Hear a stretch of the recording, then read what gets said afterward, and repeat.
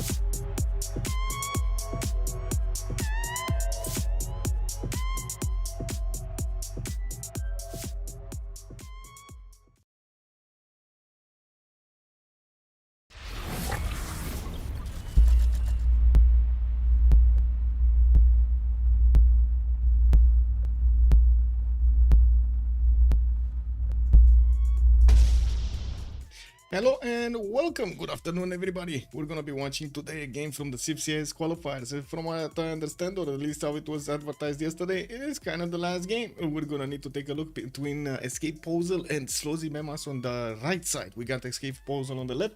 Let me actually open up the screen so you can see what I see. There we go. Boom! Open up, and now we can see the Civ draft being done on the Civ Draft GG website, courtesy of the French. We do have, by the looks of it, also the map choices being done here. We do have the lakes and the Pangea standard areas with tilted access available for them to still pick from, and I do see they already took out those other ones. Still thinking about the next two choices. Hello there, closing. Guten Abend, no, or I should say guten Tag, my hair, and Willkommen.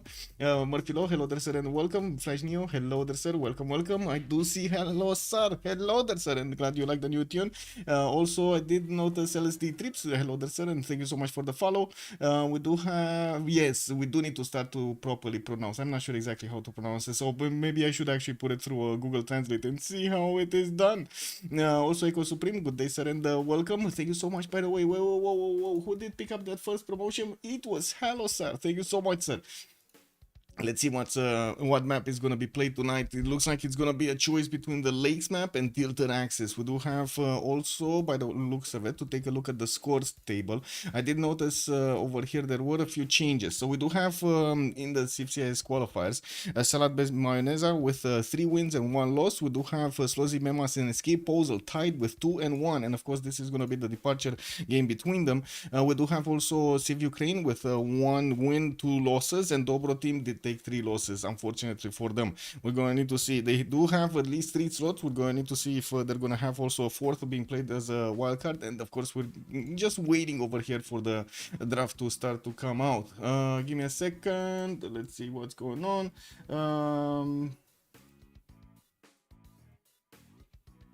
Give me a sec. One sec. Let me fix something.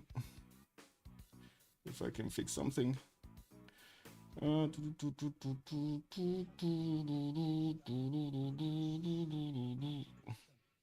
sec.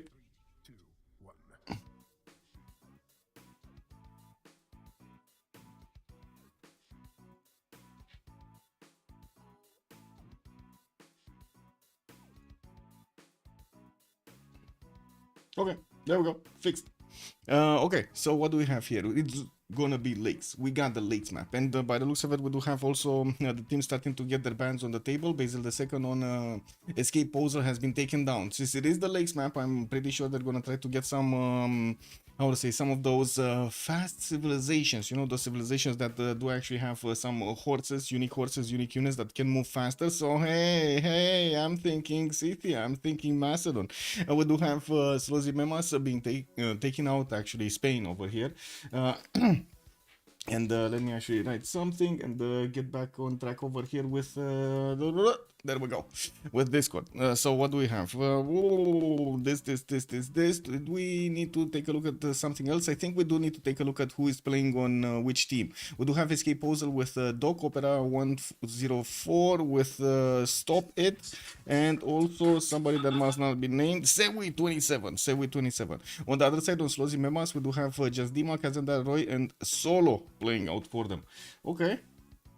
Yeah, also I'm German too, so you can greet accordingly. Oh, guten Tag, my head. Also Basil. Wait, you think they're hating Basil? I mean, I think they might be afraid of Basil more than they hate him. We do have Poland being banned by the Escape Posel. On the other side, it looks like it's gonna be they took him down. The bad boy over here, Ludwig II, got taken down. Anyway, no more free units for them. We do have Uzetian on Escape Posel, and it looks like we're gonna need to see 3 more choices here. Athena, stop it. Chest. Incredible. The cat is just destroying the chair. Slowly but surely, she's trying to destroy the chair. You little destroyer. Anyway, it is what it is. She's probably gonna jump over here to see her tail in just a few minutes. Armara Siracusa, hello there, sir, and welcome. Also back on track, Civ7 again. Not Civ7, no, not yet. Basil is the best. Well, yeah, he is. I do have to say on Civ7, we're gonna need to wait and see the update, no? They do have an update coming out like in a week or two, and they were saying, oh, more players in the lobby. Well, let's actually see if that's actually gonna be a reality. We do have Zulu on the side of Slozhnii being taken out, and of course, two more choices needed to be picked here. Yes, not now. I'm sorry, cat just doing cat things. Okay. The tone of the game is gonna be set by Escape Posel on the left side, and taking a look at this, they're taking this slowly. They're taking this very slowly. Let me put my chats in order also. Give me a sec. Click on this, that should be fine. Also, hello there, papas on YouTube. Hello there, sir, and welcome. Okay.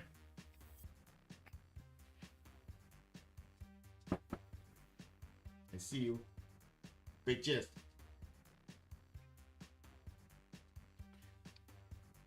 Again, for some reason, whenever I start talking, she wants to play.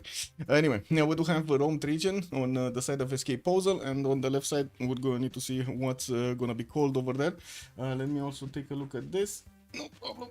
There we go. Tina, let's go. Oh my God, she's ripping apart the chair from my back. What is this?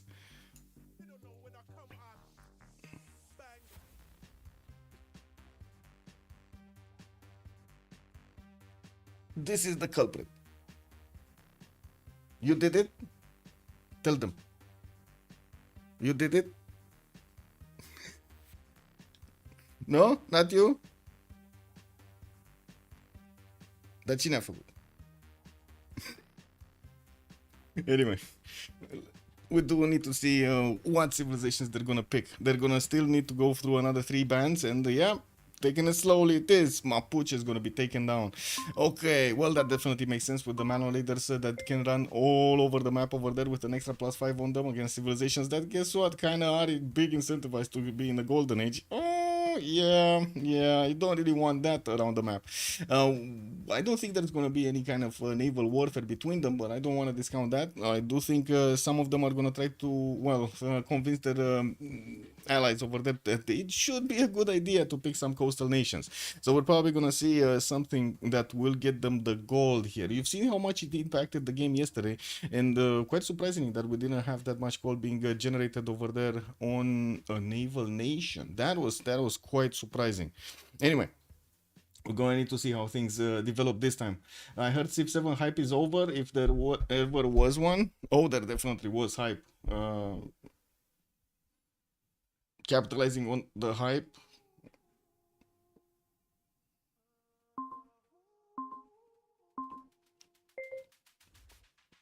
Yeah. I smell an all-out war here. Macedon, Scythia, Mongolia, Mapuche. Too many wars if still available. Well, I mean, they did, true, but they did take those down. Lancer, hello there, sir, and welcome. Big questions on Civ7, gotta say, big questions. There still is quite a bit of interest, to be honest. In at least in our community, there are quite a few players that are going through Civilization 7 games. Like right now, for example, there are like 3 lobbies that are playing Civilization 7 with even new names over here. I gotta say, there are quite a few names that have joined the community. Of course, still Civ6 is actually the mainstay, and as you can see, we do have quite a few FFAs going on, teamers, and soon, from what I understand, we're gonna also have the PL games started up. Actually, I don't even remember. Was there a PL game today? I think there was a PL game today. Give me a second. Schedule. Sunday. So yeah, they're gonna start up later on today. 9 and 10 p.m. my time, like 1900, 2000 GMT. So Escape Posel are gonna take down Gaul, and it looks like also Hungary, Matthias Corvinus, has been taken out by Slozhnii Memas. On the side of picking, we do have Genghis Khan being taken first. And yeah, we're gonna see some Keshiks running around the map. You've seen yesterday what happens when +12 happens. Whew, Genghis might actually get that. We do have also Catherine de Medici, the Blank Queen, instant counter over here to Genghis Khan's extra visibility, and I do see also Kublai. Oh my god, K6. Ooh! Wait a second, there was a hype. Crash landed 5 minutes after launch, 4-minute download time included. KW, man. Uh, uh, yeah, I mean, you can imagine. I would have actually hope that Civ 7 is gonna be extremely good, like extremely good, cause yeah. But anyway, Babylon is gonna also be picked as the second civilization here on Escape Posel. They gotta say they're threading the needle over here. They definitely need to pick some bad boy with a lot more attack strength here, and I would imagine Julius Caesar might actually be a pretty good choice. We do need to see them going through another 4 bands, 2 on each side, and as you can see, Slozhnii Memas does have the first pick. The first ban actually, and then we're gonna see them finishing up their roster. Hojo, Kupe, Daido, Indonesia, and also wars everywhere. Yeah, true. Let's put up the map also on the screen. This map on the screen. Lakes. It's gonna be lakes. Big map, lakes.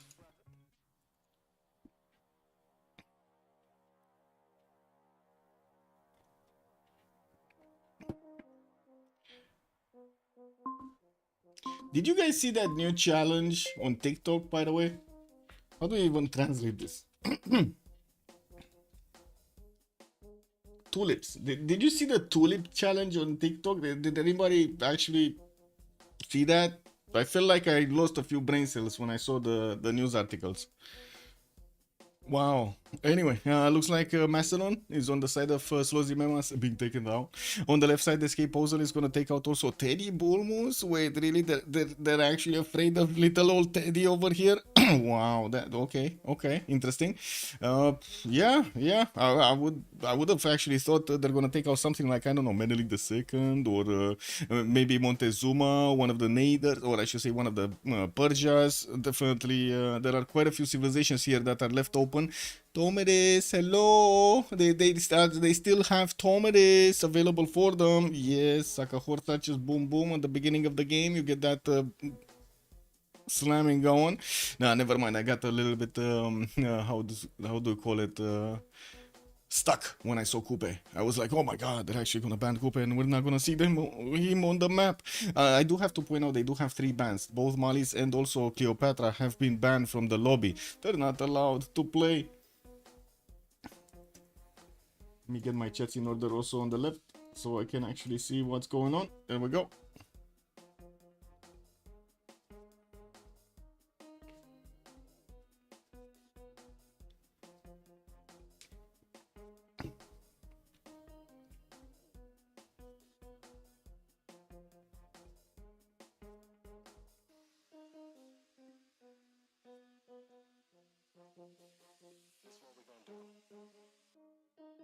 Lincoln?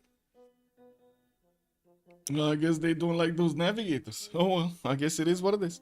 Gran Colombia on Slozhnii Memas are gonna be picked up as the third choice, and I do have to say, Escape Posel is gonna need to reveal their full roster right now with 2 choices needed to be picked here. They do have 50 seconds, or I should say 60 seconds for each, but only 45 seconds from the first batch. So let's actually see what Escape Posel is gonna pick to round out their roster, since they do already have a pretty good damage dealer with Genghis Khan showing up there, a pretty good simmer with also Babylon, and I'm pretty sure he's gonna get the goal for his teammates. And we do need to see if they're gonna follow up with more of these aggressive civilizations, because I mean you can see Slozhnii Memas is going out for all-out war over there. We got Catherine, we got Kublai, we got Gran Colombia over here. Look at him. Look at how smug he is. And then on the Escape Posel side, I mean Babylon is kind of angry looking over here. Let's actually see. Oh, they're bringing in the big guns. We got Tamar showing up on the side of Escape Posel. Oh yeah, another Kublai pick would be lovely. Another Kublai, you want China? You think? Oh, maybe. I was thinking, you guys really like when there are multiple civilization, or I should say multiple leaders from the civilization in the game, no? We should hold some competitions around that.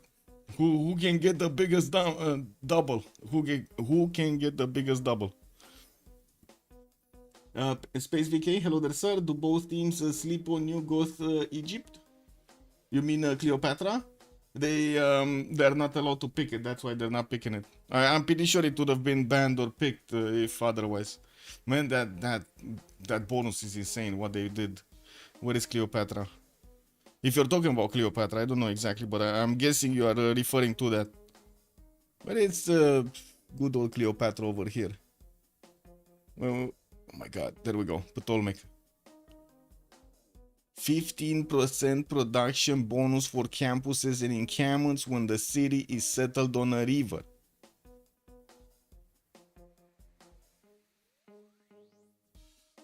Man, that's a good bonus. And also you do get an extra 15% production towards districts and wonders if placed next to a river, and you get adjacency for the campuses. Oh my god. And another one. Yeah, and another one. Oh my god, man. Yeah, they did Cleopatra good, what can I say? We do have Persia over here on the side of Escape Posel. CivCIS has been picked up as their fourth leader. And now Slozhnii Memas are gonna have the honor of picking the last civilization of the game. Who are they gonna use? Nader, the brother from another mother of Cyrus, is coming into the game to show us the science. Well, let's actually see, because to be honest, last time we did have quite a few, I would say, quite a bit of tempo from these Persians. Ooh, sometimes they pack so big of a punch. Well, let's see if they did get into the lobby. Looks like we're missing two, and one just disconnected so he can reconnect. We're gonna also need to get to let them actually get into the correct slots on their team roster, and of course pick up their civilization so we can jump into the game and see how the map looks like. And another 15, yes, and another. Ooh, what's going on? Let me see. Can I drink my coffee before the game starts so I can make another coffee before the game starts? What do you think?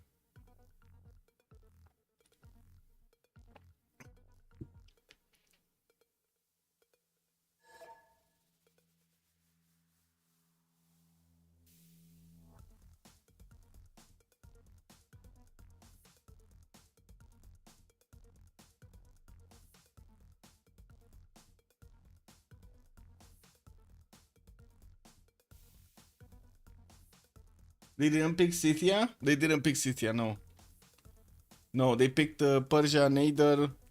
Yeah, as you can see, they didn't pick Scythia. They don't like the Sakas, I don't know. I don't know. Sakas very efficient. Saka good.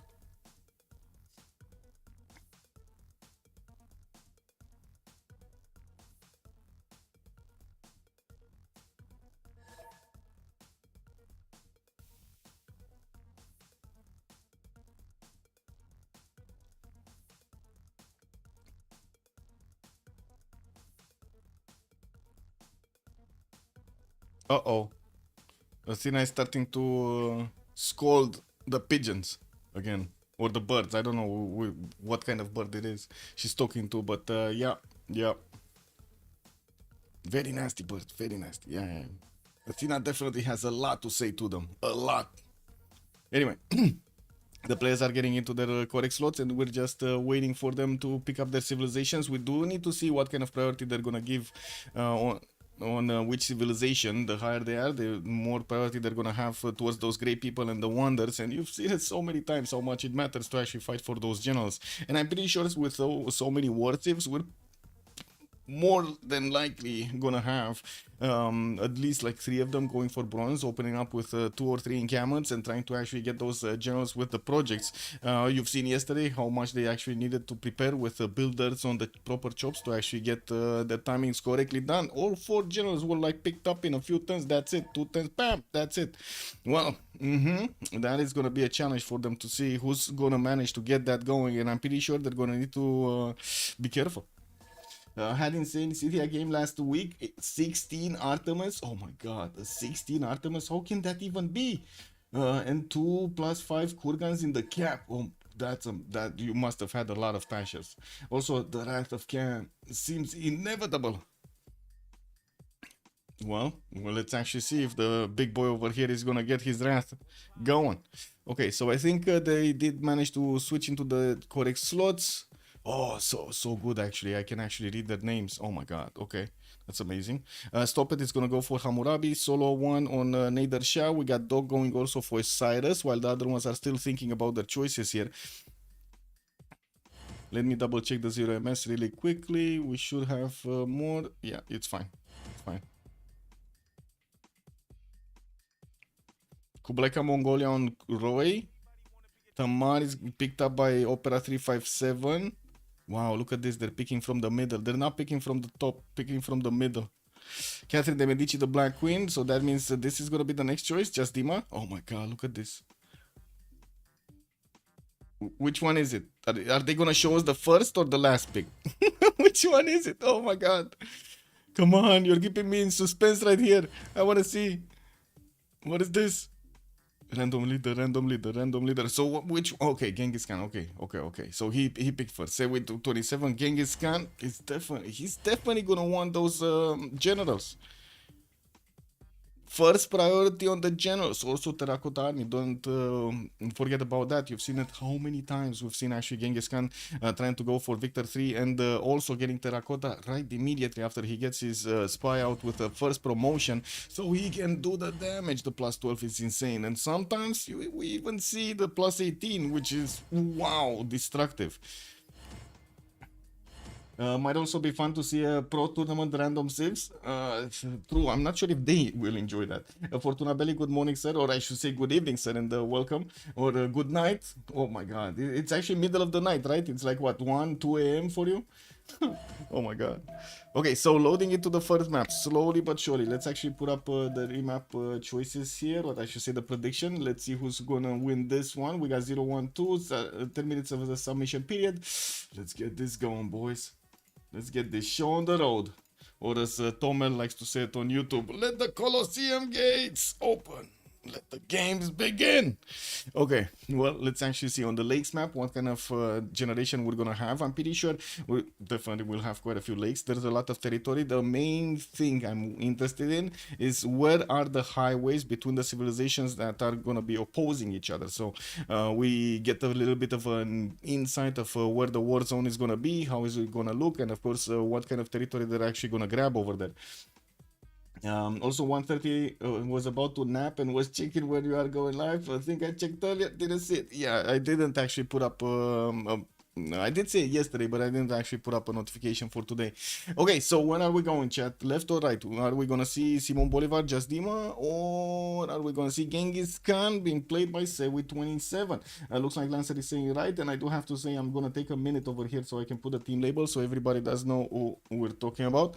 Slozhnii Memas on the side of the left, and we do have Escape Posel on the side of the right. There we go. We should have them open up here. I'm not sure what I moved, but I moved something. Probably a notification of some kind. Anyway, it is what it is. Okay, so we're going right. We're going Sewi 27. I gotta say, I don't actually see anything on the top right of my screen over there. There's a reflection from the back window, and I can't see anything. Like the sun over there is just blocking my full vision.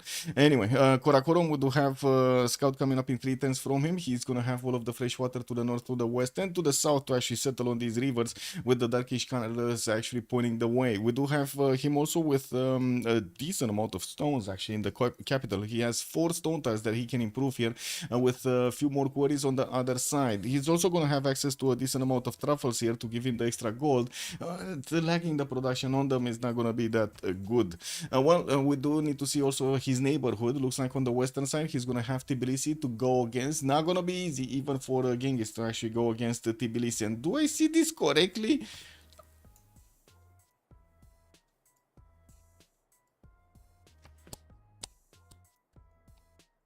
Yeah. I think I did see that correctly. Unfortunately, I did see that. Genghis Khan, Germany 79 Eurovision song was the best Eurovision song, which never won. Oh my god. Kapow! Okay. Well, yeah. That's gonna be a problem. Georgia's gonna be a problem. Georgia's definitely gonna be a problem. But yeah, it's gonna be on his team. True. It's gonna be. You're right. I was thinking it's Kublai. You're right. It's Persia to the south. That's also an ally. Does he even have an opponent? He has Babylon. No, that's another ally. Oh my god. He's full allied around him. Genghis Khan is totally useless. Oh, he's gonna be the... No. Wait. We got Paris here. We got Paris. Okay, that's an opponent. Okay, now we know. Now we know, guys. Now we know. Southeast is gonna be the way. Southeast through the territory over here. We got some flat tiles. Come on. We can do this. We can actually get here. Okay, perfect. Get here. Oh, boom! And get those units across over here to get to Kazandar. What's his continent? Oh, wait a second. He can actually get to Karakorum with Guard Imperials. No, don't build the road then. Don't build the road. You don't want to let those, Guard Imperials actually come after you. What do you mean? Anyway, let's go forward and take a look at Babylon here. We do have him here on the right side of Genghis Khan. He's gonna have Valletta to the left to actually, well, go and take. On the right side, gonna have another settle on a 2-2 base next to the river with fresh water and also access to a coffee tile so he can get that extra culture going. Decent amount of settles around him. He's also gonna have the ability to go against Paris here, and he's gonna be, oh my god, he's gonna be on the same continent as Paris. Ooh, yeah, I don't know, man. Paris this time might actually do quite a bit of a splash. He has the land, yes and no. He has the city spots basically.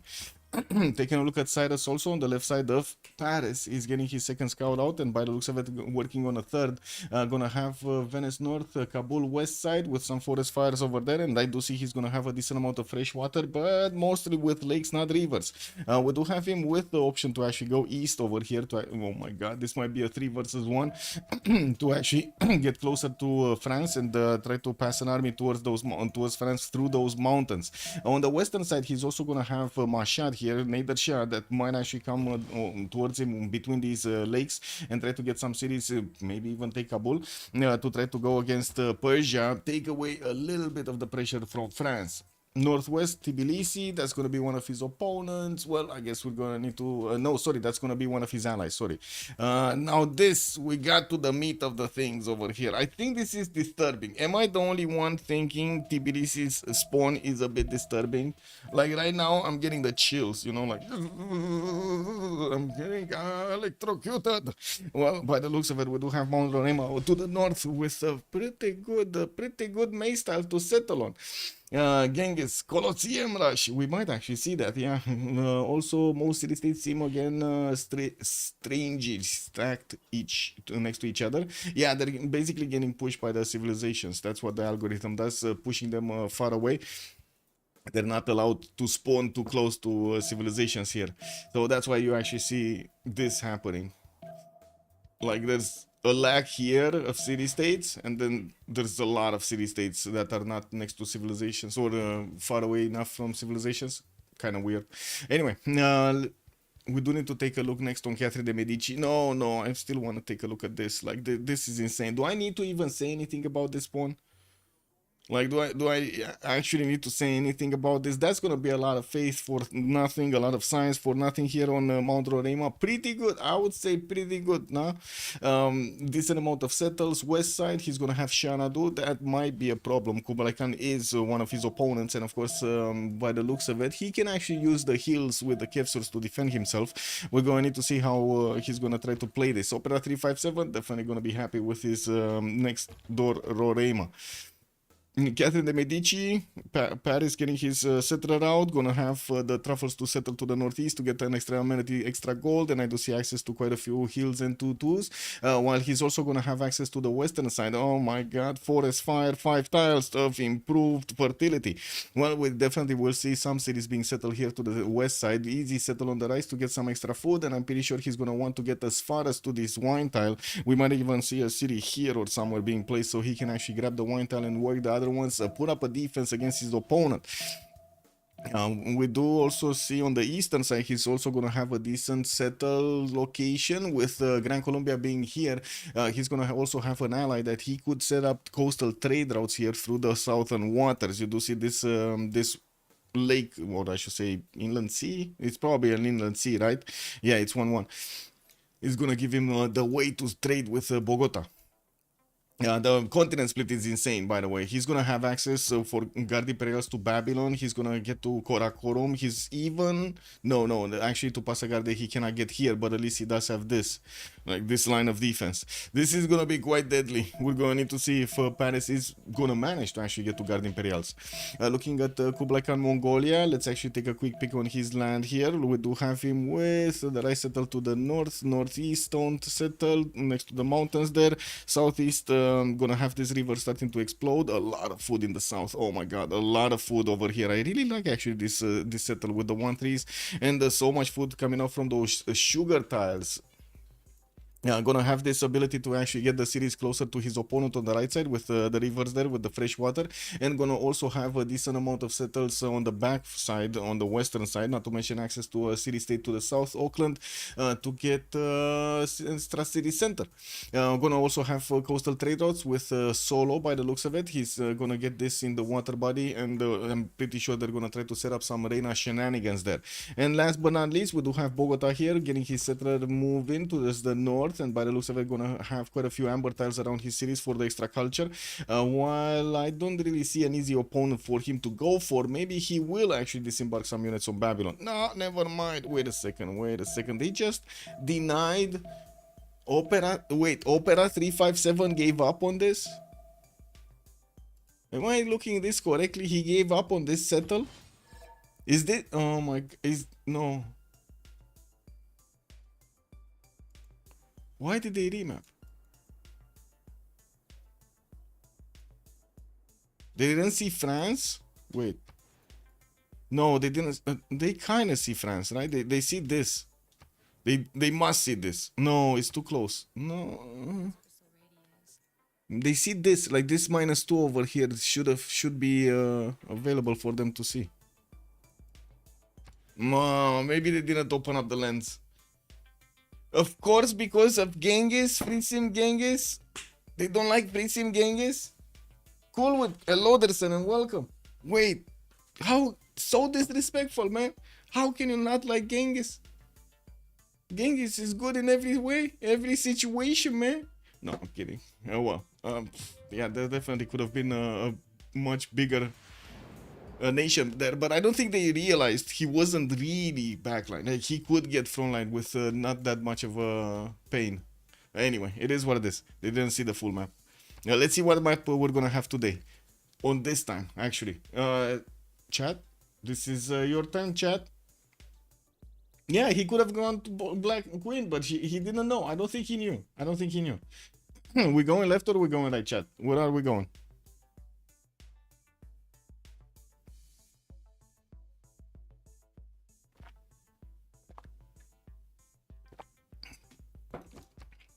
The perfect counter civ. Halosar is saying right we go. Okay, so this is all about Genghis, guys. Today it's all about Genghis. Main star over here, Genghis Khan. Ooh, Lake Victoria Southeast, gonna get some extra culture, get the ching ching, the gold. Tbilisi again. Does he have like a Tbilisi bias or something? South. Okay, cool whip. What are the chances of this happening? How did they restart a multiplayer game like that? Hello there, sir, Lord Sensi. We are using a mod called Multiplayer Helper, which adds an extra menu over here, and you have the option to actually do a remap vote between the players in the game, and of course they have like yes or no options, but it also has an option to instantly remap in whatever turn you are in the game. It doesn't matter, like you could be like turn 100 and you can remap. An extremely good addition, by the way, extremely good addition to your game. Also, yeah, rest in peace, man. This is incredible. Karakorum again is gonna have Catherine the Medici next to him, same continent, so Guard Imperials can hit Karakorum no problem, and it does seem like he's also gonna have Grand Columbia to the southeast to actually trade some punches with. Ooh, I guess Lake Victoria is actually Grand Columbia's.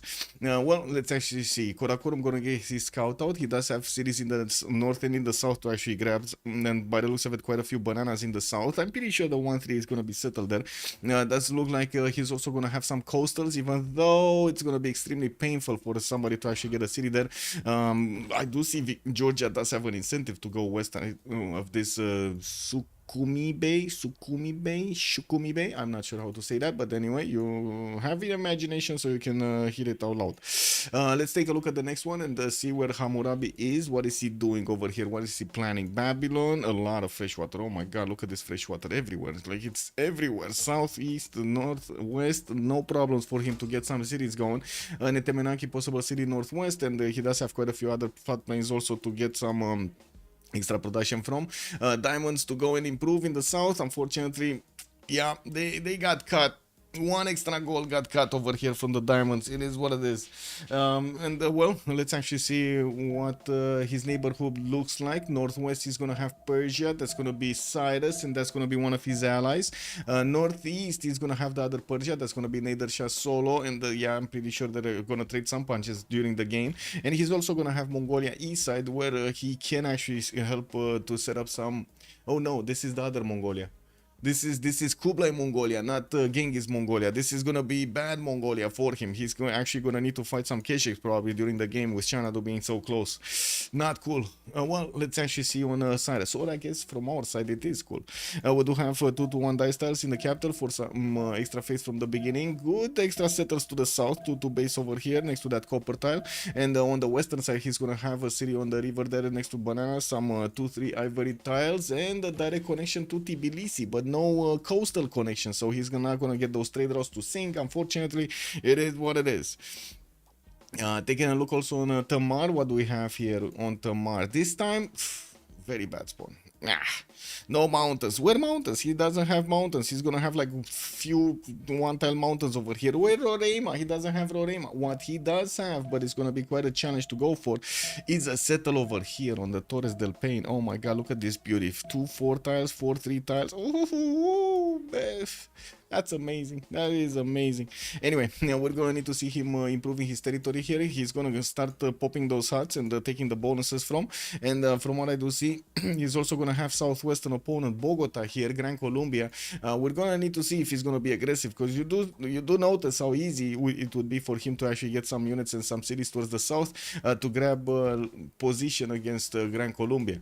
Taking a look at Catherine de Medici, we did see that he is next to Mongolia here, so unfortunately for Mongolia and fortunately for Paris, or I should say for for both teams, they're gonna have these bad boys next to each other, and they're gonna fight with the extra intel. We're gonna need to see if anybody will manage to get some extra on the other one. Definitely France is gonna want to be ahead of Genghis, so he doesn't give him that extra +6.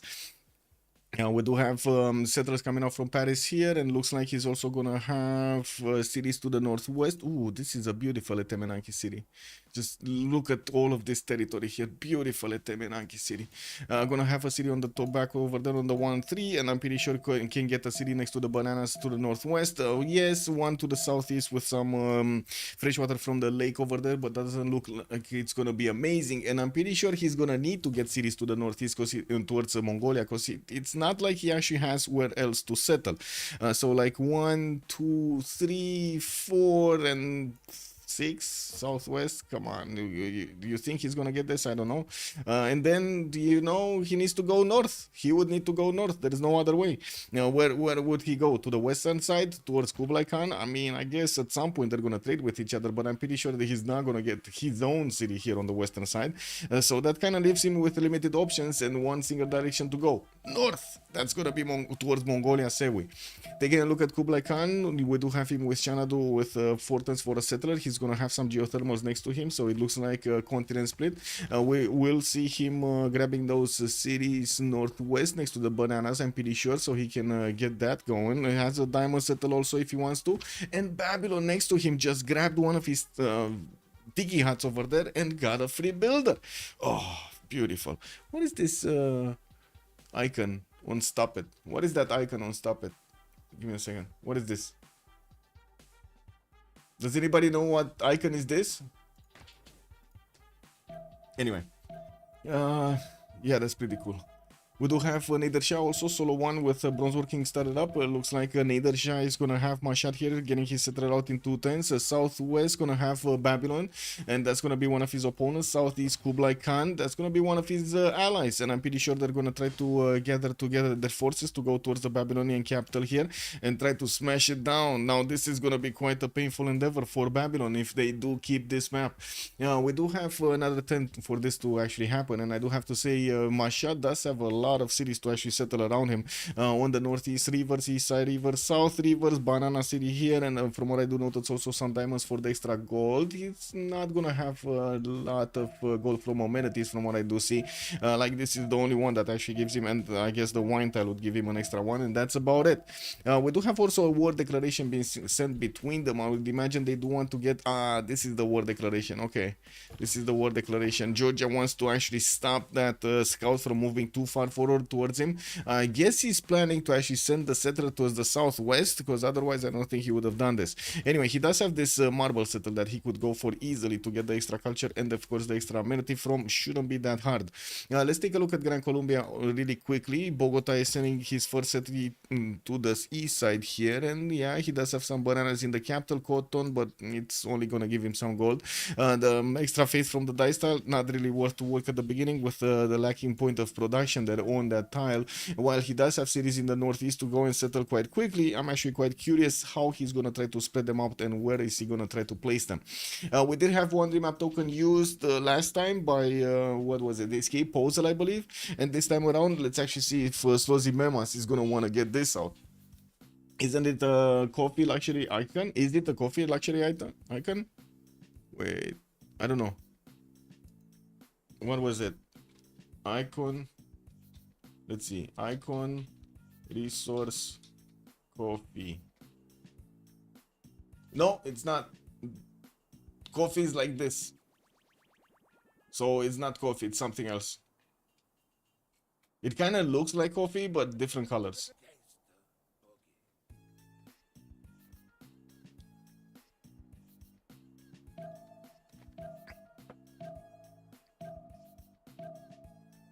Oh, they're gonna wanna remap this also. Okay, third time's the charm. What are the chances, guys? Let's put up a quick poll over here. Actually, I think I can finish the prediction and do it. Check this out, check this out. I'm finishing the prediction too. I'm doing it quickly. Let's get another prediction going really quickly. And this is only gonna have like 2 minutes. That's it. You guys are gonna have 2 minutes. Did I actually put the previous never mind. Will BQ spawn next to Mongolia to Genghis? Yay or nay? That's simple question. Will Black Queen spawn next to Genghis? Yay or nay? Let's see it. Let's see it.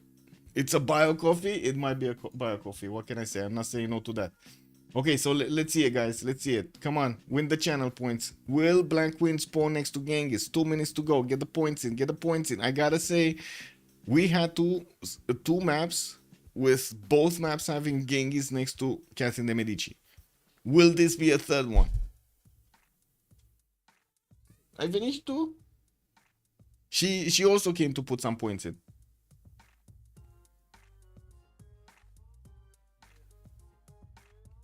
Okay, the map is spawning, guys. It's generating right now. What do we do? Oh my god, the points are getting in. The points are getting in. By the dozens. Oh yeah, the numbers are changing. Oh no. Okay, 1 minute to go, guys. 1 minute to go. They're still loading in. And we're gonna let them go. I know you guys are trying to high roll this. I know they're trying to get extra information. You know what? I'm gonna close the map. What are you gonna do now? Next minute, nobody knows about the map. Okay, get the points in, boys. Get the points in. Oh my god, look at that. Somebody just put on 5,000 points on the nay. Okay, then somebody started to put thousands of points on the yays. Oh, there's a big battle over here between the yays and the nays.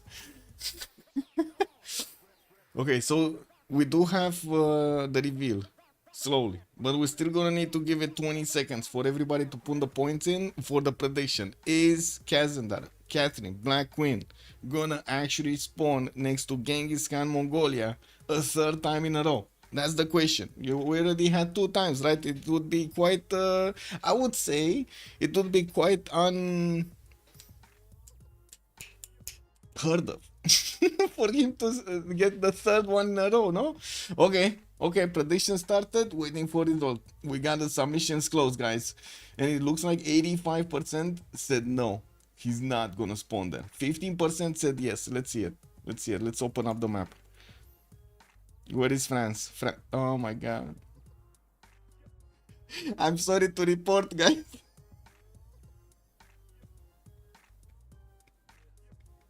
I'm really sorry to report, Black Queen actually spawned next to Genghis.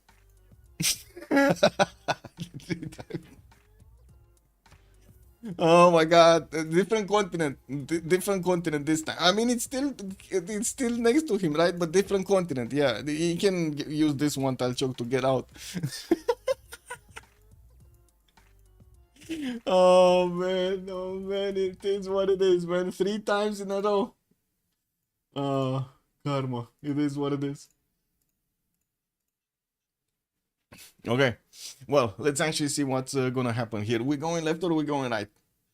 It's like 30 tiles. Yeah, but it's still, it's still there, no? We're going left and or right.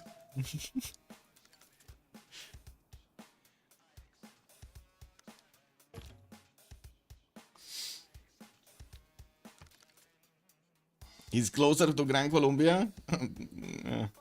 We're going left. Okay, Lancer saying left. We're going Simon Bolivar.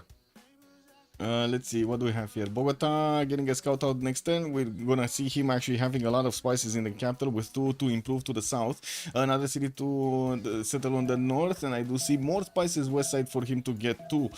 We also have him with Persia, sorry, Cyrus over here towards the south. That's gonna be one of his opponents. East side, he's gonna have actually Nader Shah. That's gonna be one of his allies, and I do see southwest. That's gonna be Tamar over here. That he's also gonna have an opponent into, and of course we're going to need to see what Just Dima is going to do here. If he's going to have the option to actually go against his next door opponent, he will actually have the option to go against Persia extremely quickly. Can you imagine if he actually gets a city here and gets the road, the trade route to connect to Bogota, and then gets the horses immediately to actually bonk Persia while Persia is trying to get his commercials? Oh my god, that plan over there. Just Dima is gonna get his scout out in 2 turns. He's gonna need to gather as much information as possible. And Athena, stop it! Athena being nasty again. Anyway, looks like he's also going to have an iron tile to the western side to get that resource in the second ring. Another iron on the right side to get the iron. But I think he actually moved, because by the looks of it, he doesn't have a horse anywhere. And I think he does have a 1-1 base, which kind of gives us the idea that that is a horse tile underneath, and he needs animal husbandry to discover it. We do also see him grabbing some tiki huts over here and getting closer to see his opponent. Very nice, very nice. Anyway, now let's take a look at Nader Shah. What do we have? Mashad here, gonna have 1-3 and a 3-1 banana to a couple. 3-2 also, very nice to actually grab the extra food and of course the extra production there. Gonna have the fresh water? No, not really. He's actually gonna have a big freshwater problem here. With yes, cities that he could settle on the rivers towards the north. That's gonna be quite a bit of a trek. 1, 2, 3, 4, 5, 6, 7 to settle. But oh my god, look at the wine settles. Oh, this is gonna be an awesome city, no? We do have him with 2 of these 3-2-1 wine tiles to grab over there, and of course the fresh water from the river, not to mention access to, guess what, more freshwater cities. On the western side, he's only gonna have coastal cities with water bodies spanning on the south and the western side. No one tile lake to actually help him get some extra fresh water from. Access to an iron tile in the second ring, in the first ring, sorry, to the western side, and I see his horses his second ring on the south. Can get the ability to actually build his Temple of Artemis, and it's not gonna be a bad one, but not a good one either. Moving next, we do need to take a look at his neighborhood here. Looks like Roy is gonna be east side, and he's gonna have the option to actually connect with him on the coast over here in the East China Sea. While I do notice to the south, he does have Babylon past his water body, the big water body, and this is gonna be be one of his opponents. Stop it might actually stop Persia, I gotta say. There doesn't seem to be an easy way to actually get into this territory towards the south unless you actually do manage to control the choke points. And yeah, we're gonna need to see who's gonna control the choke points. Taking a look at also Kublai Khan Mongolia, Xanadu here is gonna get his settler out in 3, and I do notice a big city to the southeast with multiple sugar tiles there to get improved. Also La Venta to take over, and I do notice he's starting to actually yes, Atina, yes. Vino qua.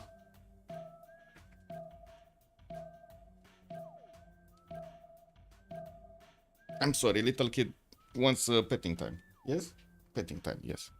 By the looks of it, we do have Xanadu starting to explore the south here to see where his water locations are, and I do notice he's not going to have anybody to actually disturb him from settling these cities in the south.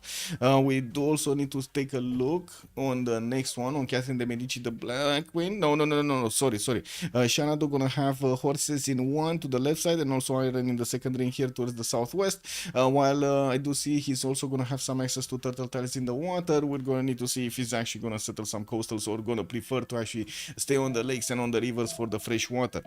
Looking at Kazandar, this time around, he is going to have a 2-3 deer tile and another 2-2 deer in the capital. That's a pretty good Temenanki, I gotta say, with multiple sail tiles, more of these horses. Temenanki, Temple of Artemis. With also 2 camps in the capital and the pastures here, I'm pretty sure he's going to have a very happy city. He's starting to move with his initial settle towards the northeast to grab, I guess, a settle next to that volcano.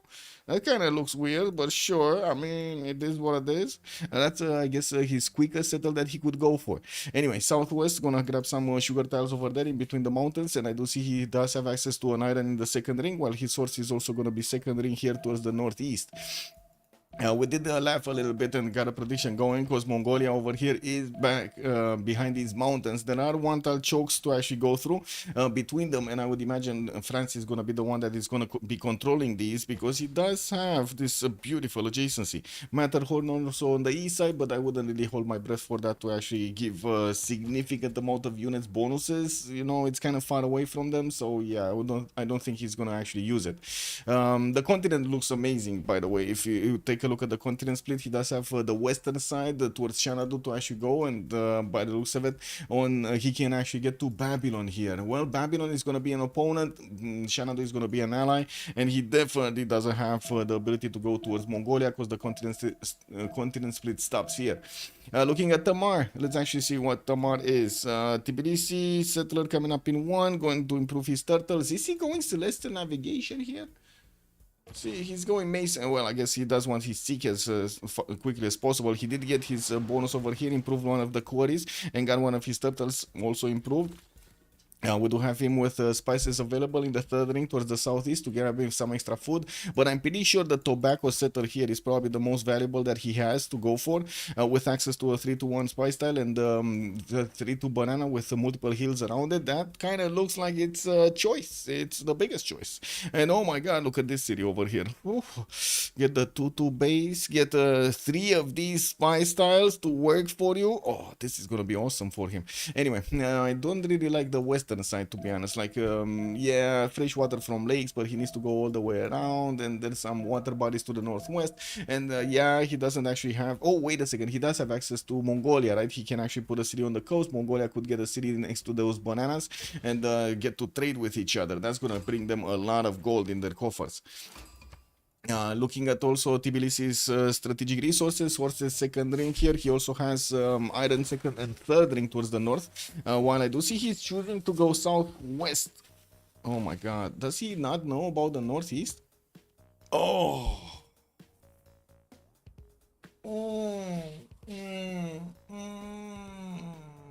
This lack of information, man. Do you see how much it matters, this information problem? This is incredible. Battle Cruiser, hello there, sir, and welcome. Also opening bronze. Yeah, I mean, you gotta do what you gotta do. What you mean? Cool Whip, you open bronze, get those generals out. How is this? Oh my god, man, the lack of information. Okay, Battle Cruiser, how do we deal with this? Look at this. Look at this. They don't know. He doesn't know about the tobacco to actually go and settle to get the biggest city he could get over here. Unfortunate, no?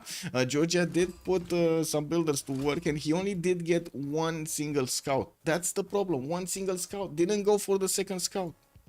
I don't see the second scout.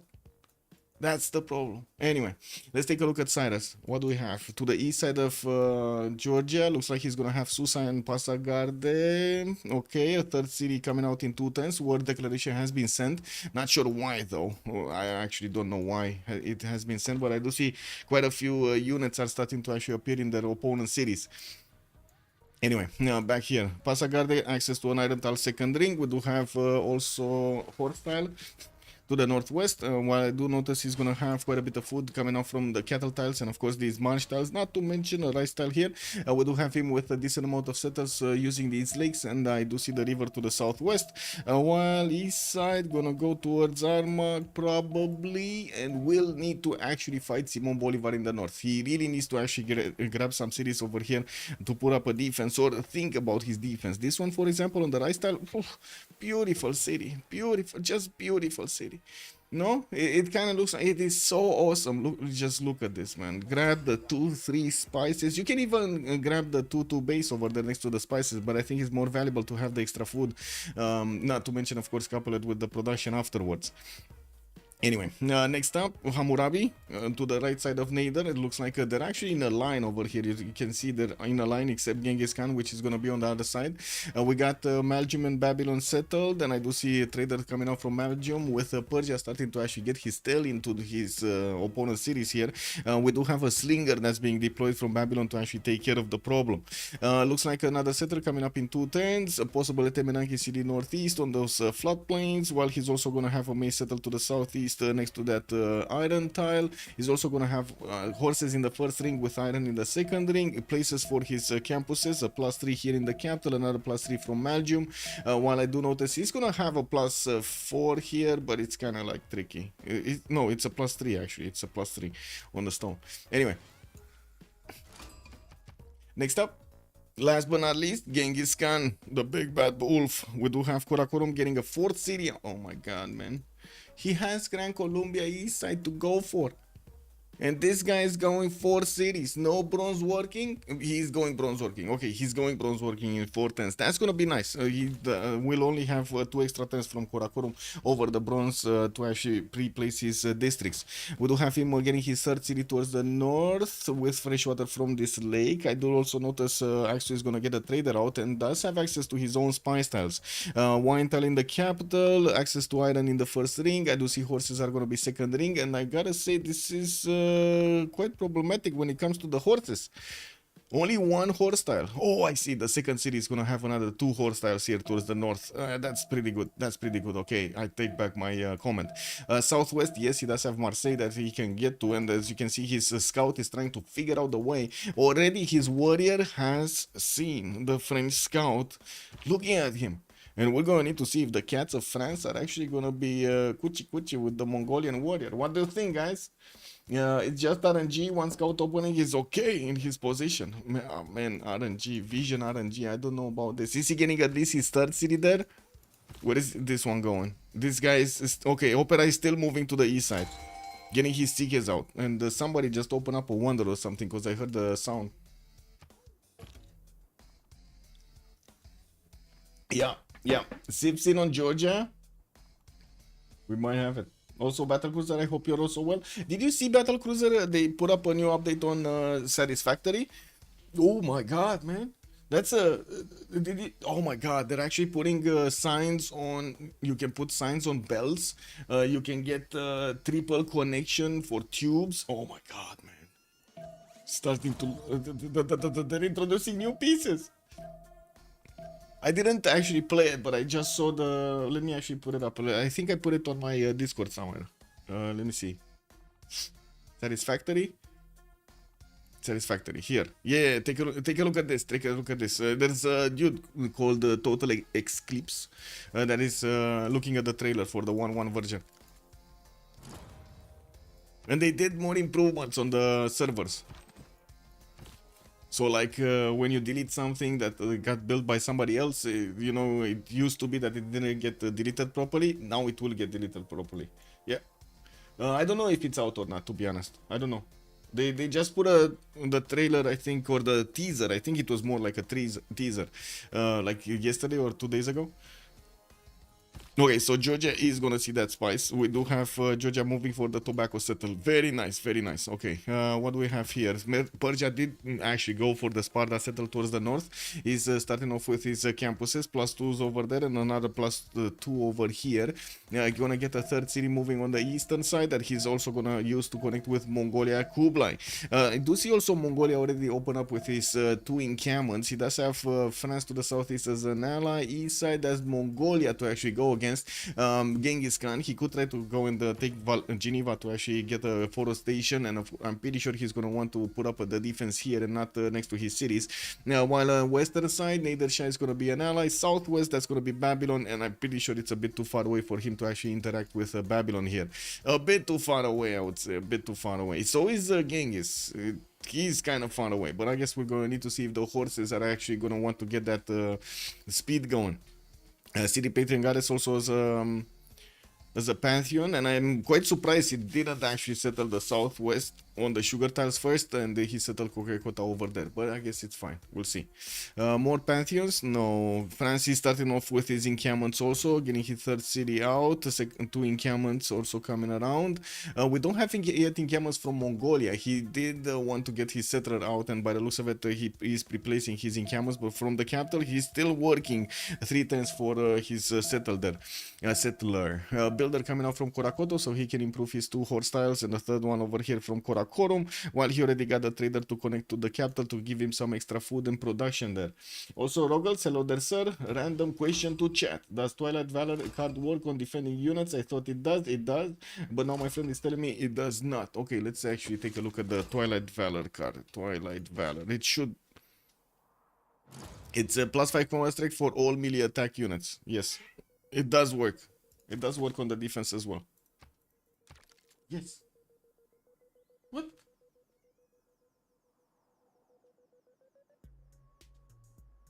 Nu pot să mă joc cu tine acum. Așteaptă-și tu. Probably gonna need to feed her in like an hour. Yeah, no problem, man.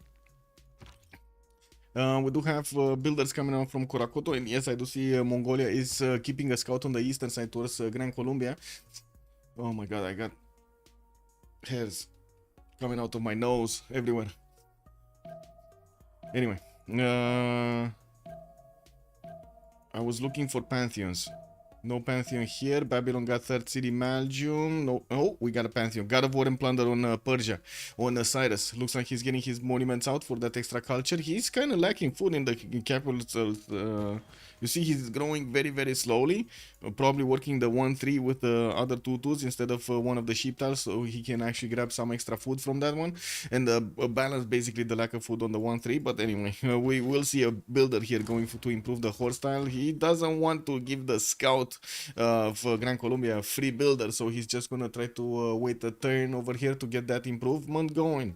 Anyway, more horses are gonna be available for him in Susa, and I do see him also going for 4 cities. Oh my god, Athena's doing the yoga now. Maybe he missed it with maybe he mistaken it with the oligarchy legacy card. Check.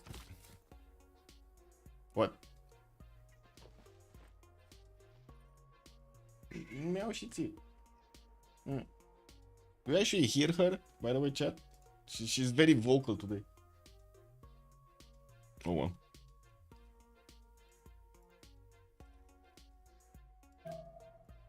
Okay. Encampments. Kokekota and Shanadu finishing up those encampments soon. We're gonna also see these guys getting it going, and I think I can actually put up the prediction, because yesterday we did not have a prediction.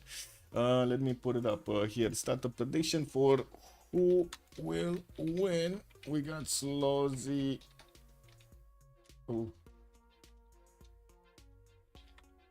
On one side and Escape Posel on the other side.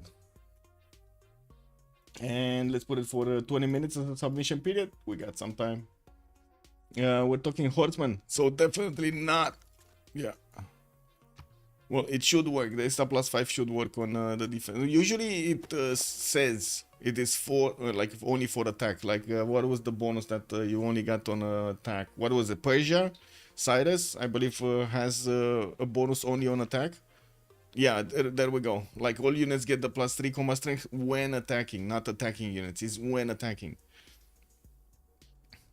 And I think if I remember correctly, the wait a second, it's melee attack units. It only gets the bonus to melee attack units. And yes, horses are melee attack units. Yeah. Yeah, it is a bit of weird phrasing. I do have to give you that. Yeah, true, true.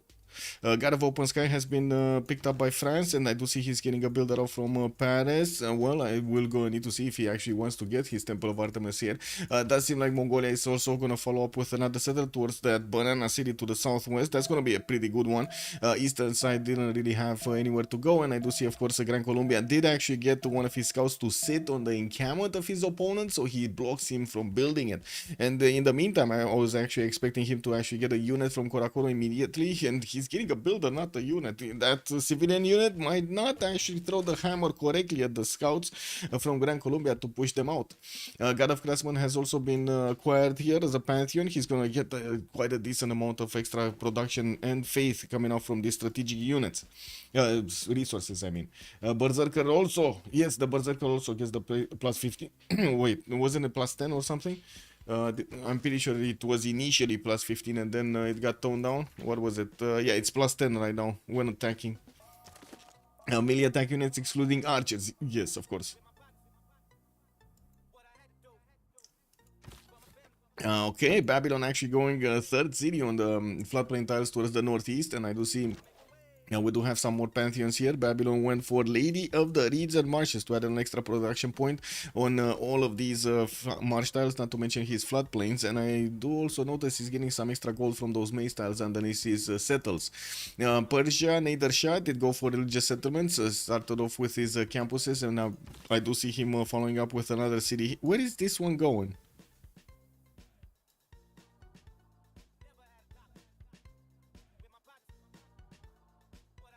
Okay, chat, can you tell me where is this settler going? So I was thinking he's gonna settle at some point in the north, right? But I was thinking he's gonna get a city from Sparta or Tarsus to actually settle the north. And this one, I was thinking he's actually gonna settle somewhere south. But yeah, I don't know where he's going. Where is he going, chat?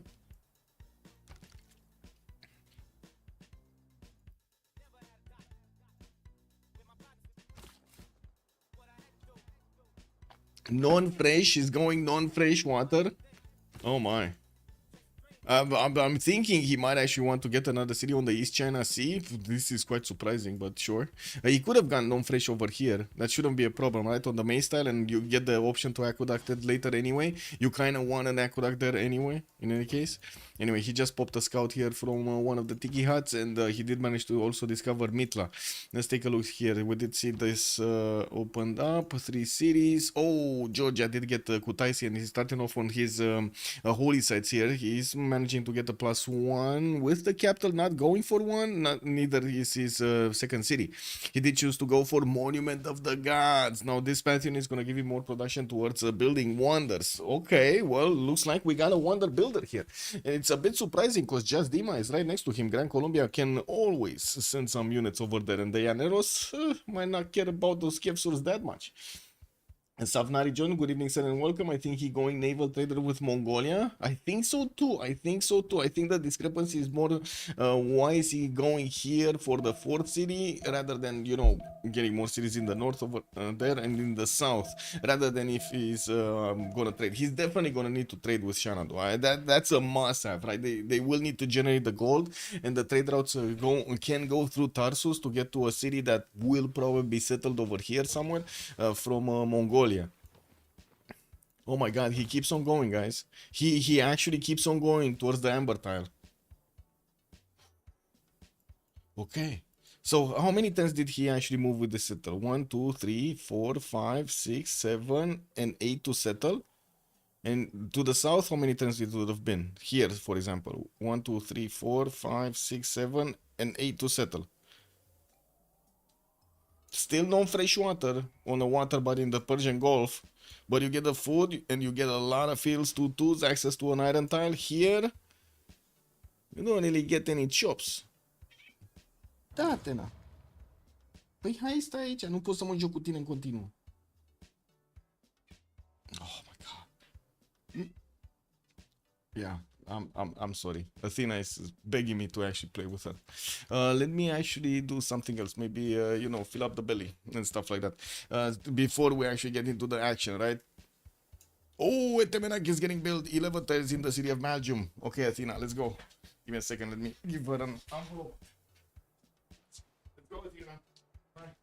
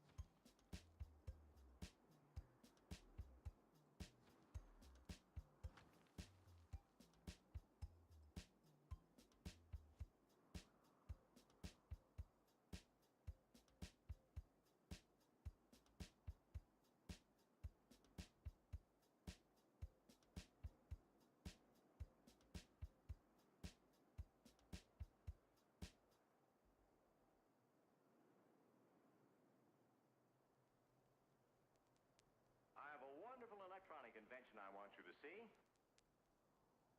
Show you.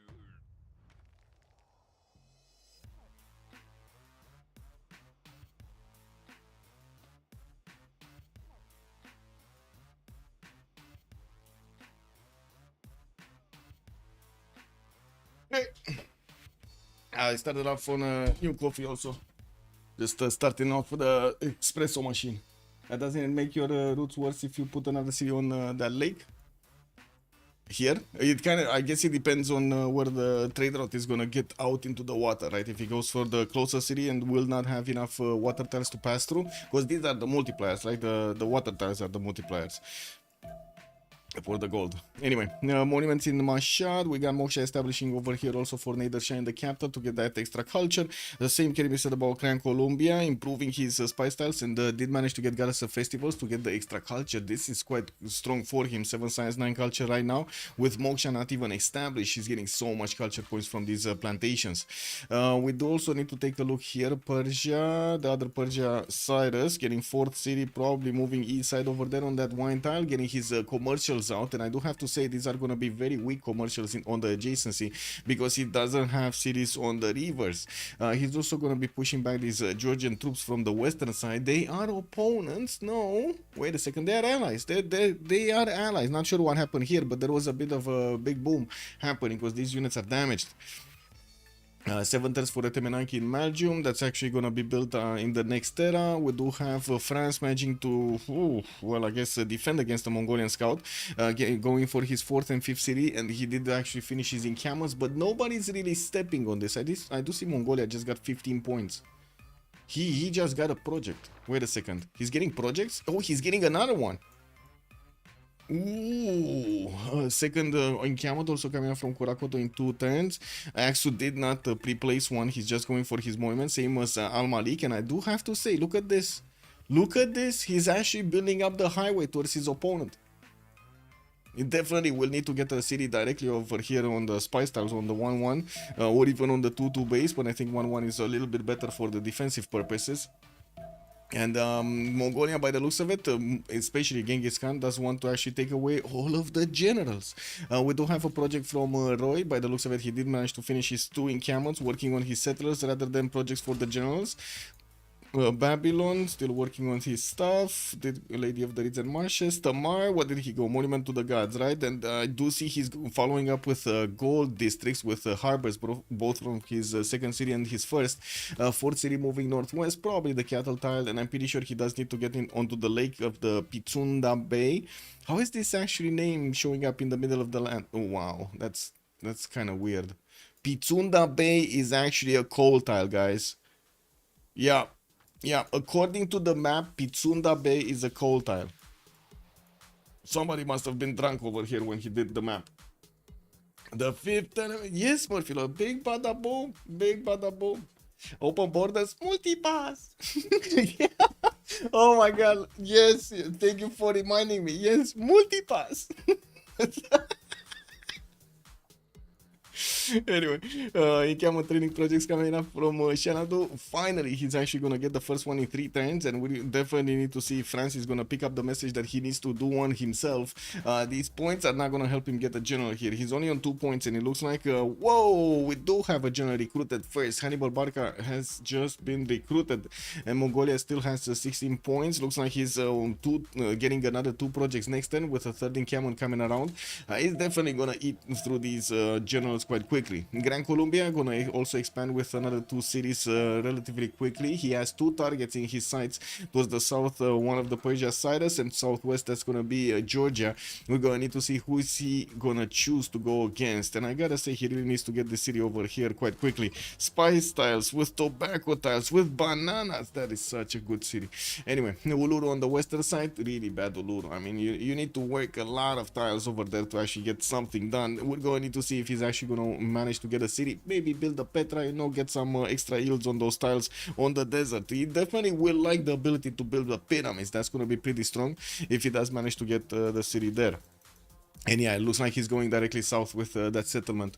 We're 1029. Let's take a look really quickly on the city-states. Cahokia with Hunza, with Venice, will be providing some trade bonuses. We do have Armagh, Laventa, Jerusalem, and Kandy showing up for the faith bonuses. Geneva with Mitla will be providing some signs. We do have also Volin for the military. Antananarivo on culture bonuses. Hong Kong will be the only one for industry.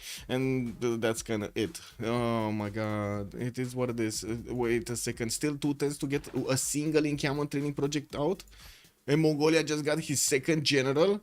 Oh my, he's just going through these really quickly, isn't he? Okay, getting another 2. He's getting another 2, guys, another 2 encampment training projects. So only Kublai Khan does have a chance of actually getting this. This is too slow. Okay, France is trying to chop. France is trying to chop. He might have a chance because he already has like 12 points. If he should get it. He should get it. I guess it all depends on how much production there's gonna be on the chop. Multipass. Yeah.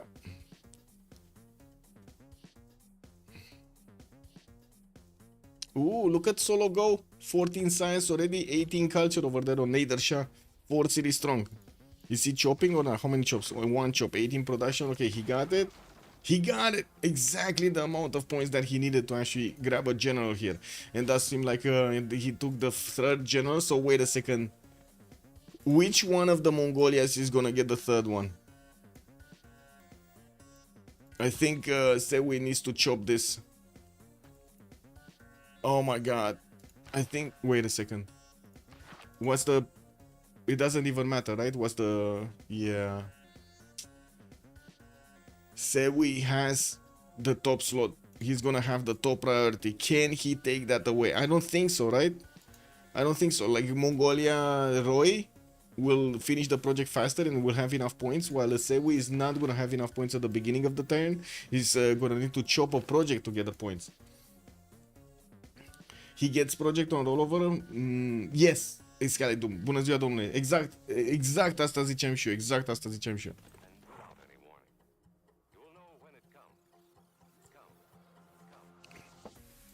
Okay, we do have Shunsu moving around, did not make his book.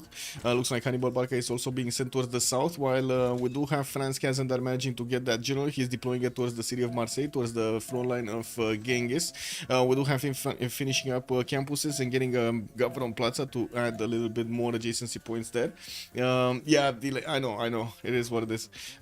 We do have turn 31 started up soon, and I do have to point out everybody did manage to get enough era score for their golden ages.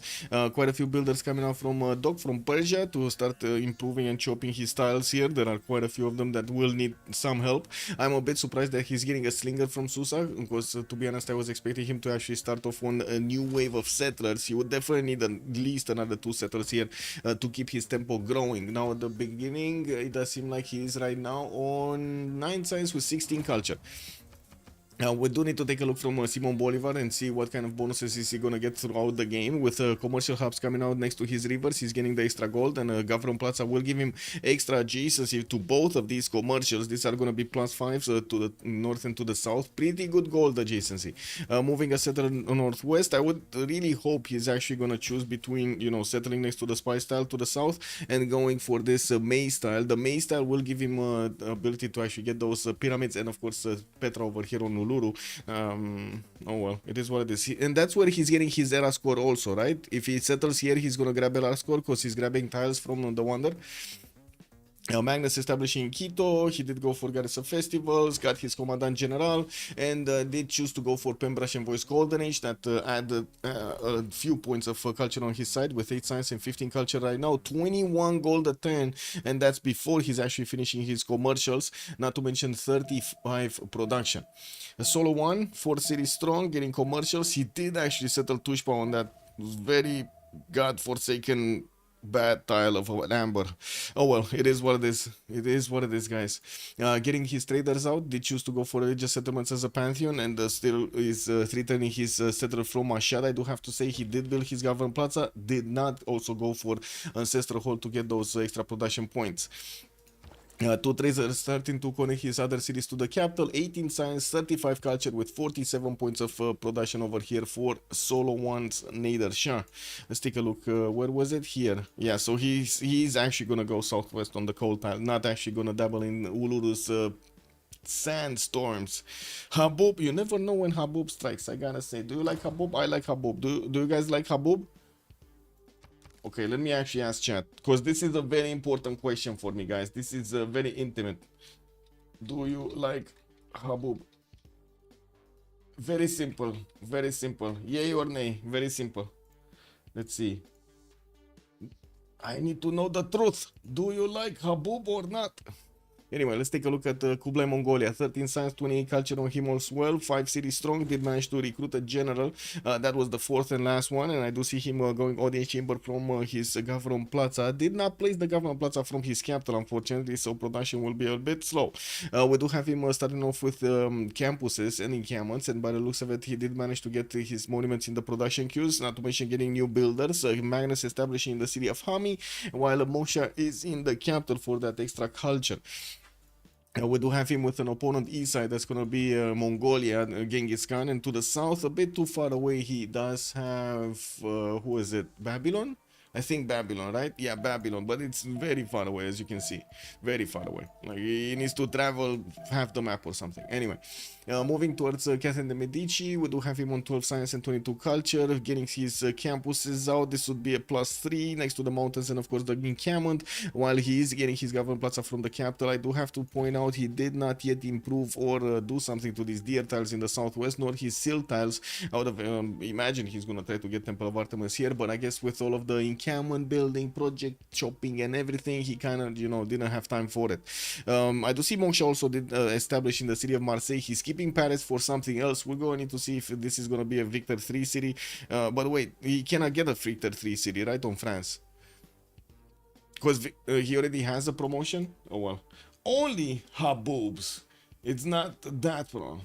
Wait, slot for mangoes. Hello there, sir, and welcome. Your girlfriend from Arizona, experienced in real life Haboob? Real life Haboob? Oh my god. And what was the reaction? Quick reaction over there. In just, you know, as little words as possible. What was her reaction?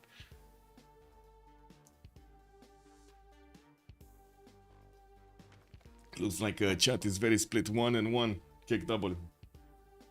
Anyway.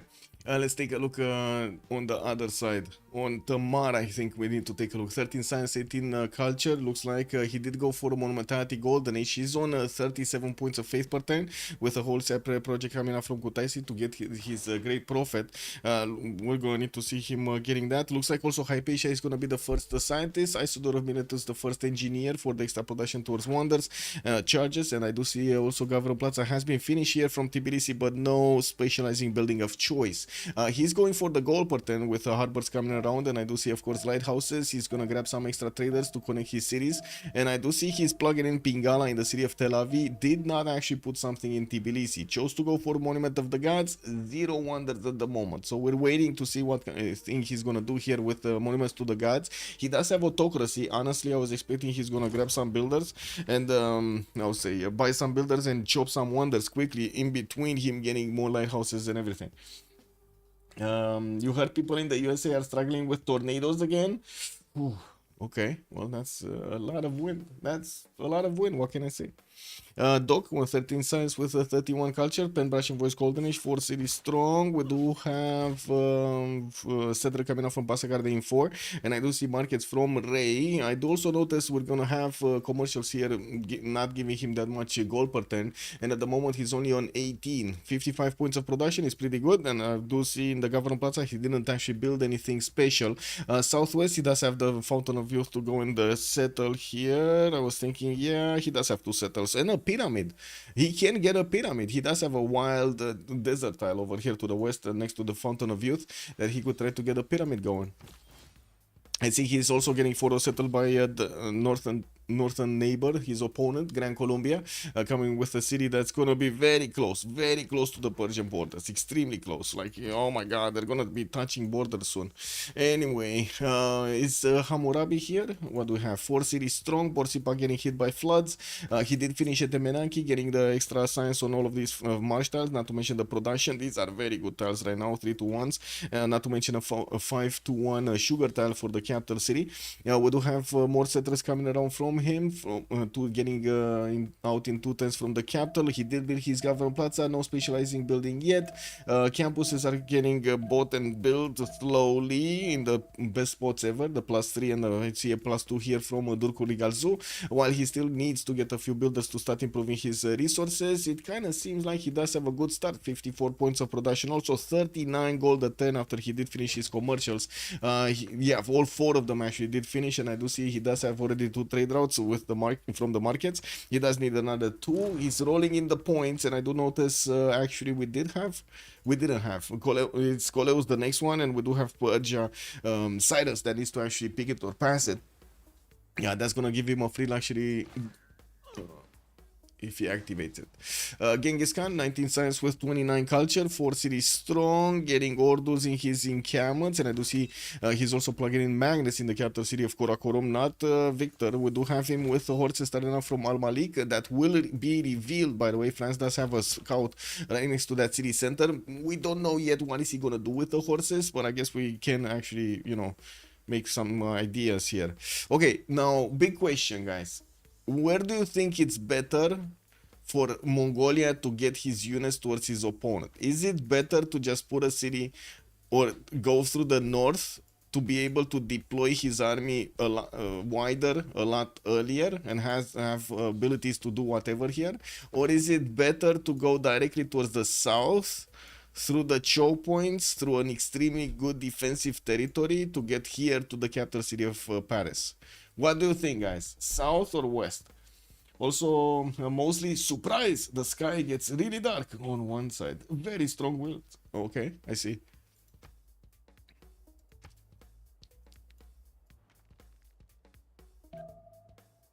Well, Sewi does have also 59 points of production. At the moment, he's actually the most productive in the game.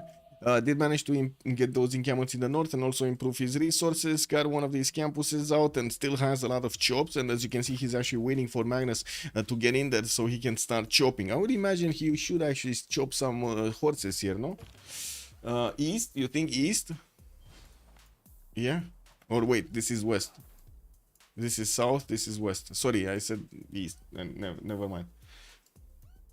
Both sides impossible to attack? I would actually call this possible here. I mean, he's gonna be funneled into this area, which is gonna be bad. I have to agree with that one. But if he does manage to get a city over here, right in the choke point, and get those trade routes connecting to the capital, that's gonna be a very fast possible attack. And there is also another chance. France did not close his choke points, except this one. This is closed, right? He has a scout, which is gonna see any kind of movement coming through that, and this one only has an archer. Oh, east. He's going east to Colombia. Here. Okay. Yeah. This is a much more direct route, right? So many flat tiles. This is gonna be much easier. I have to agree. Why go to Black Queen with General and +3? Well, I mean, Gran Colombia has his Commandant General also, right? +5 on his archers and so on and so forth. But I do have to say, it does seem like Gran Colombia might be caught in between rock and a hard place, with also Persia being on his south side and Mongolia on the western side. At the moment, Doc is not actually pumping out units. He does want to get another at least 2 settlers going, 0 encampment, so no production towards military units and no generals.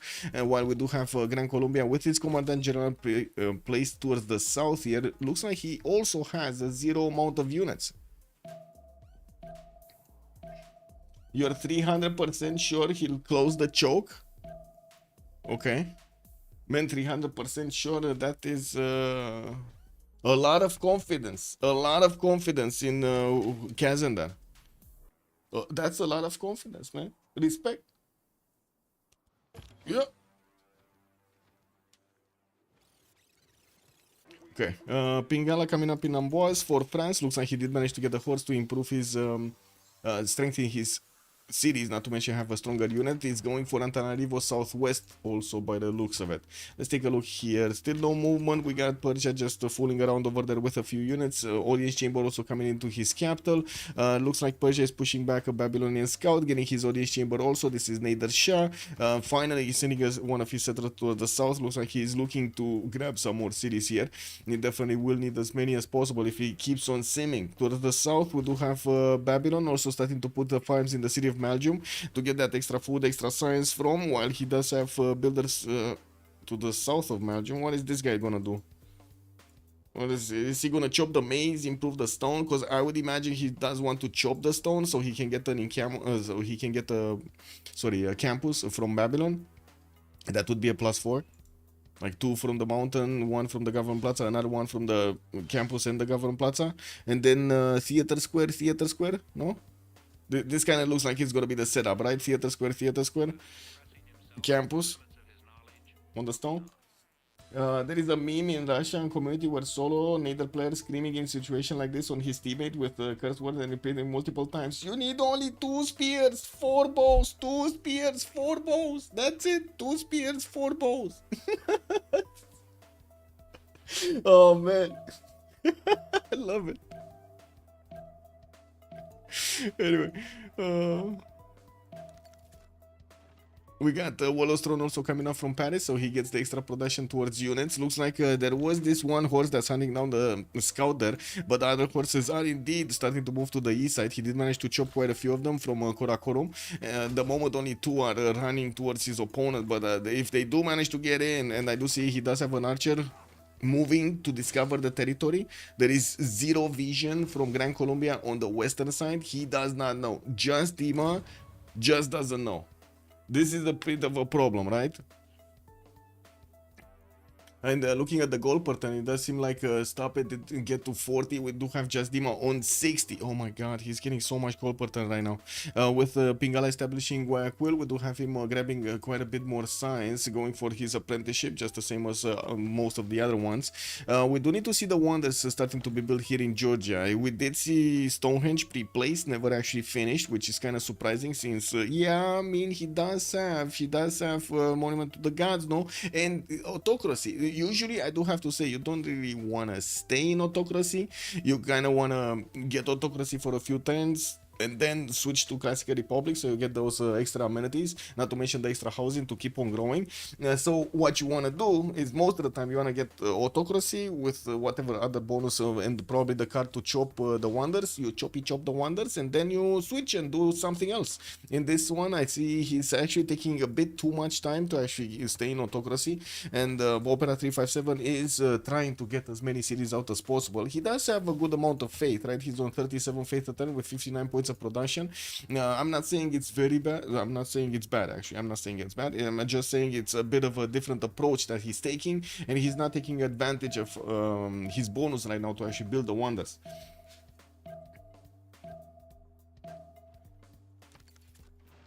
Wait, is this Solo the streamer, by the way? Neither Shai, is he Solo the streamer? Because I just saw him streaming, right? Oh, he's solo Civ6. Oh my god, man. I started to get autocracy legacy sometimes when I'm rushing Colo, especially good on Rome. Yeah, I mean, situational is definitely good. Francis gonna need to push back this warrior that just died. Did that warrior just die attacking into the encampment? Oh my god. He was like, no, the cats are coming for me. And he was like, ooh, kamikaze. Only 2 spears, 4 bows. Okay, 1 warrior, guys. This is the Grand Colombian Hercule. Oh my god, he's sending Hercule to the fight. Hercules, Hercules, Hercules, Hercules. Another early game. Good man. Bonjour, monsieur Fifi.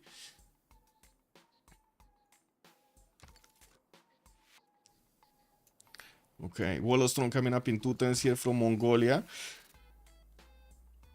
I do see him moving to improve some more of his amenities here. Doesn't build any more units, getting his libraries out. And I do see he's sending one of his horses to check out the one-tile chokes, which France did put a archer to take a look at, but that archer is just gonna die a horrible death from the horses.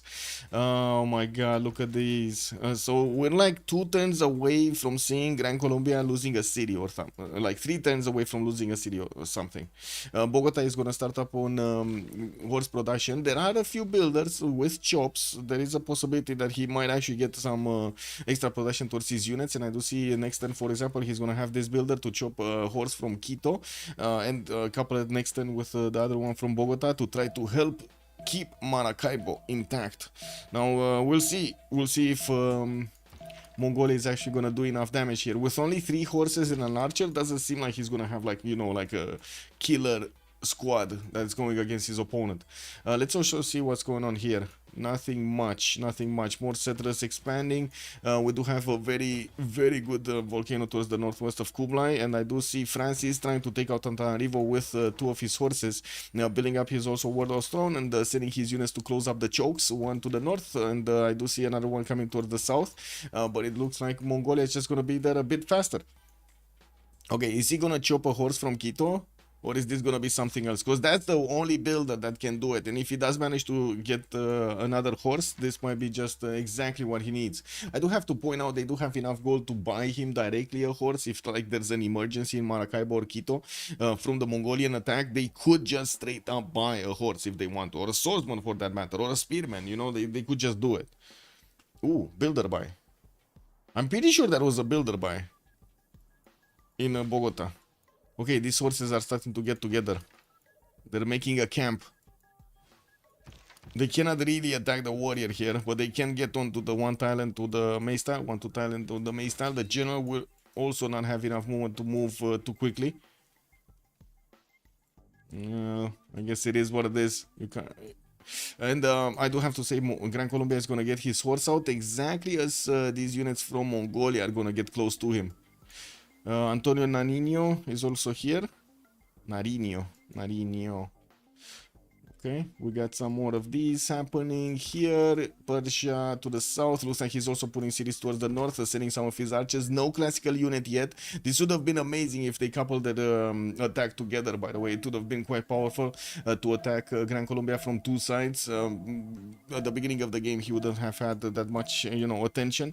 Gran Colombia, Audience Chamber coming up in Pasagade in 2 turns, and I do see he's also going to get this settler southwest. We do have a settler from Georgia also moving moving to grab another spot towards his opponent. He's gonna actually get the forestation over here against his next door neighbor. That's gonna be Cyrus, but that's one of his allies, so you know he doesn't really care. I do also see Stonehenge finally got built. 6 city moving towards the south, and he's gonna need to repair some of those units there. Okay, what happened in Gran Colombia's territory? Okay, warrior got taken out. Chop on the horse. We got 45 versus 43 damage here. Doesn't seem like this is gonna be that tough, but with the third horse also coming around, well, let's actually see the trades. Let's see the trades.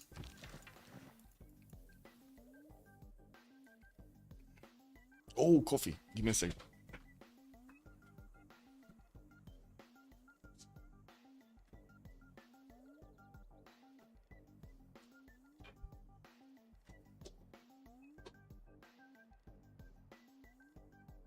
Yeah, give me a second, guys.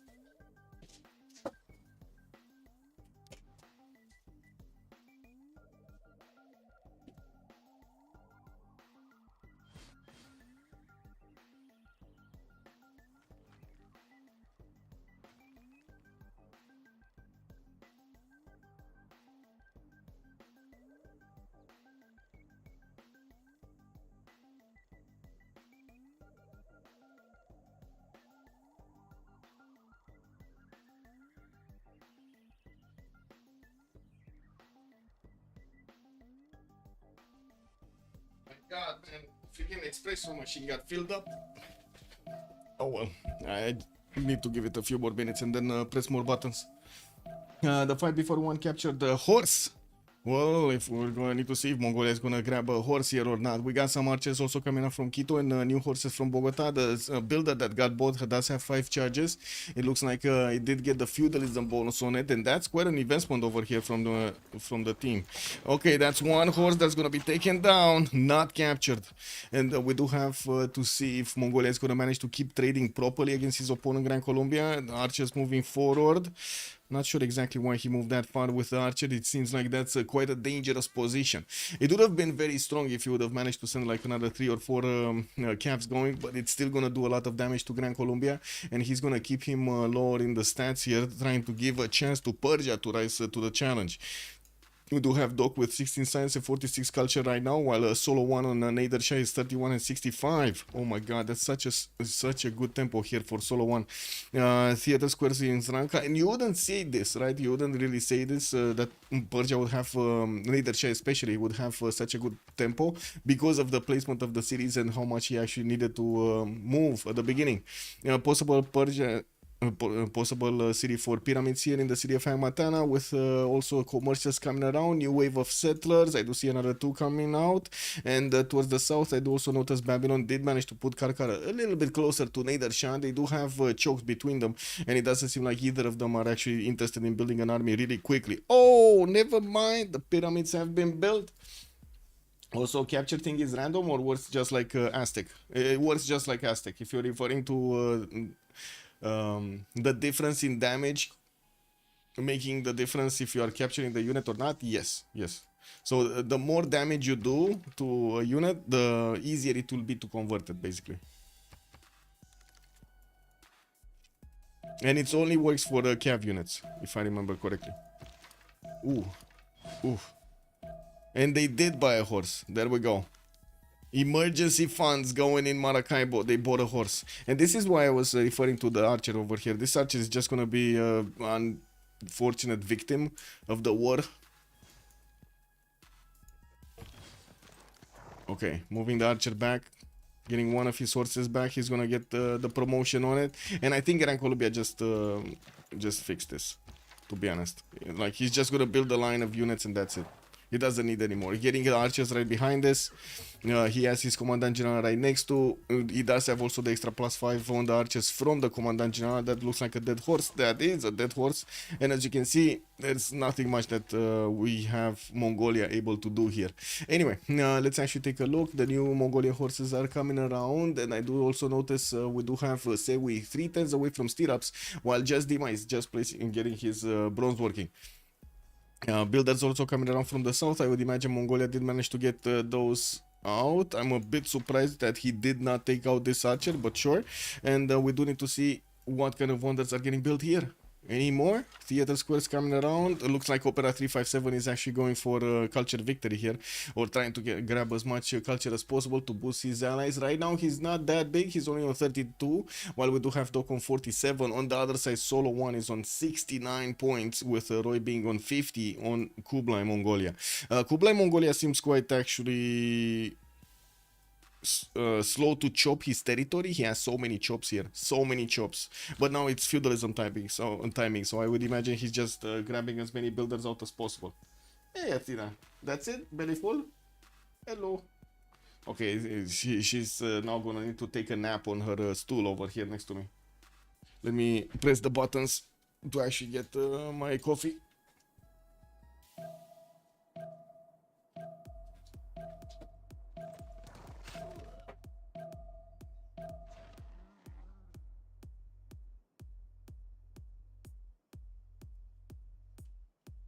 Oh my god, incredible. I moved a little bit to go and press the button on the espresso machine, and instantly Athena came after me, so because she wanted to play, and yeah, it is what it is. Okay, we got two horses coming out from Persia, also from Cyrus. We will have the ability to actually attack Umana here if he starts to get a decent amount of them. He sent a few of them towards Armagh by the looks of it, and he doesn't have a general. He never actually put an encampment at the beginning of the game. Getting some theater squares, kind of weak ones, like +2s over here. Maybe he can actually put down at some point a wonder next to them. He has the ability to actually improve the deer tile and get the Temple of Artemis. And again, this is quite surprising. We don't see Temple of Artemis built from anybody. Nobody. Is France destined to attack Babylon? What did he say? Destined. What is this? What is this Roy settler doing so far away into the south? Was this picked up by somebody over here? I don't know. Like Kublai Khan is coming very close to Catherine de Medici, which is of course an ally. We do have also Babylon to the western side. Oh, I mean, you say France is gonna attack Babylon? I think it might be the other way around, sir. Yeah, I think it might be the other way around. Okay. Coffee.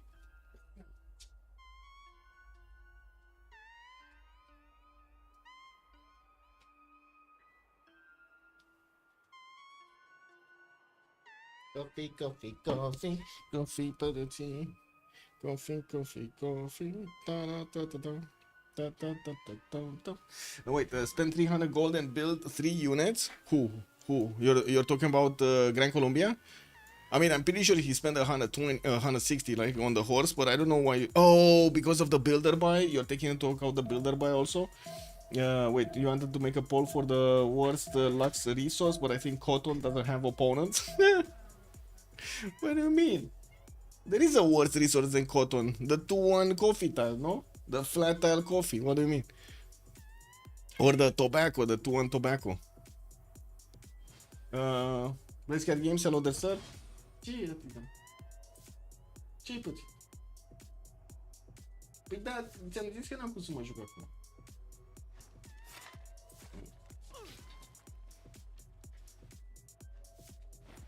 Oh. Please get games, hello there, sir. This is the defensive army from Babylon, dude. The knights are the best counter to coursers because they already have +4 on them and one less movement. The black wing coursers are +6, so knights are almost strong enough. Well, it might be, it might not be. Let's actually see, because right now it looks like there are quite a few deployed here. He's also getting an encampment training project. We might see some movement. Antananarivo only has 2 horses, and I'm pretty sure he knows Kazandar did manage to take it over.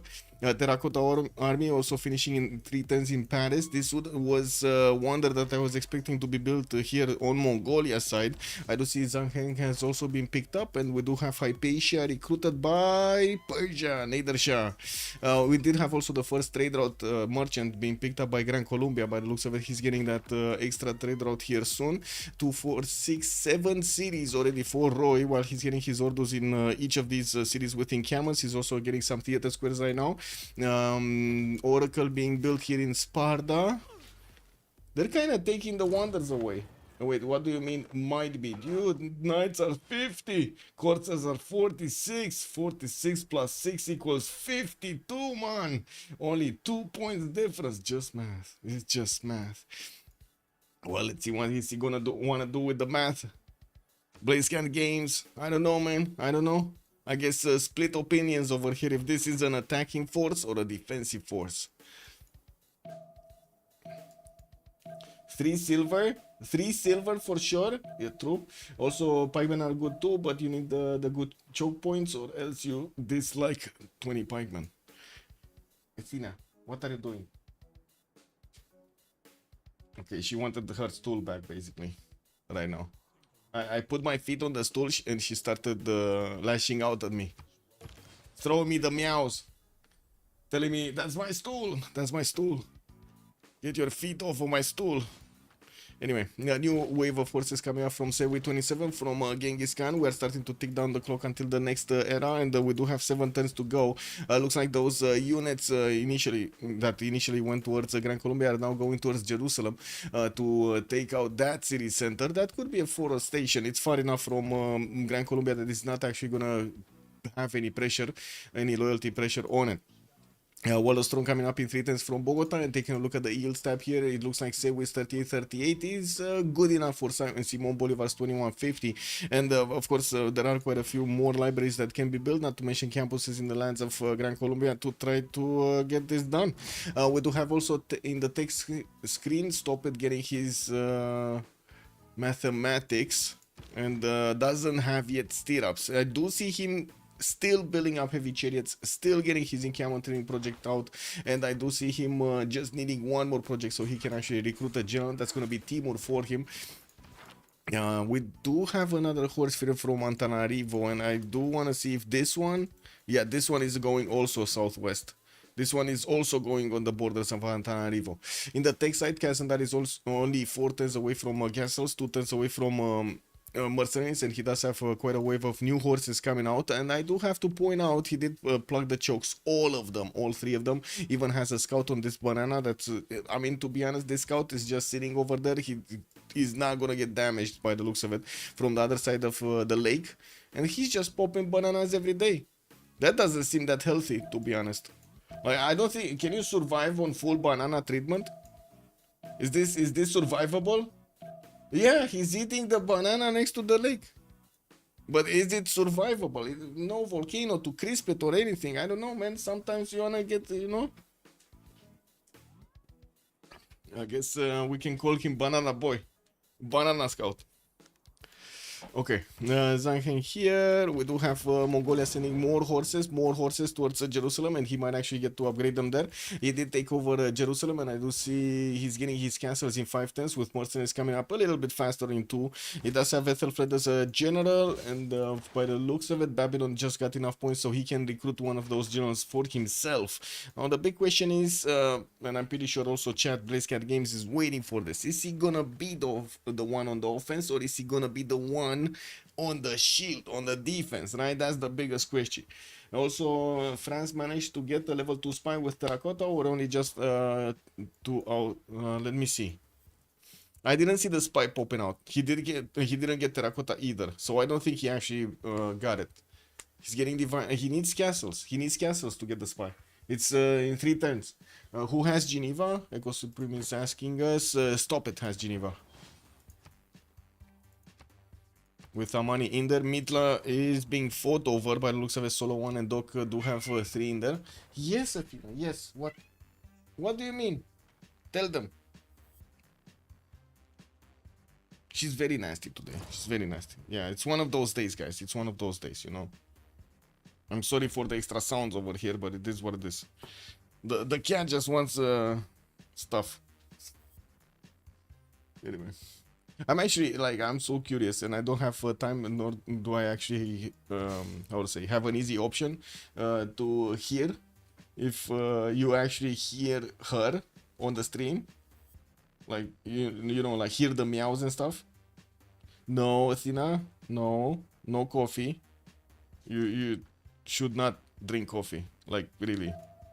You're too energetic anyway. It would be a disaster. You are? Okay. MMC, hello there, sir, and welcome. Yeah, she's very vocal, very vocal. Anyway, Great Bath has been built in Quito. Let's actually take a look at Tamar getting Temple of Artemis. Finally, somebody's getting Temple of Artemis here from Batumi. Well, how big it's gonna be this? 1, 2. So 2 amenities in Batumi. Possible. No, that's it. 2 amenities in Batumi. Oh my god, this is a very bad Temple of Artemis. 1 in Kutaisi. He can get another city northeast. Probably, well, next to the wine tile because he wants the plantation there. And he has 1, 2, 3, 4 more. Okay. Well, I guess it is what it is. Theater Square Festival is coming out, so he can get as many writers as possible. I do see Mongolia also did manage to get 1. Mongolia is Kublai Mongolia, getting his harbors out for a better economy, while he's right now on 59 gold at 10. He's also 46 science with 67 culture. 5 turns to go until the next era, and I do have to say we do have Roy with 135 production, and Stopet is on 124, and that would be Babylon here that is also going for Colosseum from the city of Belgium. That's not gonna have chops, unfortunately. He did chop that stone tile, so he can actually put down from the city of Babylon when he hits his 7th population, +4 campus over there, and of course he's gonna follow up with theater squares in the other one. Already got the +4 here, gonna get another one here from Babylon on the former Maze tile. Commercials coming out from Karkar. I do notice Persia Solo is putting some scouting galleys into the south from the city of Zranka, and we do have Babylon trying to take down Armagh here, so he dwindles the abilities of well, I guess it would be only Tamar that's getting the bonuses right now. So wait a second, Hammurabi is taking the option for Tamar to get more faith per turn? That's interesting. I guess it is what it is. Whoa, whoa, whoa, whoa, whoa! Armagh stole a settler. Where is this settler coming from, man? 6 is okay. 6 is okay, okay. Put Bluetooth mic on Athena so we can hear some cat commenting. Oh my god, that's gonna be quite something. Oh my god, oh my god. If she's actually gonna start commenting just as she's, how to say, talking to the pigeons, this would be quite something. Where is this coming from? Where is this settler coming from, guys? Was this actually a Babylonian city that just, you know, casually moved towards Persia? Because, oh my god, no, it was a Persian city.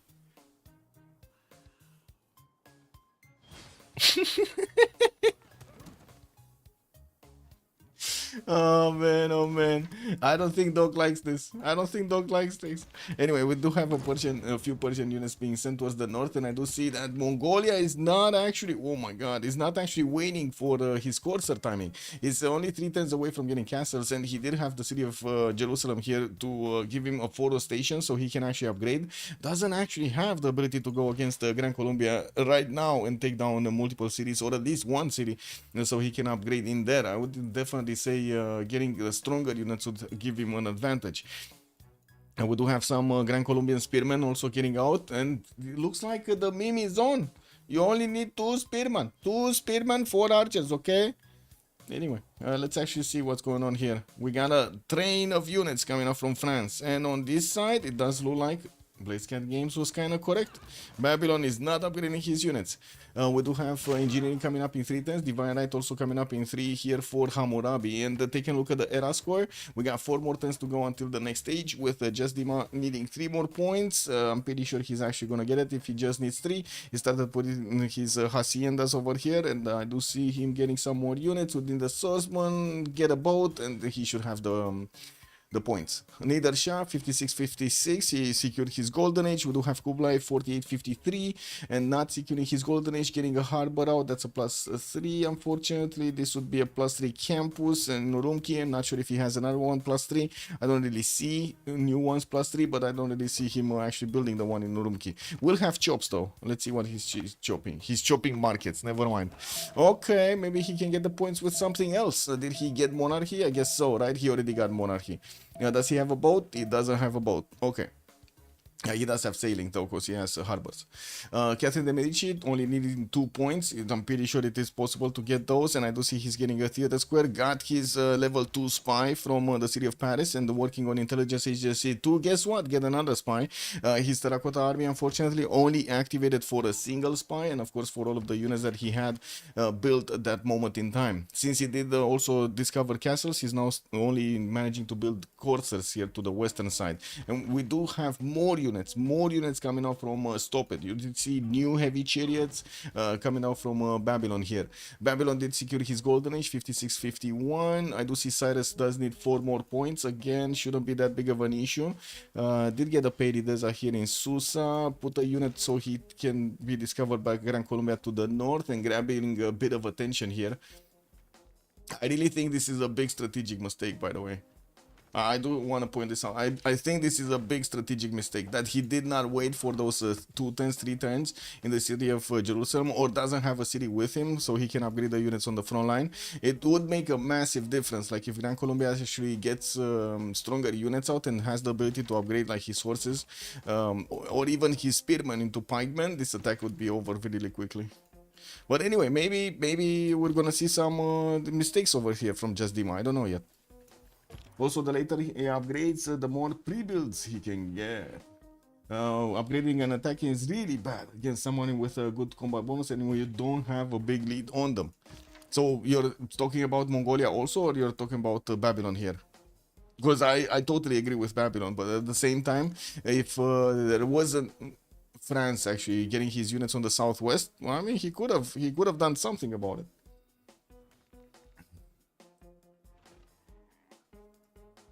Okay, era score. Sewi is very far away from getting his golden age. Does he have a Keshek coming out? Castles into. He's not going Kesheks. He's not going Kesheks. 44-52, guys. Unfortunately, if he would have gotten a Keshek, this would have been fine, no? How many turns does he have? Only 3 turns.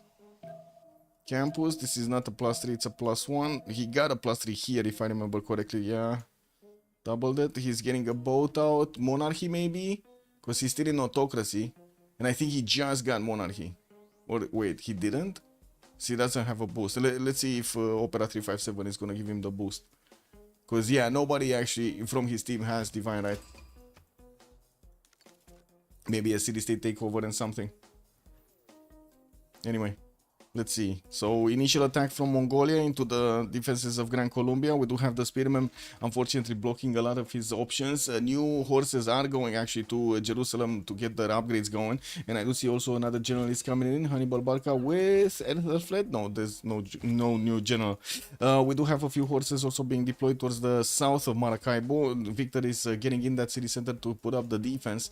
And while I do see intelligence agencies coming out from Bogota in 7, we didn't yet have a spy coming out from Mongolia. Both coming here, and I do see he's still 46 out of 52. Ooh, so far away. Still needs 6 more points. That's a lot of points, especially since he doesn't have Keshek. The Keshek 4 points, it would have been easy. Where is he getting? Is he one turning? Yes, he's one turning Divine Right. Okay, so next turn he's gonna have Iron Working and Divine Right. That will give him the option to get a swordsman and also get his monarchy, his next government. So he might just need a Suz of a city or something. That's it. Like 2 more points or 1 more point from a levy. Looks like France is on the way towards the cities of Babylon here, and we do have him with Trungtrak deciding what the coursers are gonna do. He can easily go through these Babylonian Sabon-Kipidums, and we do have the courser with a +3 intel on his opponent here. Babylon does have a significantly strong force in his city of Durkul Galzu, and I do see he's getting a wave of archers, so he can actually put up quite a bit of a defense. I do also want to point out on the production screen, we do have 3 nations from each side getting over 100 production. Pretty good numbers right now, comparable I would say. A little bit less on Escape Posel, but I guess they do have Opera 357 with 71 Faith Attempts, so you know that needs to be added up over there also.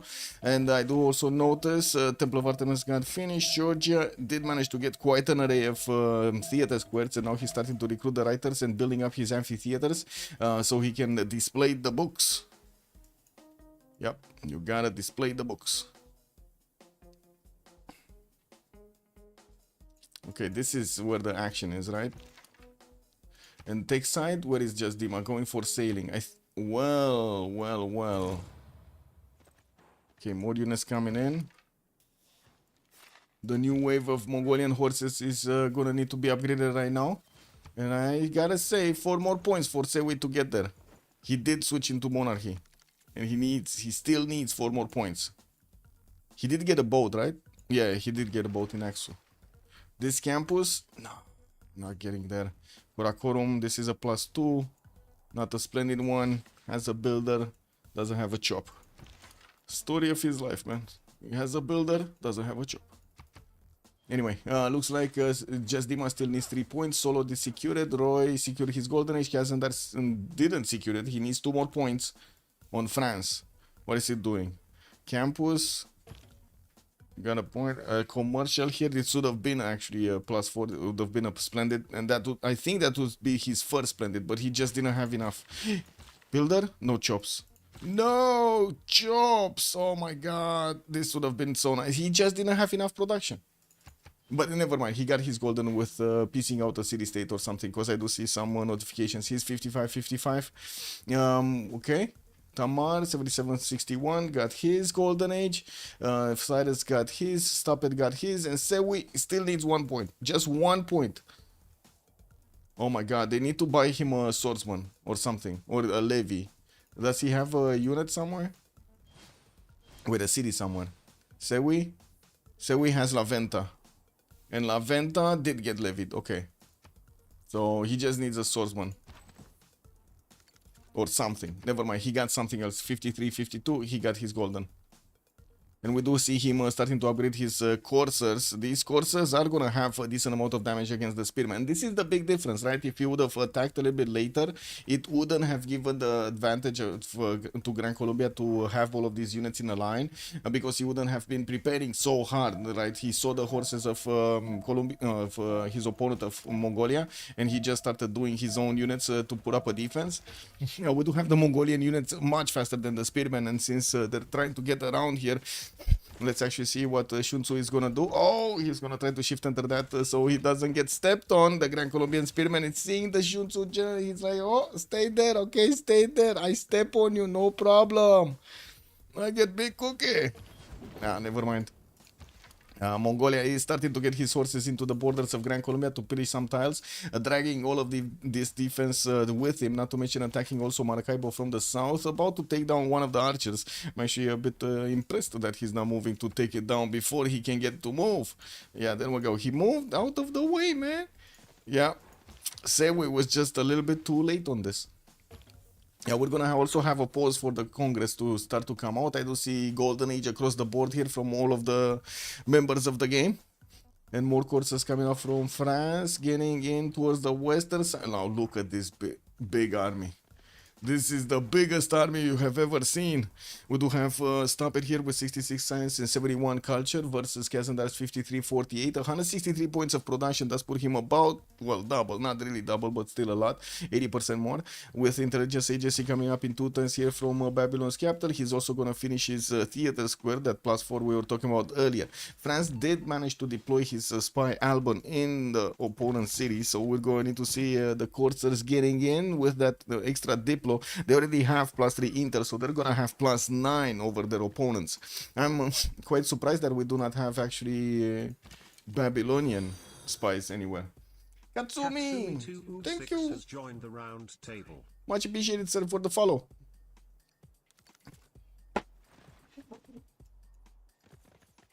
Okay.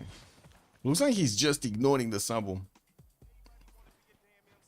Man, these cat heads are everywhere. Like, this album is getting ignored, just moving around it, and I'm actually quite surprised. Oh, I see, Stirrups didn't get discovered. Hammurabi is gonna get it next turn. He's gonna need to be quick on this. Ah, it's fine. 2 shots from a courser into one of his heavy chairs doesn't spell doom. Oh my god, look at Mongolia actually. Kublai Khan putting pressure on the other Mongolia with the units of La Venta at the wrong moment in time. And here, Gran Colombia, looks like he's gonna start trading units. The next attack is gonna be the strong one. Anyway, we need the pause here. Let me go preserve.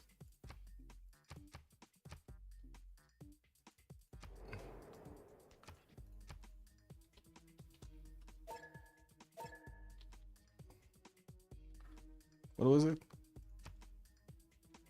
What?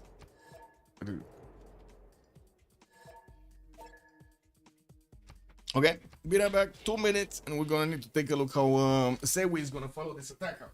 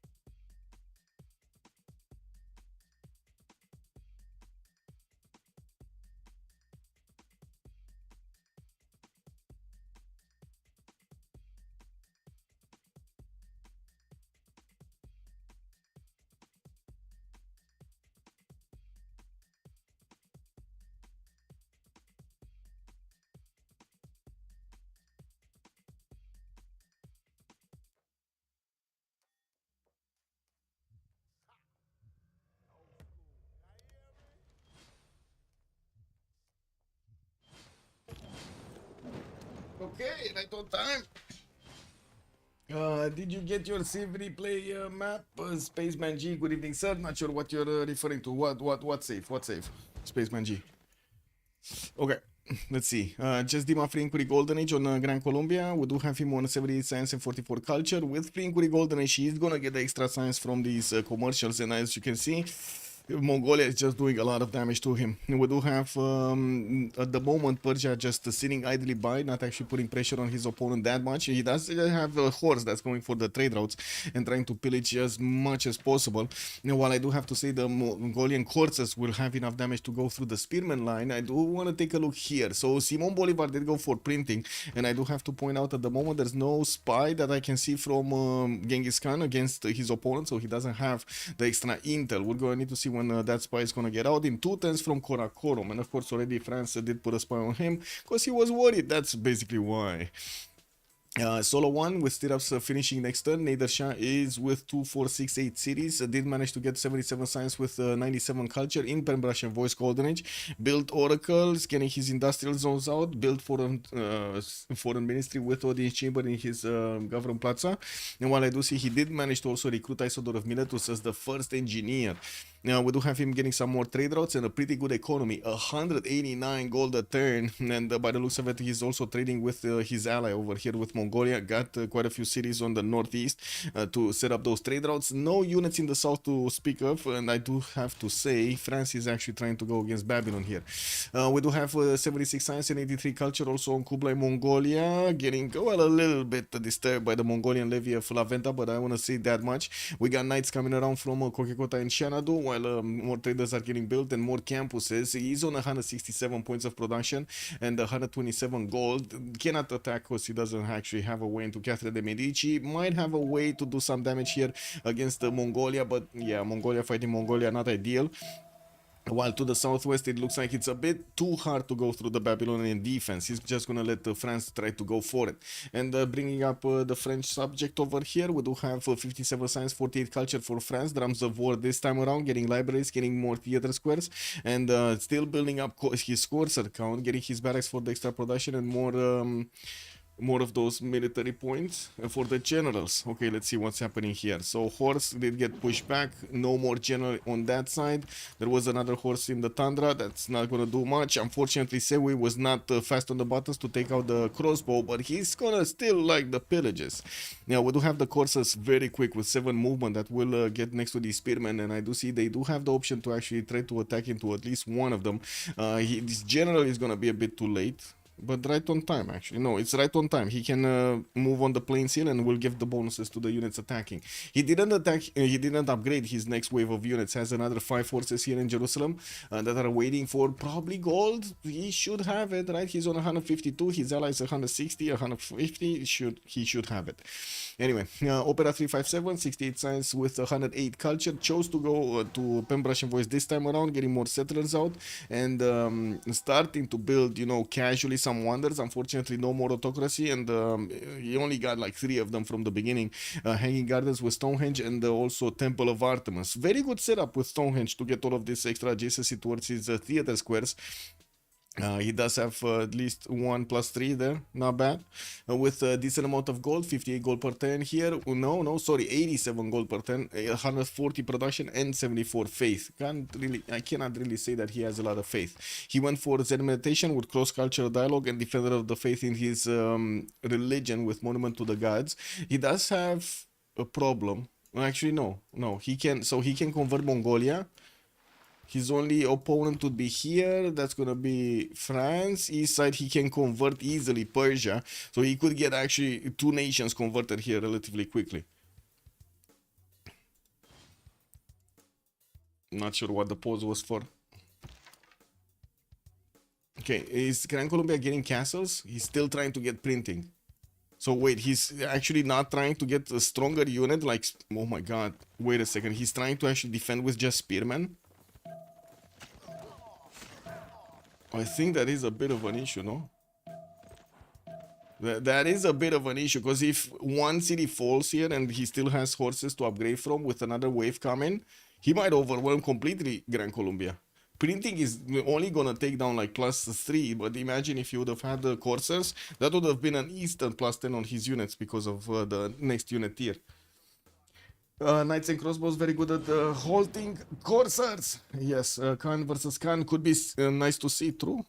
Yeah.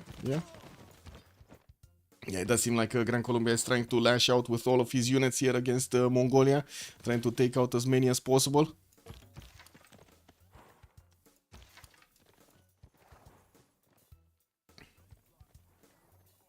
Yeah, these coursers do seem like they're not gonna get in that quickly. He does have promotions for some, and it looks like he was quite quick to actually reposition that spearman that was very low HP. Did it die or something? I don't see it anywhere, and I'm pretty sure it's not this one. Anyway, maybe it died. Maybe it did die to one of the horses of Mongolia and I didn't see it.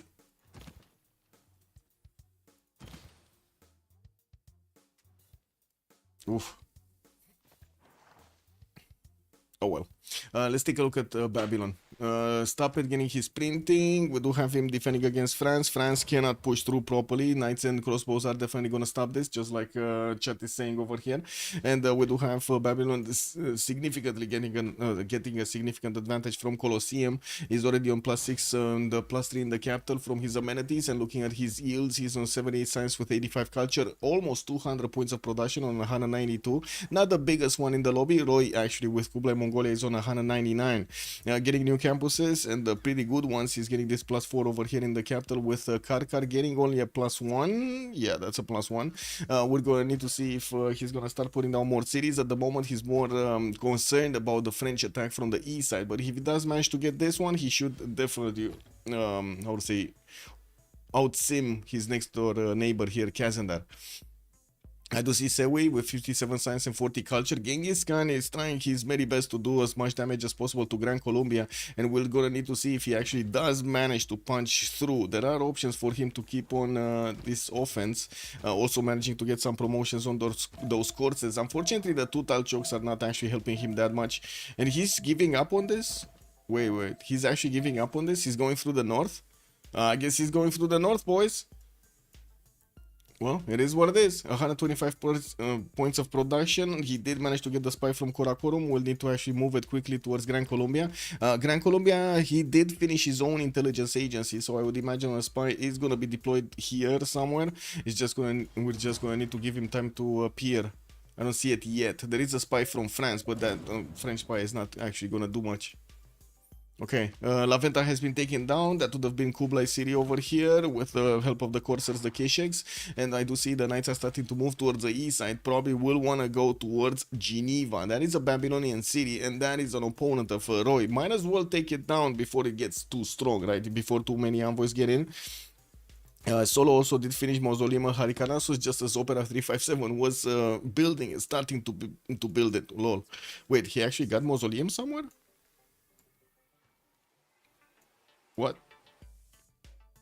I don't see Okay, I'm a bit confused about Mausoleum. Maybe oh, never mind. Nader Shah. Sorry, I was looking at Stop It, not Nader Shah, not the other one. Nader Shah is here. Where is it?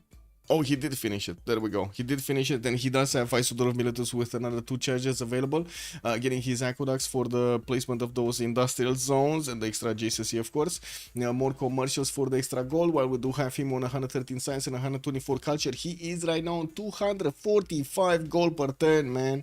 Oh my god. He's soon to have more gold per turn than the entire Escape Posel team. More lighthouses coming in, and I do see he's starting to get a few heavy chariots. He might have, and he would have had the opportunity to attack into Babylon from this side. Actually, even trying to put units in the water would be quite interesting to see. We will need to wait and wait it out, see if he's actually going to pull off an attack here.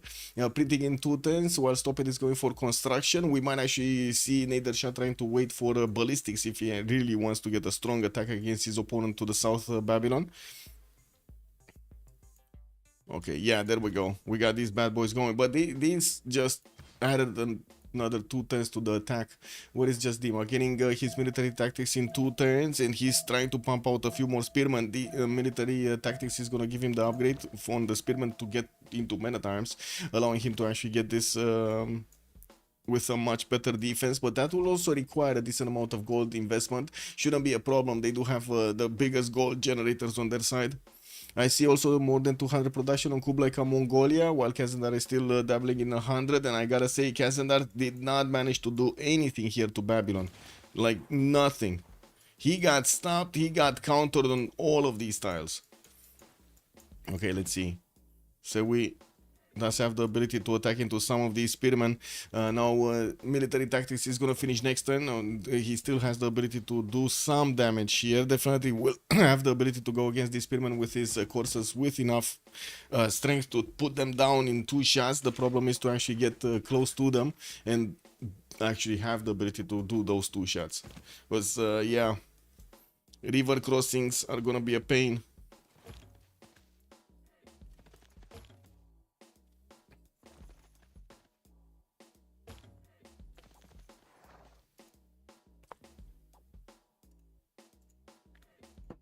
This is what it is.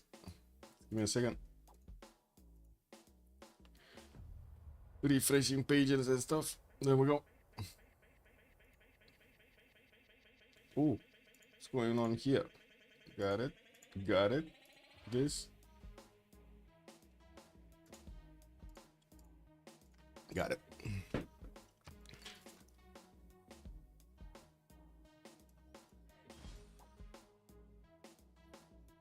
Okay, spies coming out from Guayaquil. Diplo quarter in Cumania.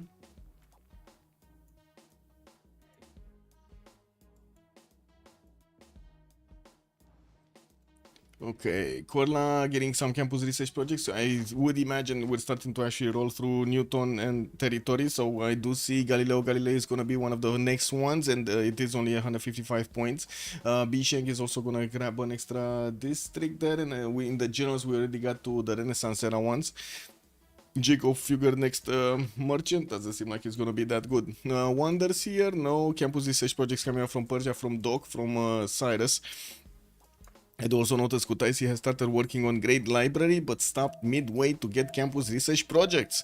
So definitely there's a lot of, I would say, need to try to get, and want, to try to get to Newton and to Ibn Khaldun. Okay, I want to see the moves. The moves of Mongolia. We need to see the move. Chiki chiki bam bam, chiki chiki bam bam. No? Where are the moves coming in?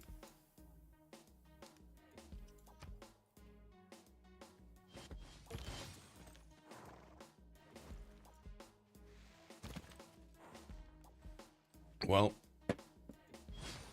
now pikemen upgraded. Unfortunately, no more way for the courses to attack into them. And this attack is over. It's too late. Like, too late. And I gotta say, I'm pretty sure it's because he actually did get the attack quickly instead of waiting for his horses. Initially, I thought it might actually be good, but seeing how much defense Gran Colombia made to defend himself against those horses, just not allowed the courses to actually be useful. I would say surprise factor was not there. Okay, this is closed, nothing's happening. Forbidden City starting to be built here in Persian's territory, Nader Shah, and a massive wave of heavy chariots coming out, 2, 4, 6, 8, 10 right now.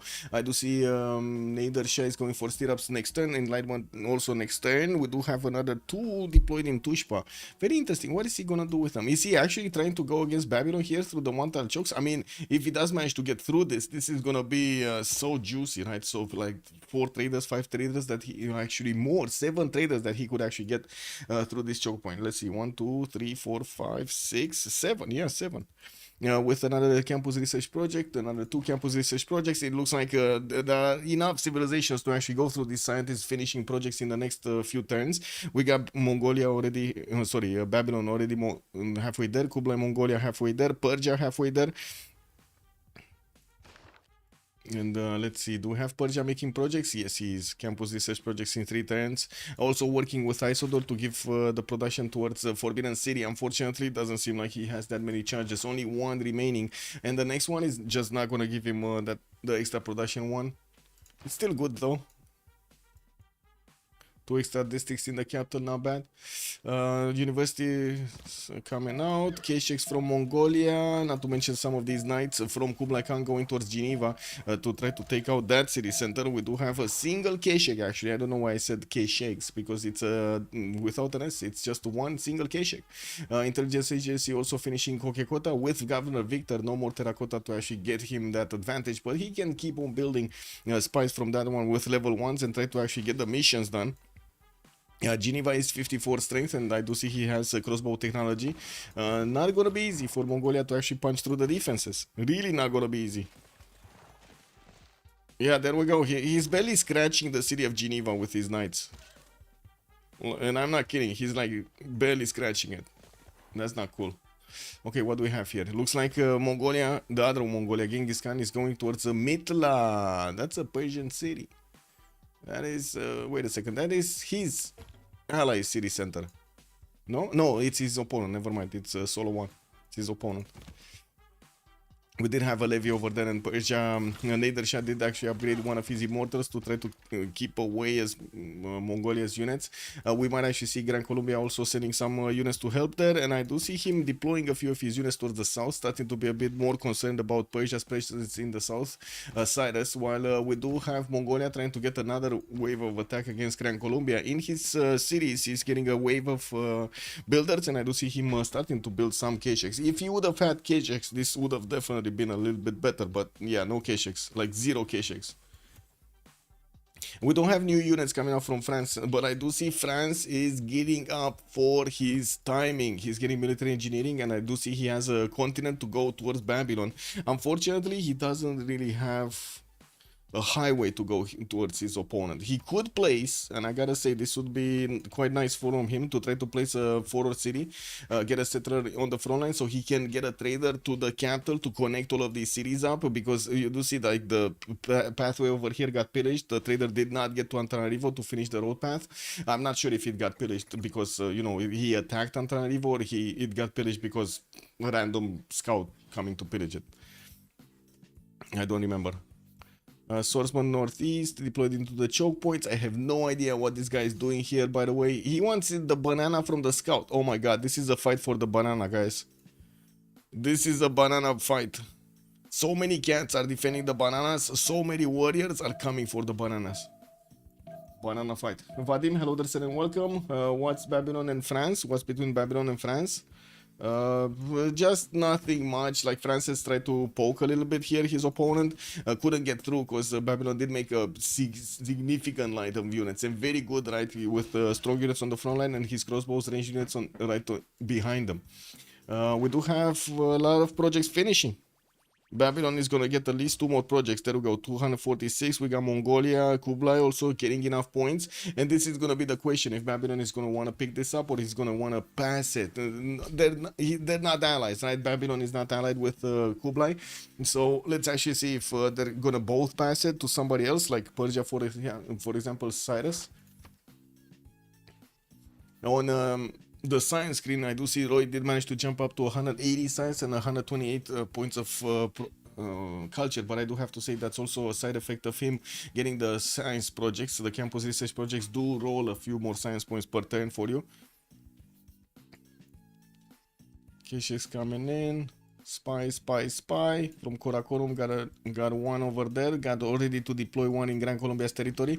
It doesn't seem like it's helping him out that much. Actually, on the contrary, Gran Colombia has an intel over his opponent here. Is he actually doing something, a mission? Oh, he's getting sources, I see. He didn't activate it, that's why. But he definitely needs a level 2 or printing, He doesn't have printing. I'm pretty sure he doesn't. Well, I mean, I'm not that sure. Wait a second. Siege tactics, is it required? Yeah, you do require. It doesn't require it, actually, printing. So I don't know if he has printing or not. Landud06 has joined the round table.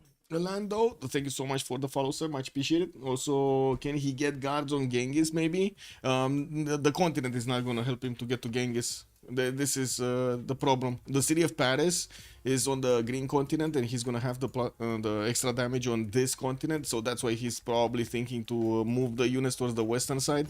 You do see an army of swordsmen is starting to be built, trained, and moved, repositioned towards Antananarivo. I would imagine here is gonna be the upgrade point. Seems like memes have the advantage now with better staffs and stuff. I mean, wait a second, memes always had the advantage equal supreme. What do you mean? The memes, man. The memes are real. Well, I do have to say Gran Colombia did keep his science, 85 science and 51 culture. Doesn't seem like he did manage to get higher than this. And I do have to say he has a little bit less production than Genghis Khan. One of them in free inquiry, the other one in drums of war.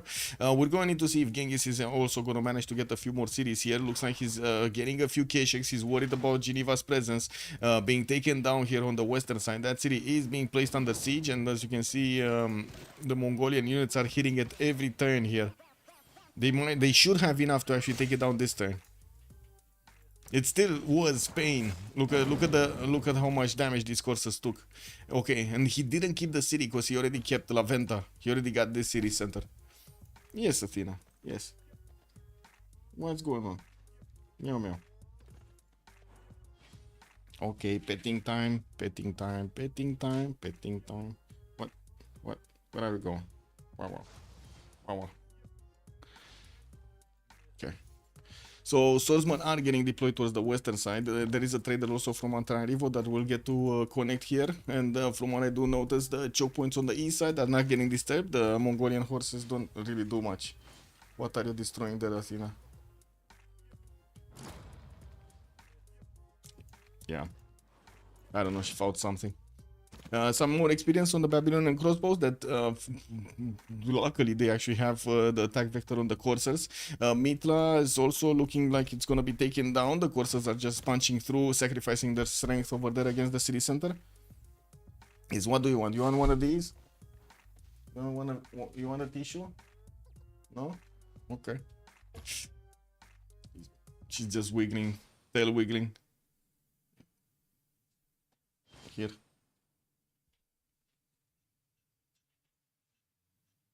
There we go.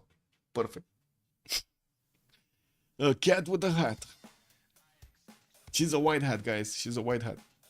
Did you see that? White hat. Let's see. Let's you. Let's you. Yes, white hat. No? You don't like? Come on. He doesn't like it. Victor, hello there, sir, and welcome. Is it a season for more games again? Yes, it is a season for more games. So we're just 1 month away from actually getting the CWC started up. Okay, so it looks like there's a decent amount of military here from Persia on the western side, getting those commercials out for padding his number of gold points. Nader Shah does have 155 science, 129 culture. He is kind of on the level of Kublai, but definitely much stronger than Genghis. And I'm pretty sure he doesn't actually need to worry about this that much.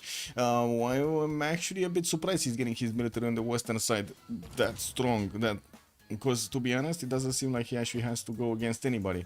Okay, so Mitra has been taken down. That's the second science city state in just a few turns, in 2 turns that have been deleted from the game. And we do have these Mongolian courses actually following up their attack against Persia. Okay, so good placement for the army of Solo. He's gonna have heads up that Mongolia is gonna send some of his coursers towards him. And now Kesheks are coming around from Genghis Khan, but their position is gonna be on the west side to take on directly Kublai Khan's army. Okay, this is not good territory to actually keep units, by the way. This flood proves that this is not good territory to actually keep the units. He needs to put them on the safe side, right on the right side. And is he getting a settler? He's not getting a settler. Whoa, that's a lot of units, man. Now that's a lot of units. Is he gonna get, he can get like 2 can he get a military engineer and get how to say tunnels? Because he could place a tunnel here, right? He doesn't even need to move from the banana. Just go banana, put a tunnel here, put a tunnel here, and then boom! Yes, Athena. I cannot play with... Oh my god, man. This is a very... how to say... stubborn cat. Most successful player for last 2 years in Heroes of Might and Magic 3 was banned for cheating by the developer. Oh my god. What did he do, by the way? What did he do? Why would you cheat in Heroes of Might and Magic, man? I don't know. It's what it is. The guard is ready in a few turns, but I don't think it's the same continent. It's not. It's not. Definitely not on the northeast. But interesting that he's actually putting half strength southwest, half strength northeast. Wait. She's incredible, man. Băi, cine face noi? Păi vină cu.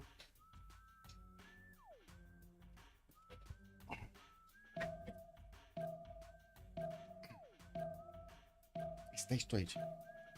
If I cannot keep the... Oh. I cannot keep my hand on the wheel, unfortunately, on the mouse, I mean. With the cat on my in my lap, unfortunately. Come on, Athena. Athena. Feisty. You're very feisty today.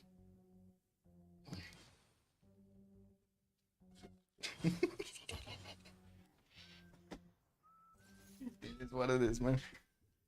Cats be cats. Okay, we do have Georgia connecting his economy also with Mongolia, getting a bit more gold from them. I do see 100, wait a second, 75 gold on Sewi and 192 on Opera. So they definitely will have enough funds to actually keep on getting their stuff upgraded. Big question is, did Georgia manage to convert his opponents? He's still working on it. He actually has missionaries to convert Pasagarde here. And I do also notice Persia, Cyrus is putting quite a few units towards the north because he's worried just Dima is going to get to. Guess what? He's Llaneros. He's not far away from that. Also, Victor, I can never remember the schedule. I just get pleasantly surprised to see you have so many casts in a row. Thank you so much, Victor. Also, will have you chilling in the background while I work. We'll have break a leg, I guess. How do you say it? Sport. I don't know how to say it actually in English. To have like a good work day. Put my imaginary internet points I can't bet on. Well, that's unfortunate, actually. Hey, I'm coming to Rotterdam, by the way, in May. Anybody from Holland that wants to, from Netherlands, I guess, that wants to actually grab a beer? He refused everything, but developer told that he opened a first turn save for 5 times in public games. It is more difficult than in Civ. Okay. Wait, he refused everything? What do you mean he refused everything? I don't know. I don't know what that means. I mean, to be honest, I haven't played Heroes of Might and Magic for so long. I'm not even sure what cheating would do in that game. I guess map. But you still get stopped, right? Because you have like different levels of creeps. I don't know. I have no idea what the case is. Would be interesting to see it. Did anybody make a video out of it? Accusations. Oh, I see. He refused all of the accusations. I'm Conquat. Hello there, sir, and welcome. Okay, looks like the units of Mongolia are getting stopped at the river. They will try to cross, and the Persian units are gonna need to actually get a hold of them. We don't have a general yet from Nader Shah, unfortunately for him, but he does have a +5 against full strength units. More commercials, more theater squares in his territory, new campus coming out, and he did finish his Forbidden City, giving him an extra wildcard policy slot in his government. He's getting spied on by level 2. Oh, this is a problem, actually. This is a big problem. That might put him on +15 against Persia. He needs to activate the spy immediately. Yeah, Sukage is there. Let's see when he's getting activated. I want to see this. Where's the other attack? This one's not following up. This one is actually just grabbing more funds over there from Gran Colombia. New K6 moving west side. Looks like we do have the Mongolian army meeting the French army and the other Mongolian army on the battlefield. A lot of K6 from the Red Mongolia. Only one K6 from Roy. You know, he does have decent amount of defense here on these K6. If he's gonna get attacked, maybe he's gonna lose 2 of them, but then the counter attack should actually finish whatever units they're there. We do have the city of Calais being the major stopping zone for all of these units of Kazandar. He's getting his military tactics next turn, and I don't see the military engineer. Like, this is the must-have if he wants to actually... Can you imagine how many turns it would take him, Kazandar, to actually get his units here if he doesn't have tunnels? Like, he would need a tunnel here, and he would need a tunnel here and here, so he can actually pass his units in a good amount of time, because otherwise it would take him, like, just imagine this. 1, 2, 3 turns for every unit. He can only do 1 unit at a time, because, right, the lake is not going to hold 2 units. This is just not cool, guys, not cool. Wait, so basically, okay, not exactly gives you much more in Heroes of Might and Magic. Okay. Okay, wave of horses coming in. Mongolia did cross the river, getting plus 12, so he did manage to get the plus 15 on Persia. When do we have Niedershah actually getting Cuirassiers? His nationalism in 4 turn, military tactics in 1, has more units to upgrade from, and I do see he's getting them on the western side. Try to put a few units to stop any kind of side flanking over here happening, while he's also getting a spy from Mashhad. Could not get his spy yet into the series of Genghis Khan. Okay, let's see who's actually gonna break the choke point. Is Roy gonna be broken here? Because I do see there could be 4 Kishaks attacking into his unit soon. 5 Kishaks actually, if we count all of the units here. But it's complicated. They don't have questions about Tuna. He played even in offline tourney. It's like anti-cheat system works 5 times in pub games. What? France has spy in Babylon, so they should see that coming. In Babylon? Wait. France has a spy in Babylon. What is Babylon doing? He's not doing anything. What? Wait. Oh, you're talking about this one. Babylon has a spy. Yeah, Babylon has a spy here. Okay, only men at arms. He does need muskeman technology, and then he needs his military science. Here, nothing's happening. Here, it looks like Mongolia did break through. He's breaking the line of defense here of Persia. You do see the units are starting to wrap around. While new units are getting onto the front line. Well, to be honest, it doesn't seem like he's gonna do that much damage, especially since the initial encounter didn't actually give him enough potential to take out the Persian units without taking that much in return. That much damage in return. Anyway, Roy is 200 science, 150 culture, was about to get his industrialization also, 300 gold a turn. That is massively more than his opponents. We do have Opera 357, also 130 science, 160 culture, getting some of his capsules for the defense and connecting the majority of his economy with Mongolia. He does have the ability to get some trade routes towards Persia on the right side, and I do notice Persia is starting to get more and more worried about Gran Colombia actually building up his Llaneros to the north and getting his units out. We do have just Dima 8 turns away from getting the Llaneros. The moment his coursers are starting to get into the south, I don't know if he's gonna have actually the ability to get his nationalism that quickly. He's only on 56 culture a turn, and he's only on the Enlightenment. Okay, sure, it's not that far away to get from the Enlightenment nationalism, but yeah, with 50 science, 50 culture a turn, and that actually costing him like 600, that is a problem.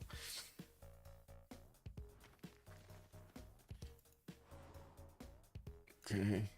Oh yeah, of course it has been taken down over here, and it looks like the counter attack could not manage to do enough damage to take out the unit.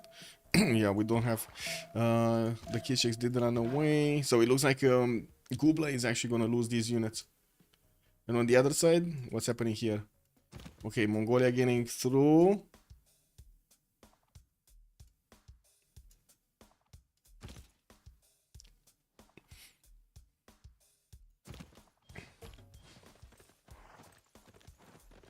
One, two.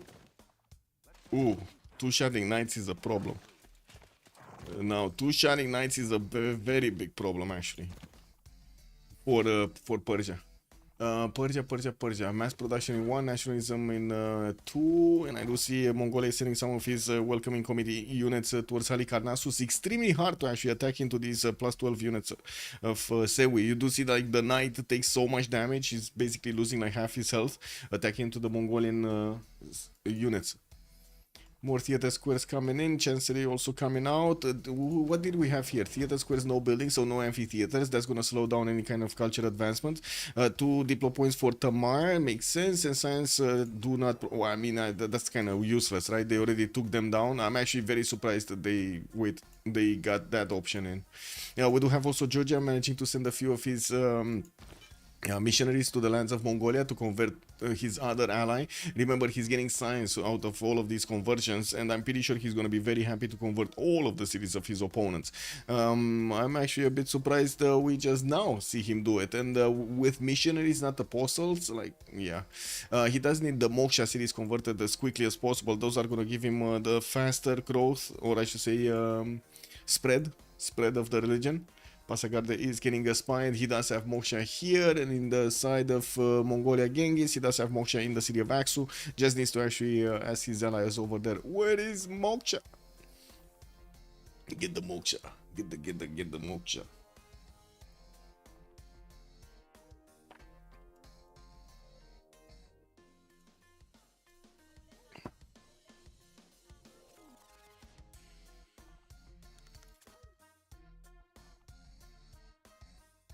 Markets, consulates, men at arms, units.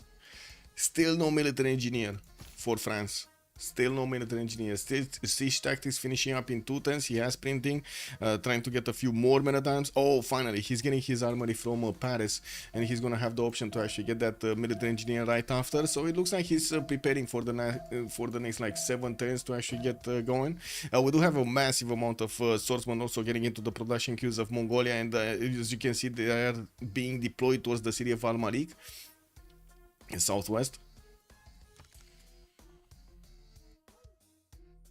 Okay, now no movement here in Gran Colombia. Newton. Ooh, got picked and we didn't see. Babylon picked it. Babylon picked it up. Okay, Ibn Khaldun was also picked by Kublai Khan Mongolia for the extra amenities. Kublai did not get Colosseum though. It was on Babylon, so it is what it is. Now we do have Stop It here, also getting Mont Saint Michel in the city of Malgium. Oh my god, that's gonna be so much culture on all of these floodplain tiles. He has so many good tiles here.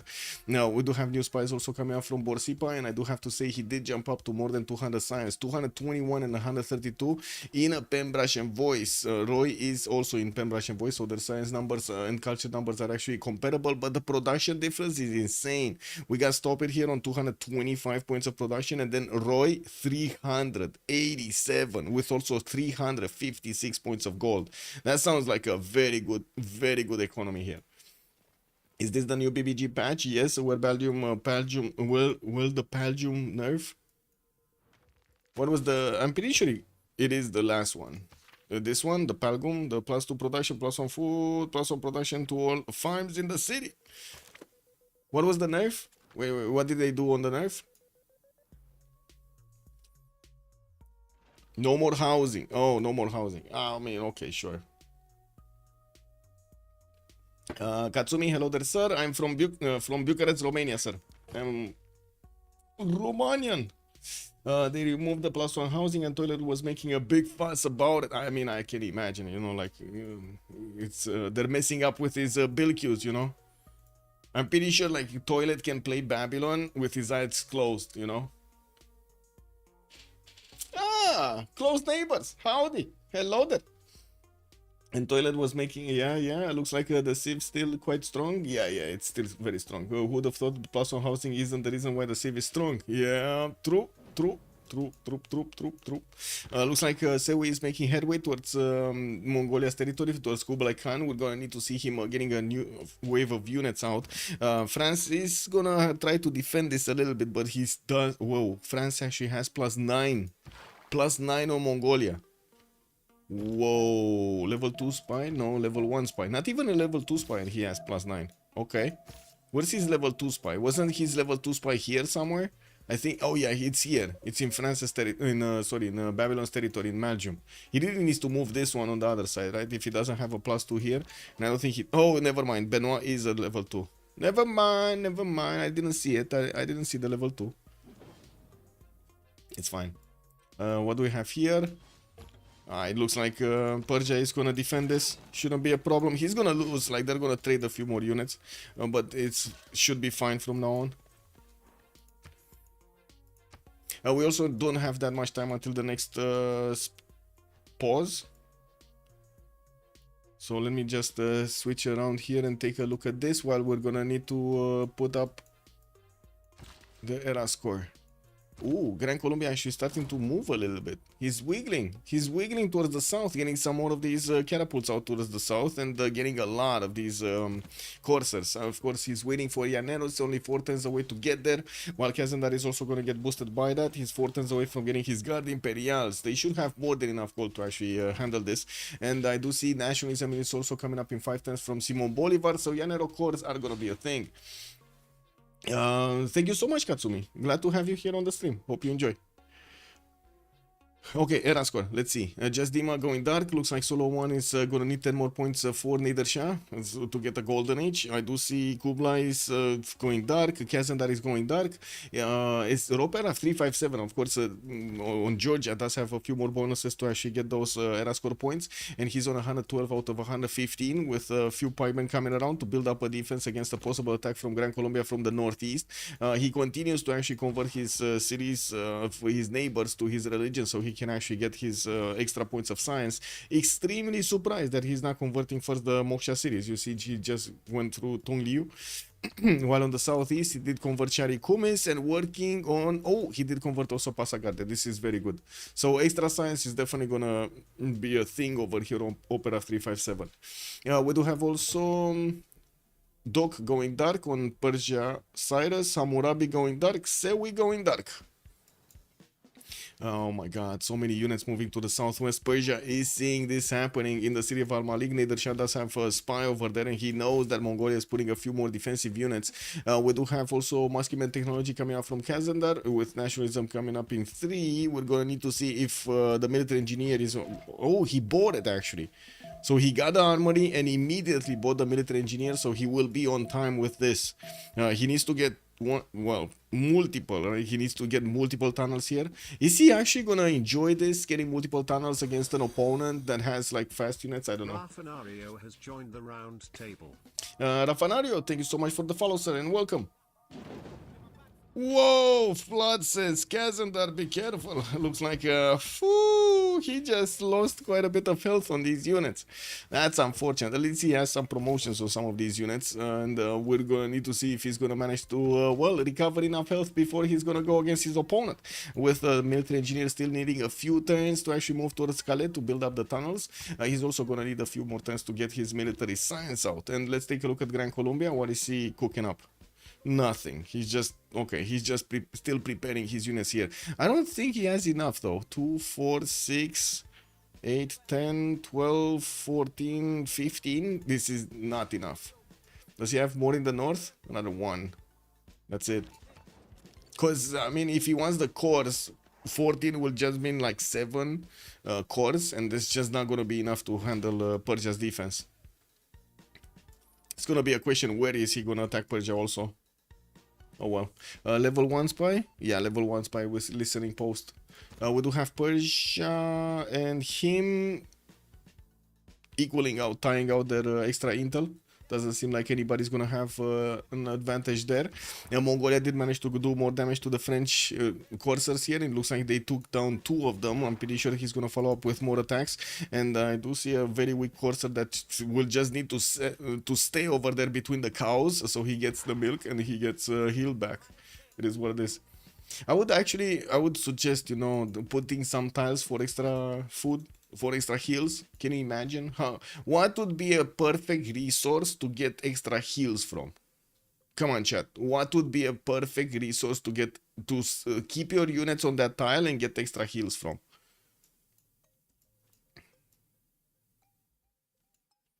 We do have K6 coming out from Axu, more lighthouses, more of these trade routes being sent. Looks like again these Georgian units, the missionaries are not actually going to convert the proper city here. The Moksha city of Axu is just going to remain alive. The medic? No, that's not a resource, Blitzcat Games. What do you mean? I'm talking about the actual resources like banana. I would say banana, no? Banana, extra plus 10 on the heals. You sit on banana tile, you get extra heals. Totally makes sense to me.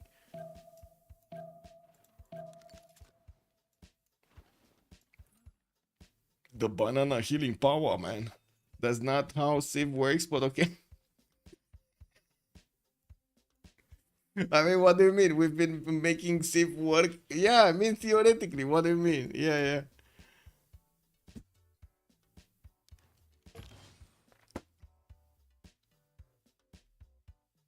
Yes, Athena? Yes? How can we help you today? No? Okay. Okay, she just took up position over here. The cock. Oh yeah, the cocoa. The cocoa. Echo Supreme is right. I mean, who doesn't feel better when you eat some cocoa, no? Bonus healing equal to the food on the tile. Oh my god, that would be just that would be also nice. Yeah. Look, Blazecat Games had a very good idea over here. Extra healing according to the food of the tile. Oh my god. And then whoever spawns next to Kilimanjaro is never gonna lose that city. Isunex is saying also, oh my god, no siege tower on Kazandar. Wait, Kazandar is here, right? Yeah, he doesn't have a siege tower. Well, not yet. I'm pretty sure he's gonna buy one. It's gonna take a long time, by the way. Like this military engineer still needs to get onto the tile, and he needs 2 turns to actually get onto the tile, and then he needs another 1 to get here, so 3 turns, then move here, another 4, 5, and then get another one. So like he needs at least 6 or 7 more turns. He needs to get it before guards. Well, doesn't seem like that's happening. Because of the medic, right? Because he's turning into a medic afterwards. He could buy it, no? Wait. I mean, they're making so much gold. The gold is really not a problem. Look at Nadershan having like 1,000 gold in the bank.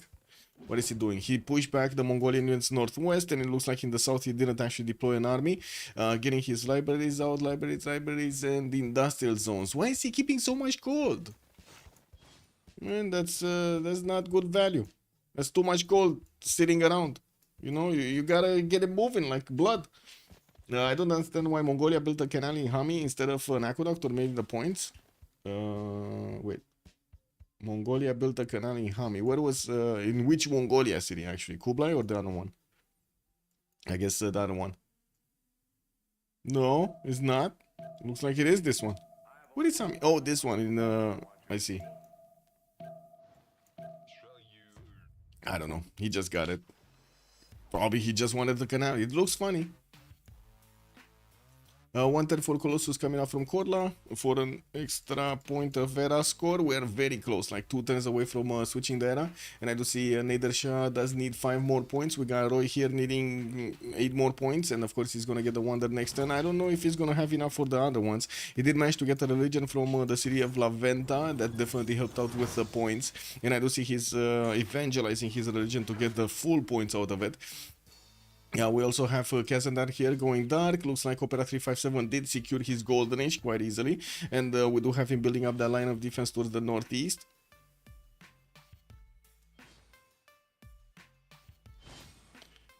With new writers coming in, Kilvaki Sivani getting built in 5 turns from Tel Aviv, and that's about it. Okay, Dog going dark, stop it, going dark, and Sewi going dark. We're just gonna need to wait for Jasdima to get next turn his military science, and of course boost Kazandar also. While we do have the units starting to get next to the city of Calais, so is Mongolia getting so many units in the city of Almaty. They see each other, they do see with the spies, they have vision over these cities, and know what's going to happen here. It's just a matter of time. So yeah, this military engineer going for the tiles to start building up the... Oh my god. I'm sorry guys, Athena is grabbing the wires. She's doing a little bit of yoga in my face here. Wow. Okay. Let me actually put, like, get the picture out.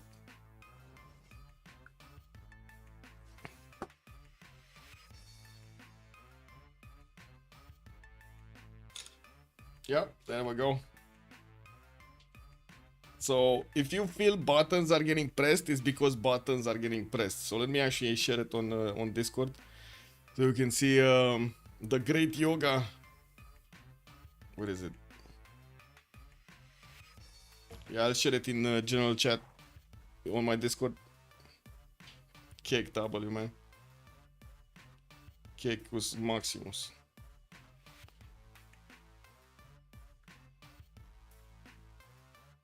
Okay, this.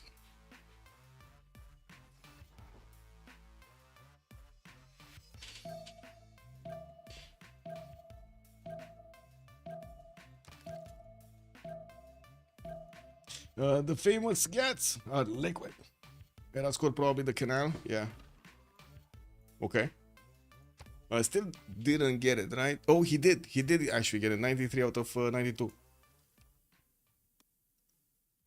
Leadership also secured his golden age. And on the other side, I don't see anybody managing to... No, sorry, Opera 357 got it. So we got 3 golden ages in the game, 2 on the side of Slozhnii, only 1 on the side of Escape Posel. Mongolian's units are going towards... Oh, I should say Genghis' units are going towards Roy here and slowly getting in that position. We do have a new wave of units also coming out from Genghis Khan to hold on France. France is starting to core up, and so it looks like he's gonna go for the core guard ability against his opponent. Did manage to recruit Jeanne d'Arc, good general for his side, and getting another military engineer to help him build those tunnels. He's moving forward with this one by the looks of it. Doesn't have yet the road built, but he's slowly getting it. On this side, I do have to say, Sewe is also 3 turns away from getting line infantries, and he did manage to get nationalism. No more attack units against Gran Colombia, and this would have been quite nice actually from Gran Colombia if he could have counter-attacked there, but I guess there is a need to put more pressure on Persia also. Babylon not getting pressure, getting his Alhambra in 6 turns from Borsippa, while I do see Bank is getting out from Babylon in 2 turns. We do have that setup. Look at this beauty. Look at this beauty. Kazandar sending a settler, force settler towards Babylon here to get an upgrade station. He has only 5 guards, not a lot of guards. I gotta say, he would have needed a lot more if he wanted to actually do the damage against his opponent properly. Yeah, wait, did it go through, by the way? Let me see. Oh yeah, this is Athena. Okay. Oh my god. This was how she was sitting. She's like literally keeping the wires entangled. No, don't cut the wires. Hey, don't cut the wires. She's trying to actually how to say not claw, bite the wires. And I scored probably the canal. Okay, the famous cats. So much cuteness. Yes, so much cuteness indeed.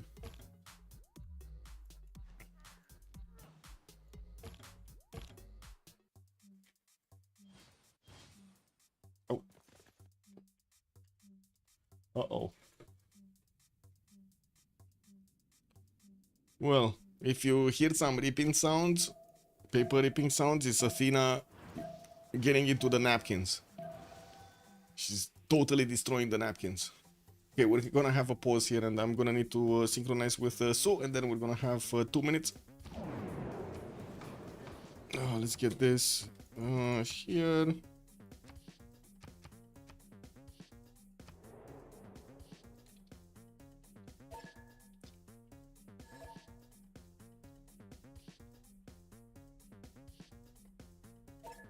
Okay, be right back. 2 minutes.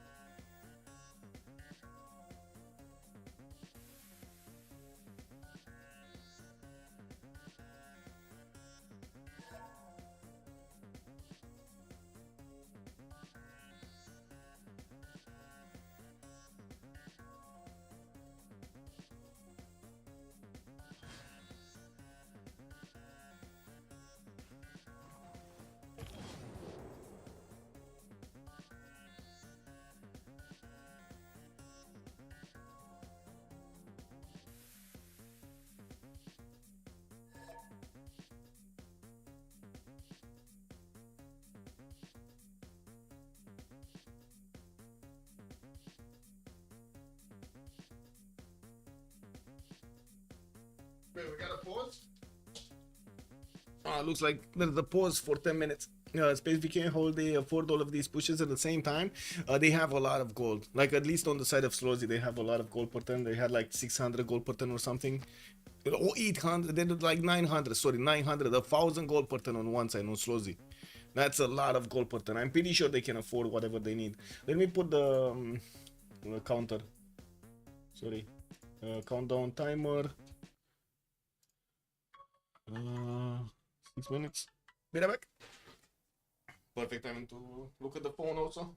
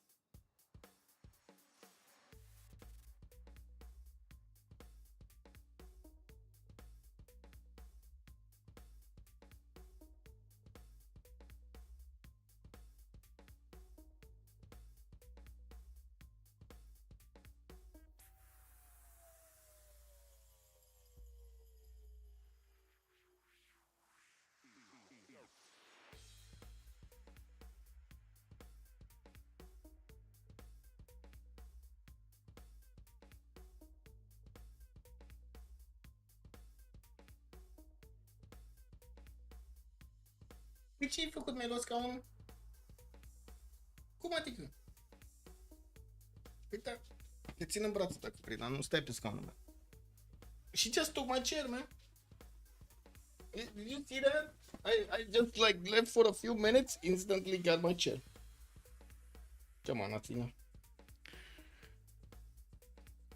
If you're unprepared even a bit, she can snipe a city in 2 seconds. Wait, who are you talking about? You're talking about France? The French attack? Yeah, I don't know, because Mongolia does seem prepared. It does seem prepared.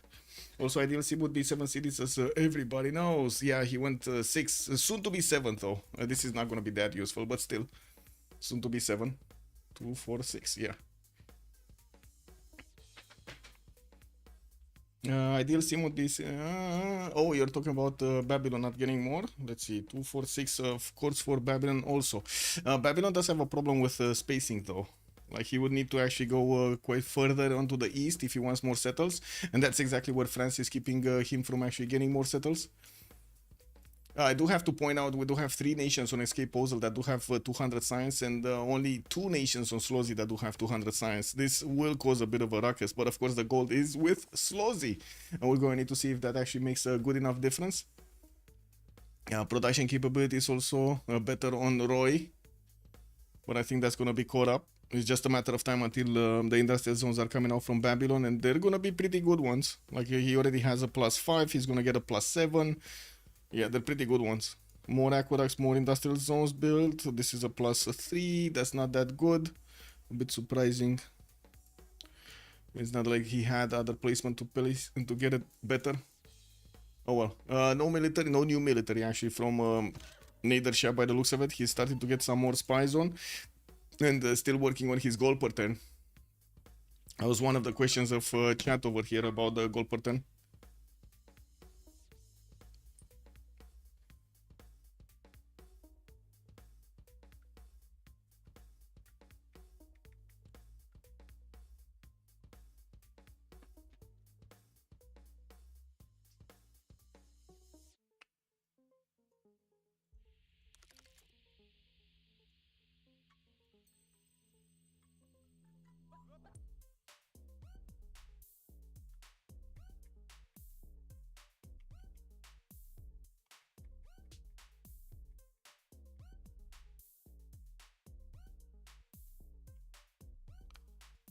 Oh, let me actually put my phone on silent.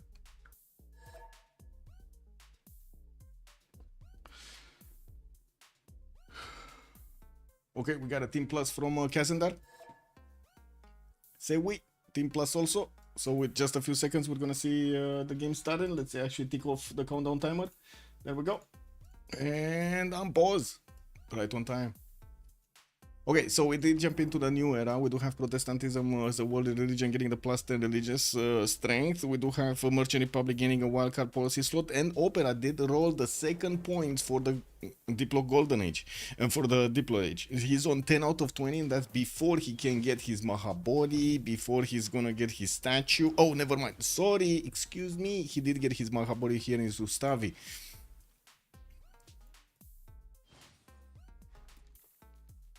One second.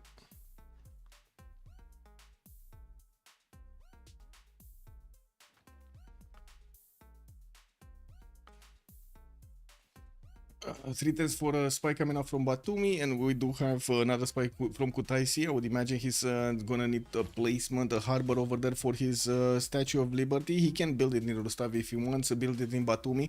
I think even, no, I guess he could build it in Tbilisi also, take out that crap tile, because, you know, it doesn't matter anyway.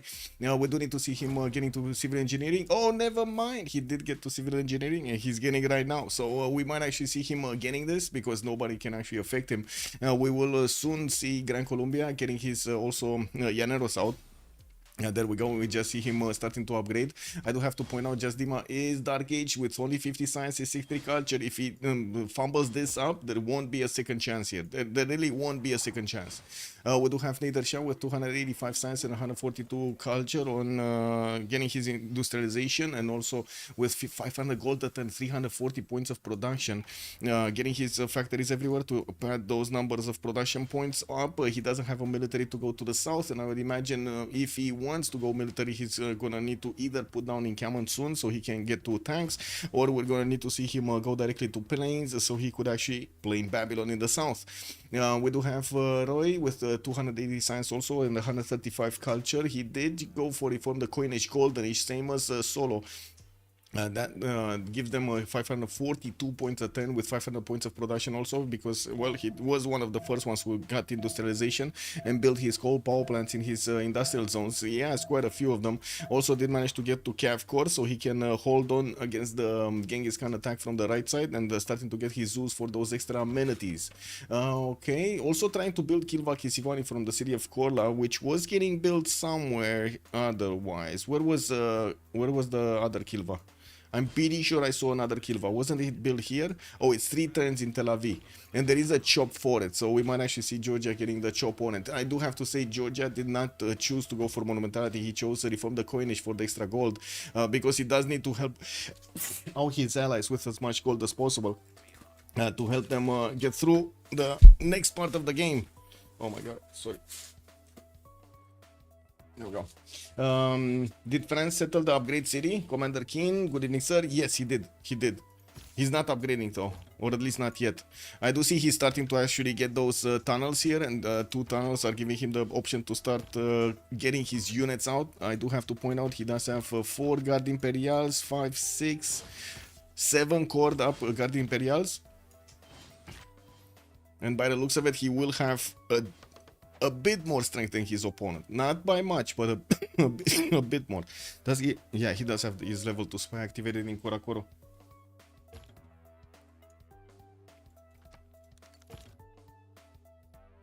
Oh, did I just... Oh my god, I forgot my coffee. Give me a second.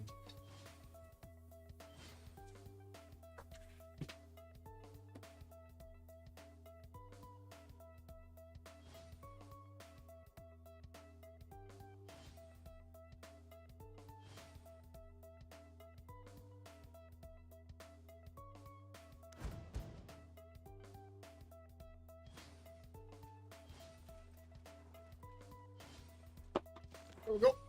Coffee ready. I'm sorry. I left it in the other room. Cassandar is going negative, but it shouldn't be a problem with his goal per turn. We do see Doc 220 science, 130 culture with Dark Age. And I do want to take a look at his cards if he's starting to use his Twilight Valor. Yes. Yes, he's starting to use his Twilight Valor. And to answer the question that we've seen before,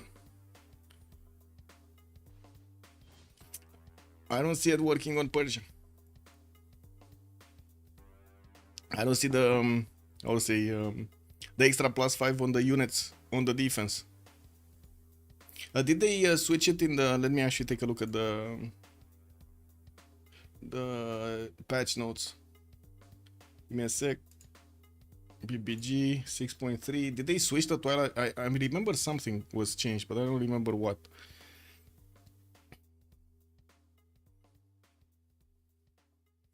Spain, Ludwig, Saladin, Japan, Babylon, Egypt. No, no, no. Remerge as Coco, mechanized different anymore.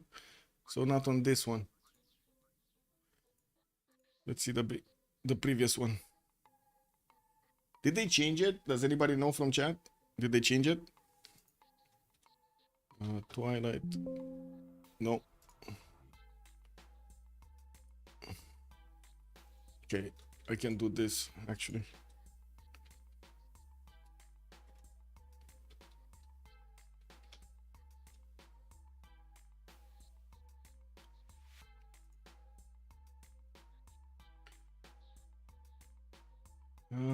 So there are some bug fixes with it, but that's about the last one I can see.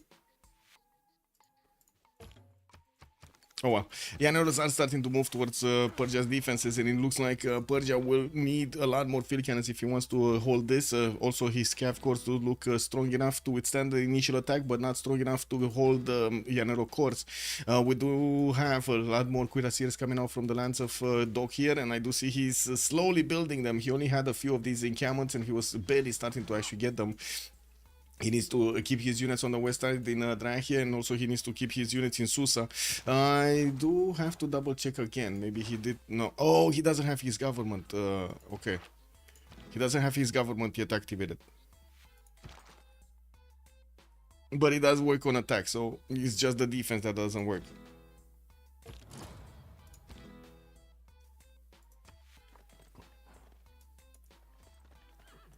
Okay. Or at least it doesn't show up in the... Okay, this is weird. No, never mind. So 79 Cuirassier, 78 Cuirassier, 79 Cuirassier, 78 Cuirassier, kick, W.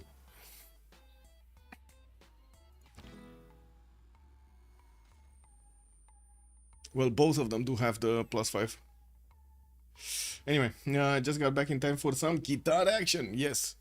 What's going on so far?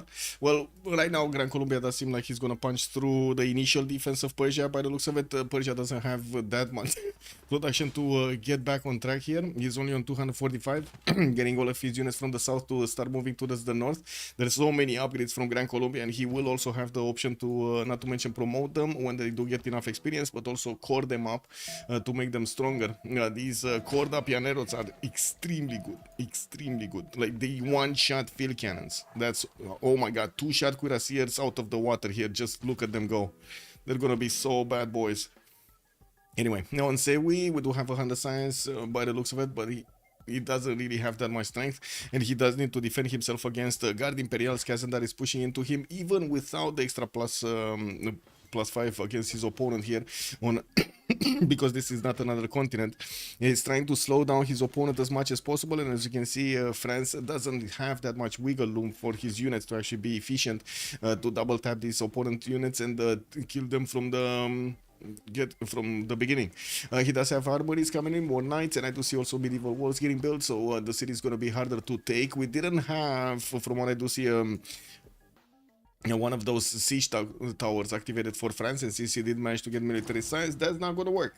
So let's see the Llanero attack. It looks like he's punching through, almost took down one of the field cannons here. He doesn't have movement with that one. Looks like he cored it up.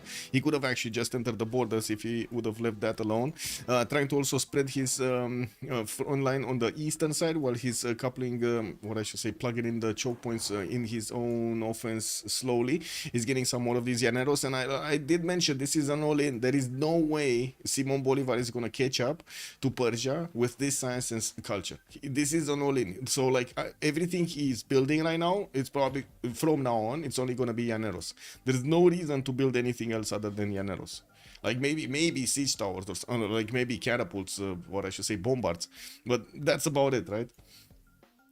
Also, taking a look at the borders here, we do have a counterattack from Mongolia. He did push back the Genghis Khan units from his borders. Looks like Kublai is also getting his Casa de Constatación finished and keeps simming, trying to steal Potala Palace from Georgia, which I gotta say is not building it yet. He did finish his Kilva Kesivani, working on his Statue of Liberty, but I do have to point out he did already get Mahabodhi Temple, and since he's getting statue, he's gonna be on 13 out of 20 points. He would have really needed the two things, right? The two wonders, Potala Palace, and he would have really needed point from Noble. He really needs to get into the science screen. He really needs to get some projects into the science screen. He's 19 points per turn, but the next scientist is 535 points. I don't see Noble being picked up yet, so there still is a chance that he's gonna grab that one. Death by a million guitars. Yeah, basically. Guitar people just doing their work here, their magic, getting their magic done.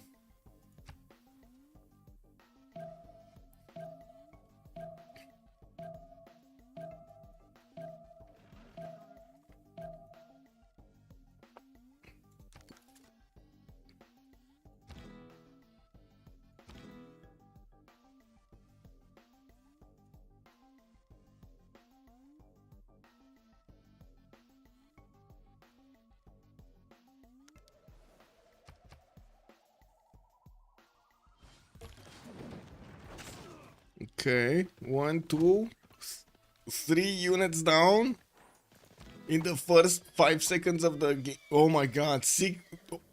Wait, what, that was the fourth, right? Fourth unit down in the first 5 or 6 seconds of the turn.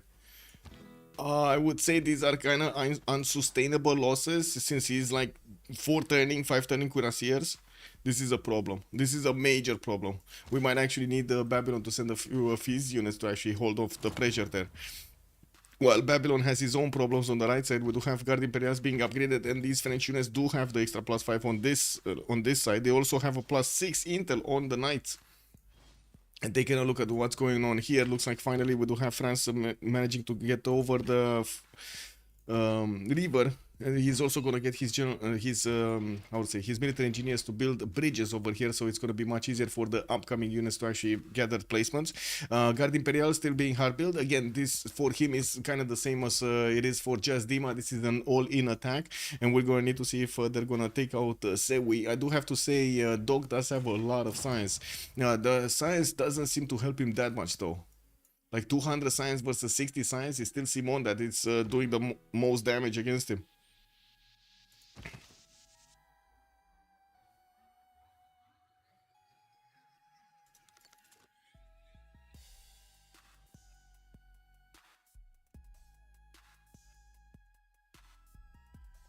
Yeah, let me double check, keep double checking this. So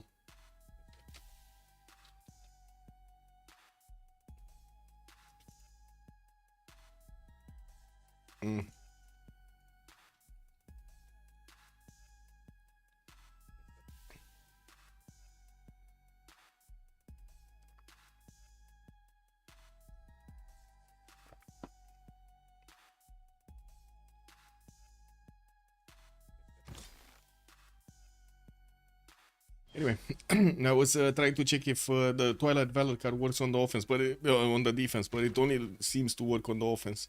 Sewi, did he get his Twilight? No, no. He does have it, but he didn't place it in. He's trying to get more spies, or at least putting the spy to have better chances of succeeding. I also gotta say he doesn't really have that many K-Shakes that will help him do the damage against the guards, nor are these K-Shakes promoted enough to actually do enough damage. He doesn't have a way to actually counterattack properly. Yes, his light infantries are 6 points difference on the offense, 6 points lower on the offense. But I think he's gonna start losing units here. There's no way he's not gonna start losing units. Let's see the Yanero attack first, because I think that's more interesting. We had like 4 or 5 units actually dying so quickly. Oh, he's going for the traders. Oh my god, look at this. Now, one of his Yaneros did die though. Anyway, new Yaneros coming in. Let's actually see. He can almost one-shot the Cuirassier with this one. So he can one-shot the Cav, just get it out of the way. I'm pretty sure the walls are not going to be taken down. Those are 75, but it's a little too little strength on the Yaneros to actually do something. And we do have Cuirassiers from Babylon. There we go. He's trying to actually help end this off and protect his trade routes. This is quite important for them to protect their gold per turn. Let's take a look at Tamar. What is he doing with Diplo? 2 turns for statue. Still, oh, he's trying to build Potala in the city of Kutaisi. Does he have no military engineer? No, doesn't seem like anybody picked up a military engineer for the wonders. So I'm pretty sure it's gonna be finished here in 2 turns in Kola. There's no way, unless Mongolia, Kublai just decides to actually switch away the production for no reason. That wonder is going to be finished there. So he's going to end up on 14 points, even with Noble. We do have the initial attack from France going into Mongolia's units. Did take out one of the line infantries. We'll work on another one soon. He will start to sharing them since he's starting to get over the river, which was applying an extra +5 against his units, or I should say on his opponent units.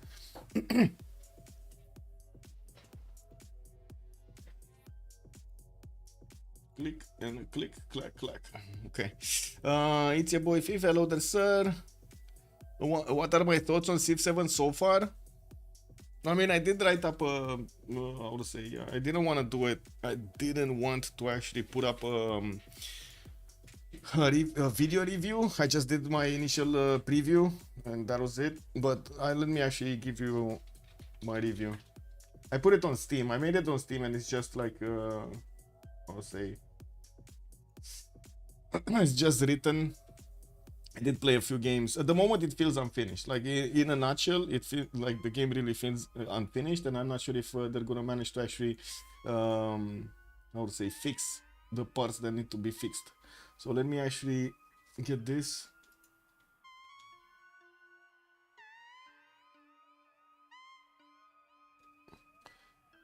There we go. Wouldn't be the first time that I criticize actually Civ games.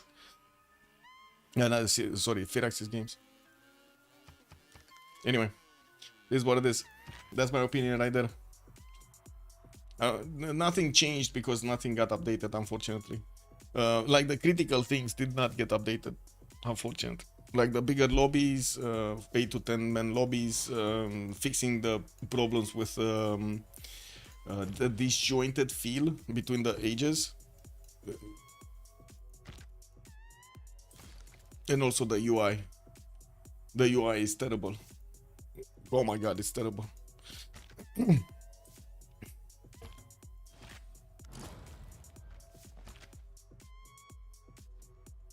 It would be funny if not even Kritax is gonna manage to actually fix that UI. Oh well, I guess we'll see. Let's see how long he lasts.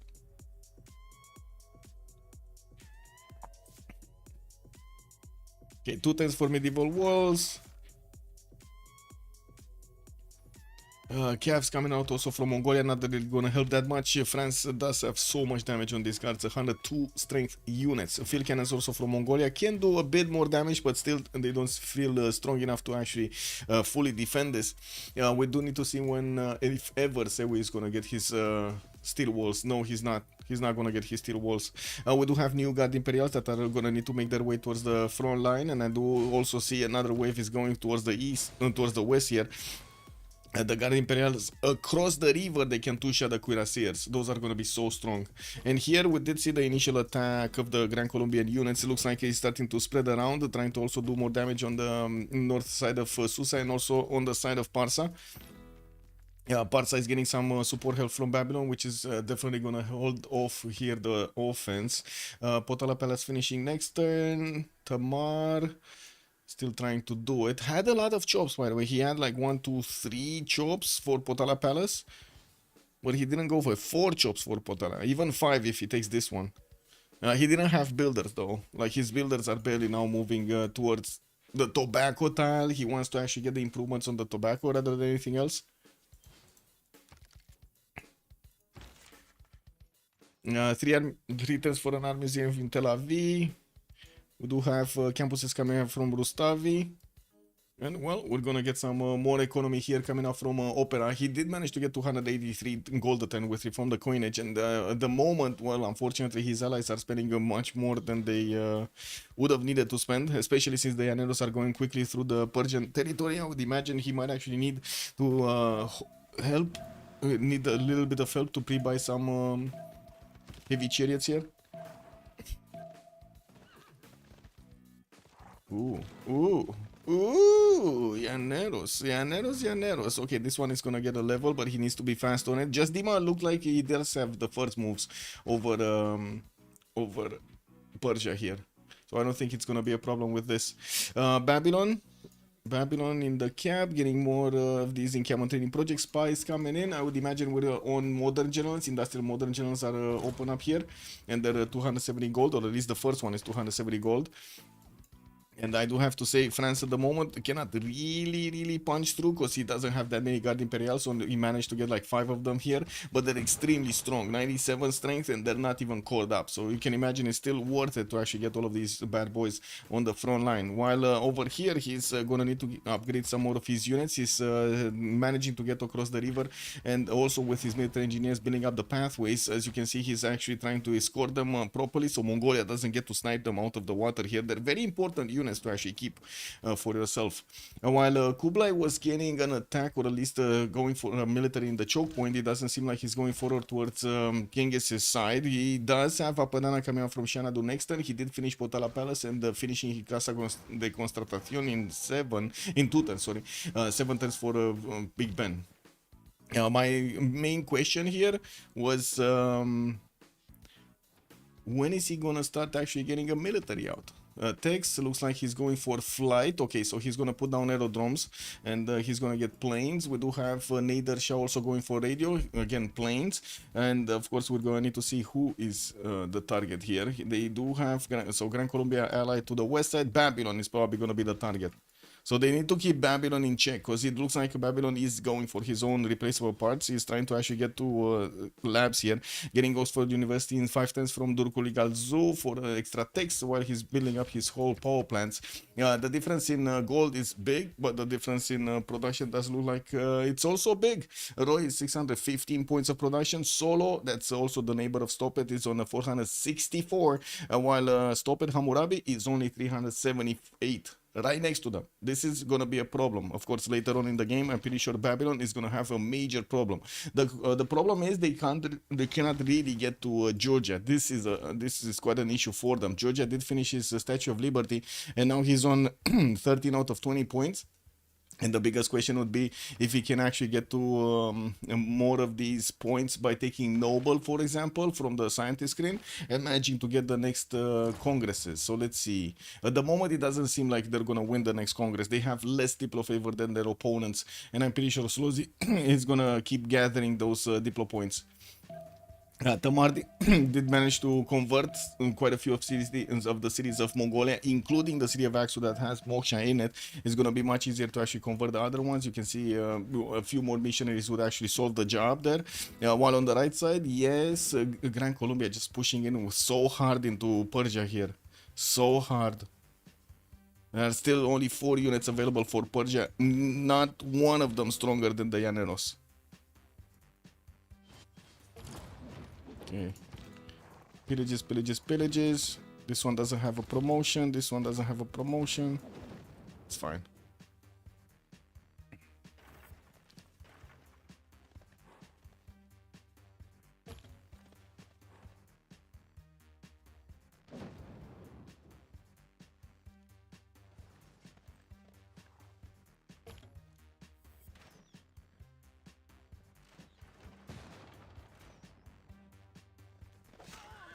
Okay, secondary attack starting to get through. I don't think they're actually gonna get that far into the field cannon core line. It's a single Llanero and doesn't get that extra defense from having Llaneros next to it, or the extra offense, the extra strength basically. Babylon really angry looking, but he's gonna be angry looking when those plays are gonna come on towards his cities here. We do have the first aerodrome built and finished in Mashhad. The second one is getting out in Tushpa, and as you can see, he's finishing up his factories. We do have Solo jumping up in production to 500 points very quickly. Over stop is 374.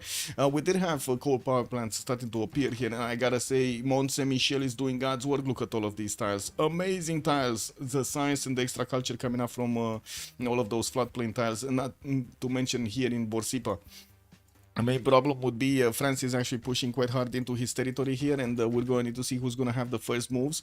If he can actually promote these God Imperials, or he's just going to lose them. He does have enough strength to go, of course, across the river and do damage, but the numbers are actually going to slow him down so much. He just doesn't have the numbers.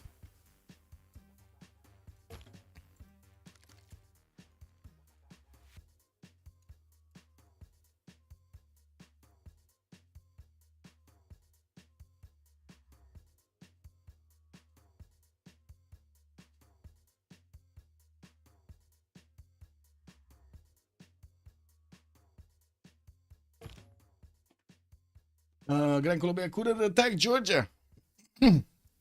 Yeah, I mean, we do have piking shots here. It shouldn't have been that big of an issue, no? Let's actually take a look at the damage. Yeah, it shouldn't have been that big of an issue to actually attack into him, but the land was really unfortunate to attack into. Not saying this land is better, but a lot more flat tiles by the looks of it.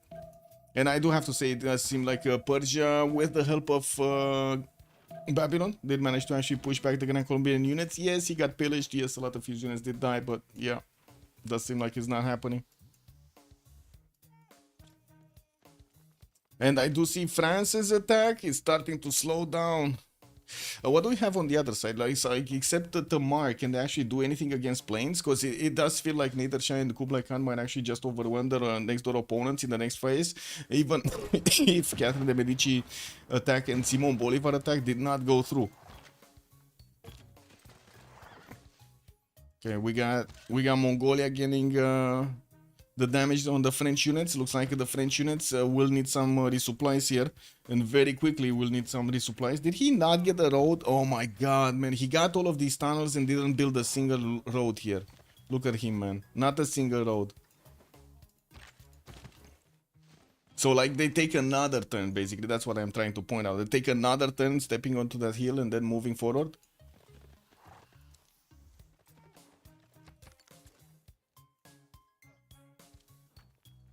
Okay, plains, no. Mongolia still is flexing against France. France is taking a beating over here. We do have very close up in points. Babylon pushing back France, but at what cost? At what cost? He needed to deploy so many of these units to the east side so he can defend that, deploy units on the western side so he can defend his also trade routes. And now, well, we're going to need to see if Solo 1 and Roy are going to manage to actually overwhelm them. We do have Persia also getting a third aerodrome from Zranka, and I'm pretty sure soon he's going to start building up planes. He's going for advanced flight in 3 turns, while his fourth aerodrome coming up from Halikarnassus. I think we're going to have a very quick air force here showing up from the side of Persia. They have a lot of goals, so I would imagine they don't have problems even buying them if he wants to get closer, getting some bombers to actually flex against Babylon. Babylon 280 science going for his own replaceable parts, going for labs, but that's not going to help him if he's not going to get closer to steel walls so he can actually slow down the attack. That's going to be a big issue. We do also need to take a look at the other side. Is there a target here for Mongolia? I guess the only target for Mongolia would be the other Mongolia on the right side, or trying to go against Babylon also. To be honest, I think it's going to be a bit of a logistical issue here. Whatever he's gonna choose, even if he's gonna choose to go for land war with tank armies and artilleries and so on, it's gonna be an issue on the right side to actually get everything going, right? So many things need to be closer. Not to mention the travel on the rivers and so on. But then, yeah, we're going to need to see if he's going planes. If he's going planes, again, more infrastructure needed. Airstrips to keep on puddle jumping those units towards Mongolia's territory. It would have been amazing if he would have had planes at the time of these Guard Imperials getting here, and he would have managed to put down an airstrip or something behind the mountains so he can actually deploy the units in the front of Mongolia and take them down. The fighters would have done a lot of damage to the Mongolian troops, but yeah, it's not happening. Sewi is 2 turns away from rifling. He's going directly to steel to try to actually get tanks as quickly as he possibly can. While we do have Solo still 2 turns away from getting his advanced flight, we're going to need to see if him... pre-building, or is he pre-building? I think he's just gonna get fighters here. He's not gonna get biplanes first. It kind of looks like he's going fighters first. More factories coming in for the extra production, and I do have to say he did jump up over 500. That is still more than Doc, Stop It, or Opera 357 are making. They're not managing to get even close to 500. Only Stop It is on 410, and he's the biggest one and the most exposed one actually to his opponents, right? If they do manage to take Babylon down, it's just gonna be a matter of time until they get to Persia also. To Cyrus, he's only 229 science with 132 culture, and by the looks of it, he's forced for a long time to get military, so definitely slow down here. On Opera 357, him going for culture and him going also for the Diplo victory. Well, we'll see if he gets there. I'm quite circumspect that we're gonna see Opera 357 managing to get the Diplo points, mostly because you would need at least 3 more congresses. Like the next, he's on 14 points. Next congress, he might actually just drop down 1 point, so he's gonna be on 13. Well, sorry. And that's taking into account that he gets noble. Sorry, that's taking into account that he gets noble. We don't know yet if he gets noble. And then in the upcoming Congress, in the second Congress from now, he's just, even if he wins, even if he flawlessly wins, which I significantly doubt it, he's not going to have the 6 points needed to actually get the win. There could be an option, maybe by that time, but that's like 30 turns from now. No, not 30. It is 30 turns, sorry, it is 30 turns from now. There is an option to actually get enough science to try to get the point from, what was it, from the science screen? The domes, I believe. 3 Oxfords, Commander Keen. Well, we do have Oxford finishing here in 2 turns. Where did you see another Oxford? Okay, it's not getting built here. Oh, here in 5 turns in Keshkir. That's not gonna go, right? He's not gonna finish that one. Big Ben is gonna finish in Hamid though. And by the looks of it, they are keeping as much gold as possible. Oh my god, man. They're gonna have like 10,000 gold. They're already on 2,700 with 2,000 here. And they're making 1,100 per turn.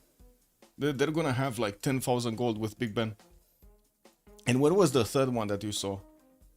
I don't see any here. I don't see any here. I don't know where you saw the third one. I'm pretty sure it's not here. No. Yeah, and it looks like Mongolia did actually finish the job. We do have France getting back into his own territory here. Even Mongolian. Oh my god, Mongols got the banana. He got the banana. Come on, snipe this scout out of the water. Phil Cannon, you can do it. Man, that lonely scout over there just... There we go. Wait, what? Phil Cannon did not destroy the scout? That was a very strong scout. Okay, still no movements here. 1 turn Oxford. Janeros did retreat. Doesn't seem like they're doing anything anymore. And I'm pretty sure he doesn't have the ability to actually go against Georgia here on the western side. And he's starting to get a few more cities. I think he's trying to GTFO out of there or something. Moving to the east side with one of his settlers towards his ally here, towards Persia. Nader Shah. Still no biplanes, still no fighters. We do have one more turn for advanced flight to finish on Nader Shah, and we're gonna need to see him put a lot of production into this. He did pre-place. Oh, I see. This is where the third one is. Oxford. Okay, I got it. But I think he didn't know about his ally. Also, Michael, it's because embarked units have a set strength based on the technology. So embarked scouts is same as an embarked helicopter, for example. Yes, you are correct. And range units have minus 17 against naval units, including embarked units. That is correct, sir. But that's a lot of details that, yeah, in that moment in time, don't think it was... It was good, but thank you so much for telling them in the chat over here. I think it was more important for me to make a funny face and have fun that that Phil Cannon didn't actually shoot down the boats. You know, it kind of is a big fail over there for the Phil Cannons, don't you think? Big fail. Mongolian Phil Cannon, bad Mongolian Phil Cannon. Didn't actually get on the 10 pointer. He only shot an 8 pointer, you know? Kind of bad Phil Cannon.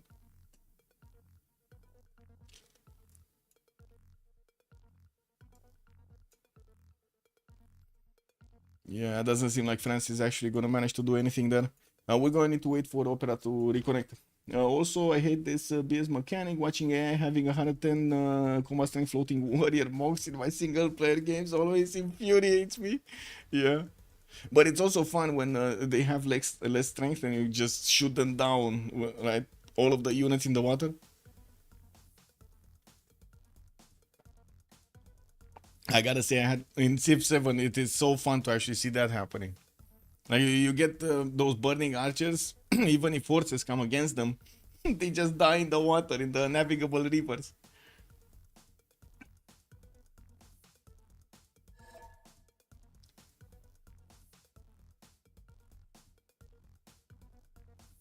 You were like 90 combat strength on land. Yeah, yeah.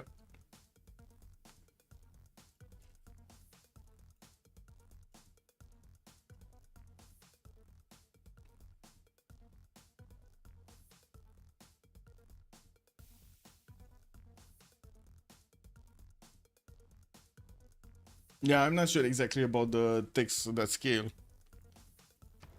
Not sure. Might +2 movement. This would be can navigate.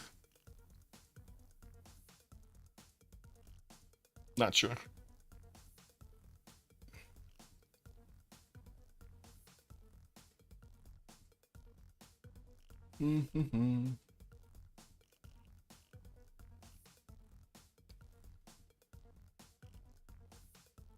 Oh, Civic, maybe. Wait, who has the slot order? Babylon or Kublai M? Wait, why? Why you think? Oh, he chopped it. Oh my god, you're right. Thank you so much for pointing out. Sewi is gonna have the top one. He's top of the line here. Sewi. Yeah, yeah. A shipbuilding environment quite weak at like 30 or something. Yes, yes. You shoot them out in the water very easily. Think of it like as if your ship gets getting stronger boat, and when your units embark, they're using the boat, so it's the boat strength, not their strength. So it should be caravel technology, no? When they get more strength. Wrong Mongol. Wait, what? Oh, wrong Mongol. You're right, Roy. You're right. You're right. Sorry. Too many things. He still has it. No? Stop it. Yeah, he still has it. Roy is gonna have the. Yeah, it's Roy. Roy has the priority. Thank you for pointing out. Yeah, stop it. It's gonna feel bad, man. By the looks of it, he has quite a few issues here. But now that he did manage to get to his infantries, it's gonna be a bit easier. I'm pretty sure he's gonna try to get one on the east side. And France, good thing is, France just doesn't have enough units. This is the if you would have, I gotta say, if you would have gotten all of those units from here, he would have taken out Babylon.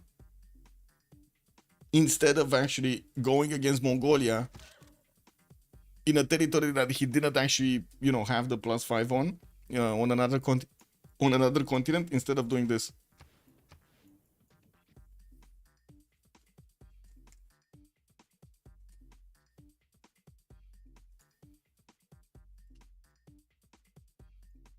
Okay, it looks like we do have more of these hangars coming in. What is this? 3-5 minutes or something? Or what are they saying? Can anybody translate what they said in chat? Maybe I get time to go bathroom, the other room.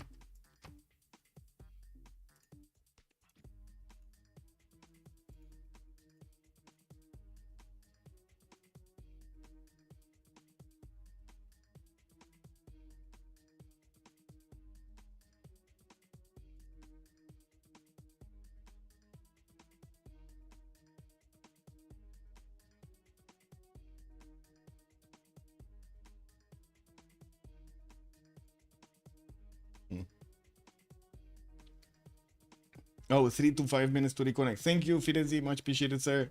Good evening. Yeah, I don't know Russian either. I know Spasiba and Privyet. That's it. If he wants to get there, he needs to start building road around castle timing. Otherwise, guards are not getting fast enough at front lining. Yeah.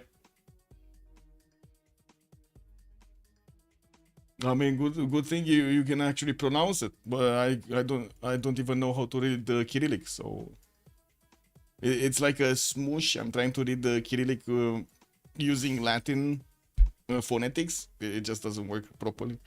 I'm aware of it, but it is what it is. Okay, now he's connecting. Does seem also Mongolia is trying to figure out a way into the lands of France here.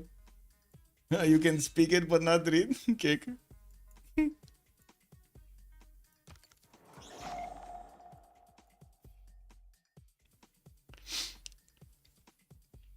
Yeah, that's a 3 minute nado per podki. Per pod. Okay. Okay. Something I forget that letter. Yeah, I don't know. Letters. Sign language, man. No disrespect intended, but it's just I don't know the alphabet, so I have no idea how the letters work. Translated into sounds, basically.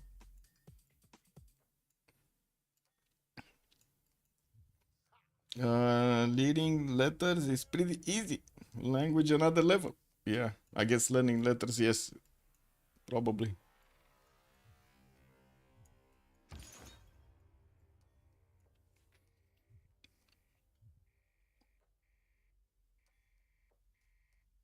Oh, by the way, did you see Roy 6,000 gold in the bank and he's finished Big Ben? You see Roy getting very big here. How much gold is he gonna get? How much gold do you think he's gonna get? The difficulty of Chinese is learning the characters. Yeah, true. So many how many characters do you have? Isn't it like the Chinese alphabet? Doesn't it have like an insane amount of characters, like 300 or something, 400 characters or something? What was it? Chinese. Wait, what was it? Oh my god, Cantonese, right? Cantonese. Sign? No, words. Or letters.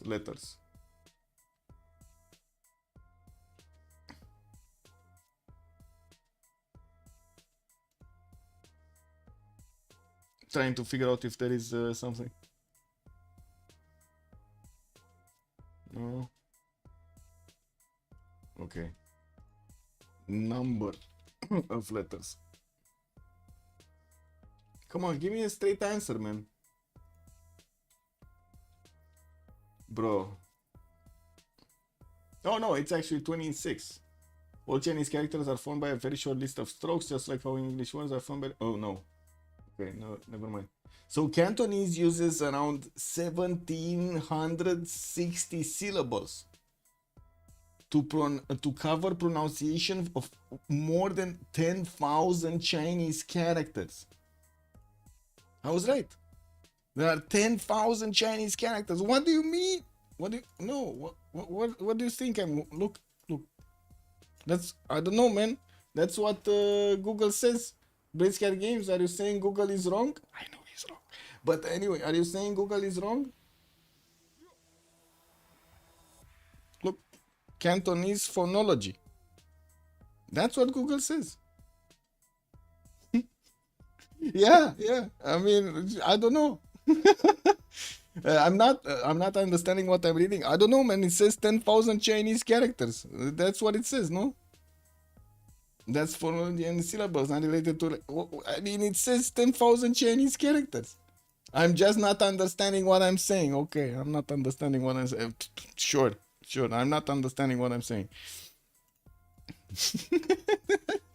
Yeah. That's Cantonese only. Yeah, that's Cantonese. Well, I should take a look at Mandarin. Let's take a look at Mandarin. We're just gonna need to wait for them to get going anyway. What is it? Mandarin. 24 vowels, okay. Wait, what? Most official sources estimate there are over 50,000 characters in Chinese. I don't know what you're talking about, man, but the next one, the Wukong Education, is saying 20,000 characters. And then there's another one that says 135,000 characters. I have never... Man, what is this spread, bro? What is this spread in... in answers over here? What is this, man? And they all use the same in Chinese, yeah. Okay, it says commonly used is only 20,000. Oh, only 20,000. I'm sorry, it's only 20,000. I got it. Okay. Only 20,000, man. Yeah.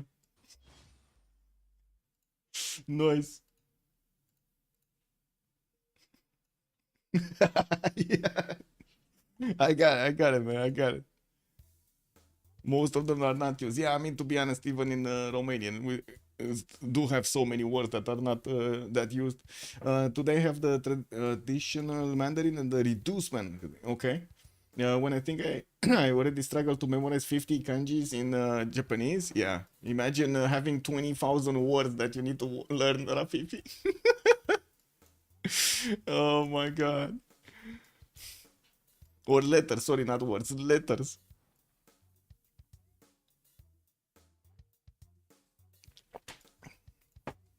It doesn't seem like Persia right now started his engines to actually get going. We do have the gold being split over here. It has given some gold. Oh, yeah, there we go. 2 fighters, 3 fighters have already been bought. It looks like Persia is just going to get his fighters out as quickly as possible. Noble is next. And we do see some of these campus projects also being placed in. 2 of them, 3 of them actually are coming around. Another one? No, that's just 1 fighter. Okay, never mind. Let's take a look also on Georgia. Is he getting the projects? He needs the projects right now. He needs the projects. Noble is a must-have. If they want a chance in this game to finish this game successfully, they need Noble. I don't think there's any other way, because it does seem like Babylon is going to take a significant beating over here. He's getting his steel walls up next turn. We do have them with, 500 gold per turn, 600 gold per turn. So they can invest into some of those anti-air guns. But to be honest, it doesn't seem like they're going to afford them properly. So he's going to need to hard build quite a few of them. And I'm pretty sure with the bombers coming in, and of course Persia also deploying some of his knights over here towards the south. I'm pretty sure he's gonna start taking cities relatively quickly. Rule Valley in Babylon, also Alhambra being built in the city of Borsippa. We do have Babylon losing the race on Oxford. It got built over here in Kublai's territory, and Roy is gonna benefit from those free science points, because why not? He's also getting his chemistry out next turn. And I do wanna ask, was no, it wasn't. Mendeleev did get picked up by Mongolia, by Kublai, and I do see he's gonna get the 50% towards his labs, and he's gonna discover them next turn. Mobilization also coming up in 3, and him putting down a few more encampments. So it looks like we're gonna have Mongolia going for tanks, and I should say Kublai Mongolia going for tanks, and then Persia is gonna just full go for his airplanes. The bombers can actually attack here also, and I would imagine Persia will have the distance to deploy those fighters quite deep into the defenses of Borsippa, like around here somewhere. It's gonna be available for them. He needs five tiles, right? He can deploy them 5 tiles. Wait, but the thing is, the characters all exist, but they just don't really use them. Okay, it's hard to explain because Chinese writing system and the language relationship is quite different from the European languages. Yeah, it's much more complicated, I would say. Not different, it's just complicated. So there's a bit of disconnect when you search stuff up. I can imagine. Yes, you guys are changing the meaning of the words according to the template of the letter that you're using, with the other accents that are being attached to the letter that you're using, right, to the template that you're using basically. And with that you actually construct the phonetic and the meaning of the word. Basically, Chinese describes an umbrella for the Chinese, and they are unified in one writing system through. Yeah, I do see that. Yeah, Cantonese can understand it via writing, but they would not be able to understand each other verbally. Interesting. I mean, that's quite a problem actually. That is quite a problem. Like, the phonetics are not connecting. Well, I guess it was for a good reason back in the day when it was invented. Somebody wanted to separate that for a reason, right? Armor is coming up in Korakoto, and I do see Mongolia did get a bit of more science than we do have on Simon Bolivar. He did manage to push back the French units behind their mountains, and I do see him trying to figure out if he can actually get somewhere.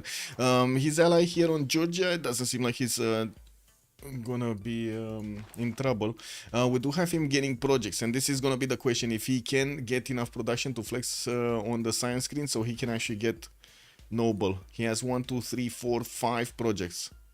5 projects starting out. He just got Great Artist, and I do see he did just put a city in the south, 2 more cities in the south, including the one on Yosemite. Rustavi going for a shipyard. He just doesn't have enough production over there, and I don't think he has. Oh, he does have a campus. He does have a campus. Tech side, irreplaceable parts finishing up next turn, getting closer to his research labs. 300 science, 214 culture, with only 380 points of production.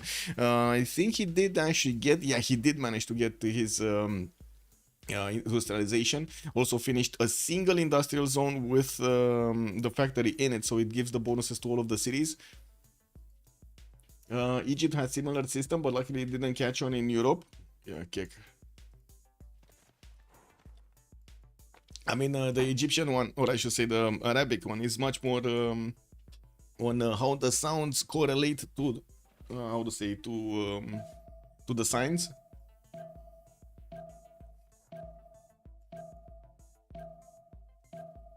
When it got destroyed by Arabs and Berbers and stuff. Okay.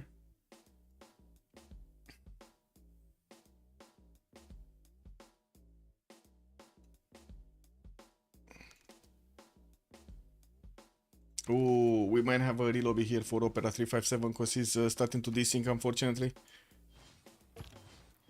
Okay, research labs coming in from Mongolia. The planes are starting to get out, and yeah, they did get deployed right on the front line with Babylonian infantry deployed in Karkar. That is gonna be quite a strong city, but the bombers don't care. They just start. Oh, wait a second. That wasn't even a bomber. That's just a fighter attacking. Wait, does he have a bomber? No, that's a lot of fighters. Just a lot of fighters. Starting to delete units over here. He's one-shotting these knights out of the hills. Alhambra is getting also finished by Babylon next turn, and we do have we do have the Persian units, 2, 4, 6 of these that are gonna need to start attacking to Karkar. The defense, not big enough, I gotta say. Yes, he's getting another one of these anti-air guns, but the fighters can still do damage and chip away the walls, even if they are still walls, quite quickly. With 6 deployed, 7 deployed, that's not gonna be hard to actually take it in just a few turns. I don't think he's gonna have a problem, no? 1, 2, 3... Like 2 turns or something and the walls are down. So many of these. 2, 4, 6 right now? 7. 7? Yeah. He definitely needs bombers. A single bomber would have done so much here. Does he have gold? Yeah, he still has gold to just buy out a bomber. Very good, by the way. Fast attack against his opponent. No units from Grand Colombia moving forward. We do have him actually trying to go towards the city of Candy and how to say, escorting his settler to a possible safe location there. Looks like also we do have next turn Georgia maybe getting the option to actually recruit Noble. He stopped making projects? No. Getting a water park here? He stopped making projects, guys. He needs more projects. Like he got a row of projects and then he stopped. Is anybody else getting projects? Like Babylon is definitely not getting projects. Would be up next on the list. Persia, Cyrus. Doc? What is Doc doing? Not getting projects. And that's a GG right there. I think they couldn't get it. They couldn't actually flex their Babylonian defense against the massive fighter screen. And I gotta point out the strategy was perfect over there. Getting a lot of gold on that side, getting that big pen, buying out immediately 7 planes with the gold they had. Boom! Immediately deploying them in the next turn against their opponents. Bam, bam! Babylon was just getting overwhelmed. And we did just see a win for... Who did win? Who did win? Who did win? Slozhnii Memas. Slozhnii Memas. So what did they actually get onto the board here? Give me a second. Ooh,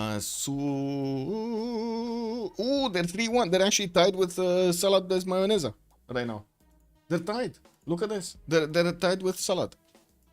So we got 3-1 Slozhnii Memas, 3-1 Salas Bez Mayonesa, 2-2 Escape Posel, 1-2 CivUkraine, and 0-3 Dobro.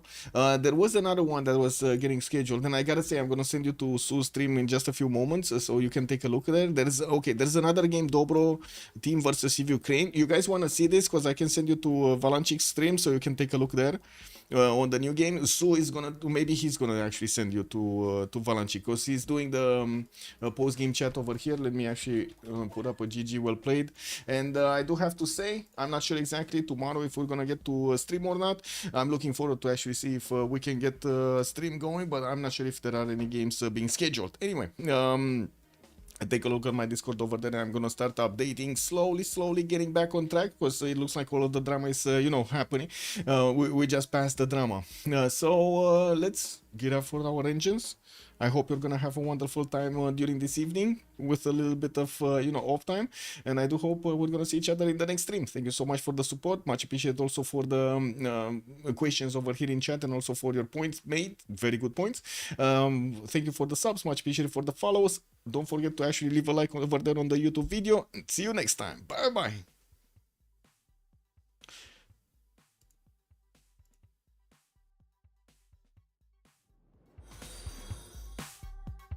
TS893 has joined the round table.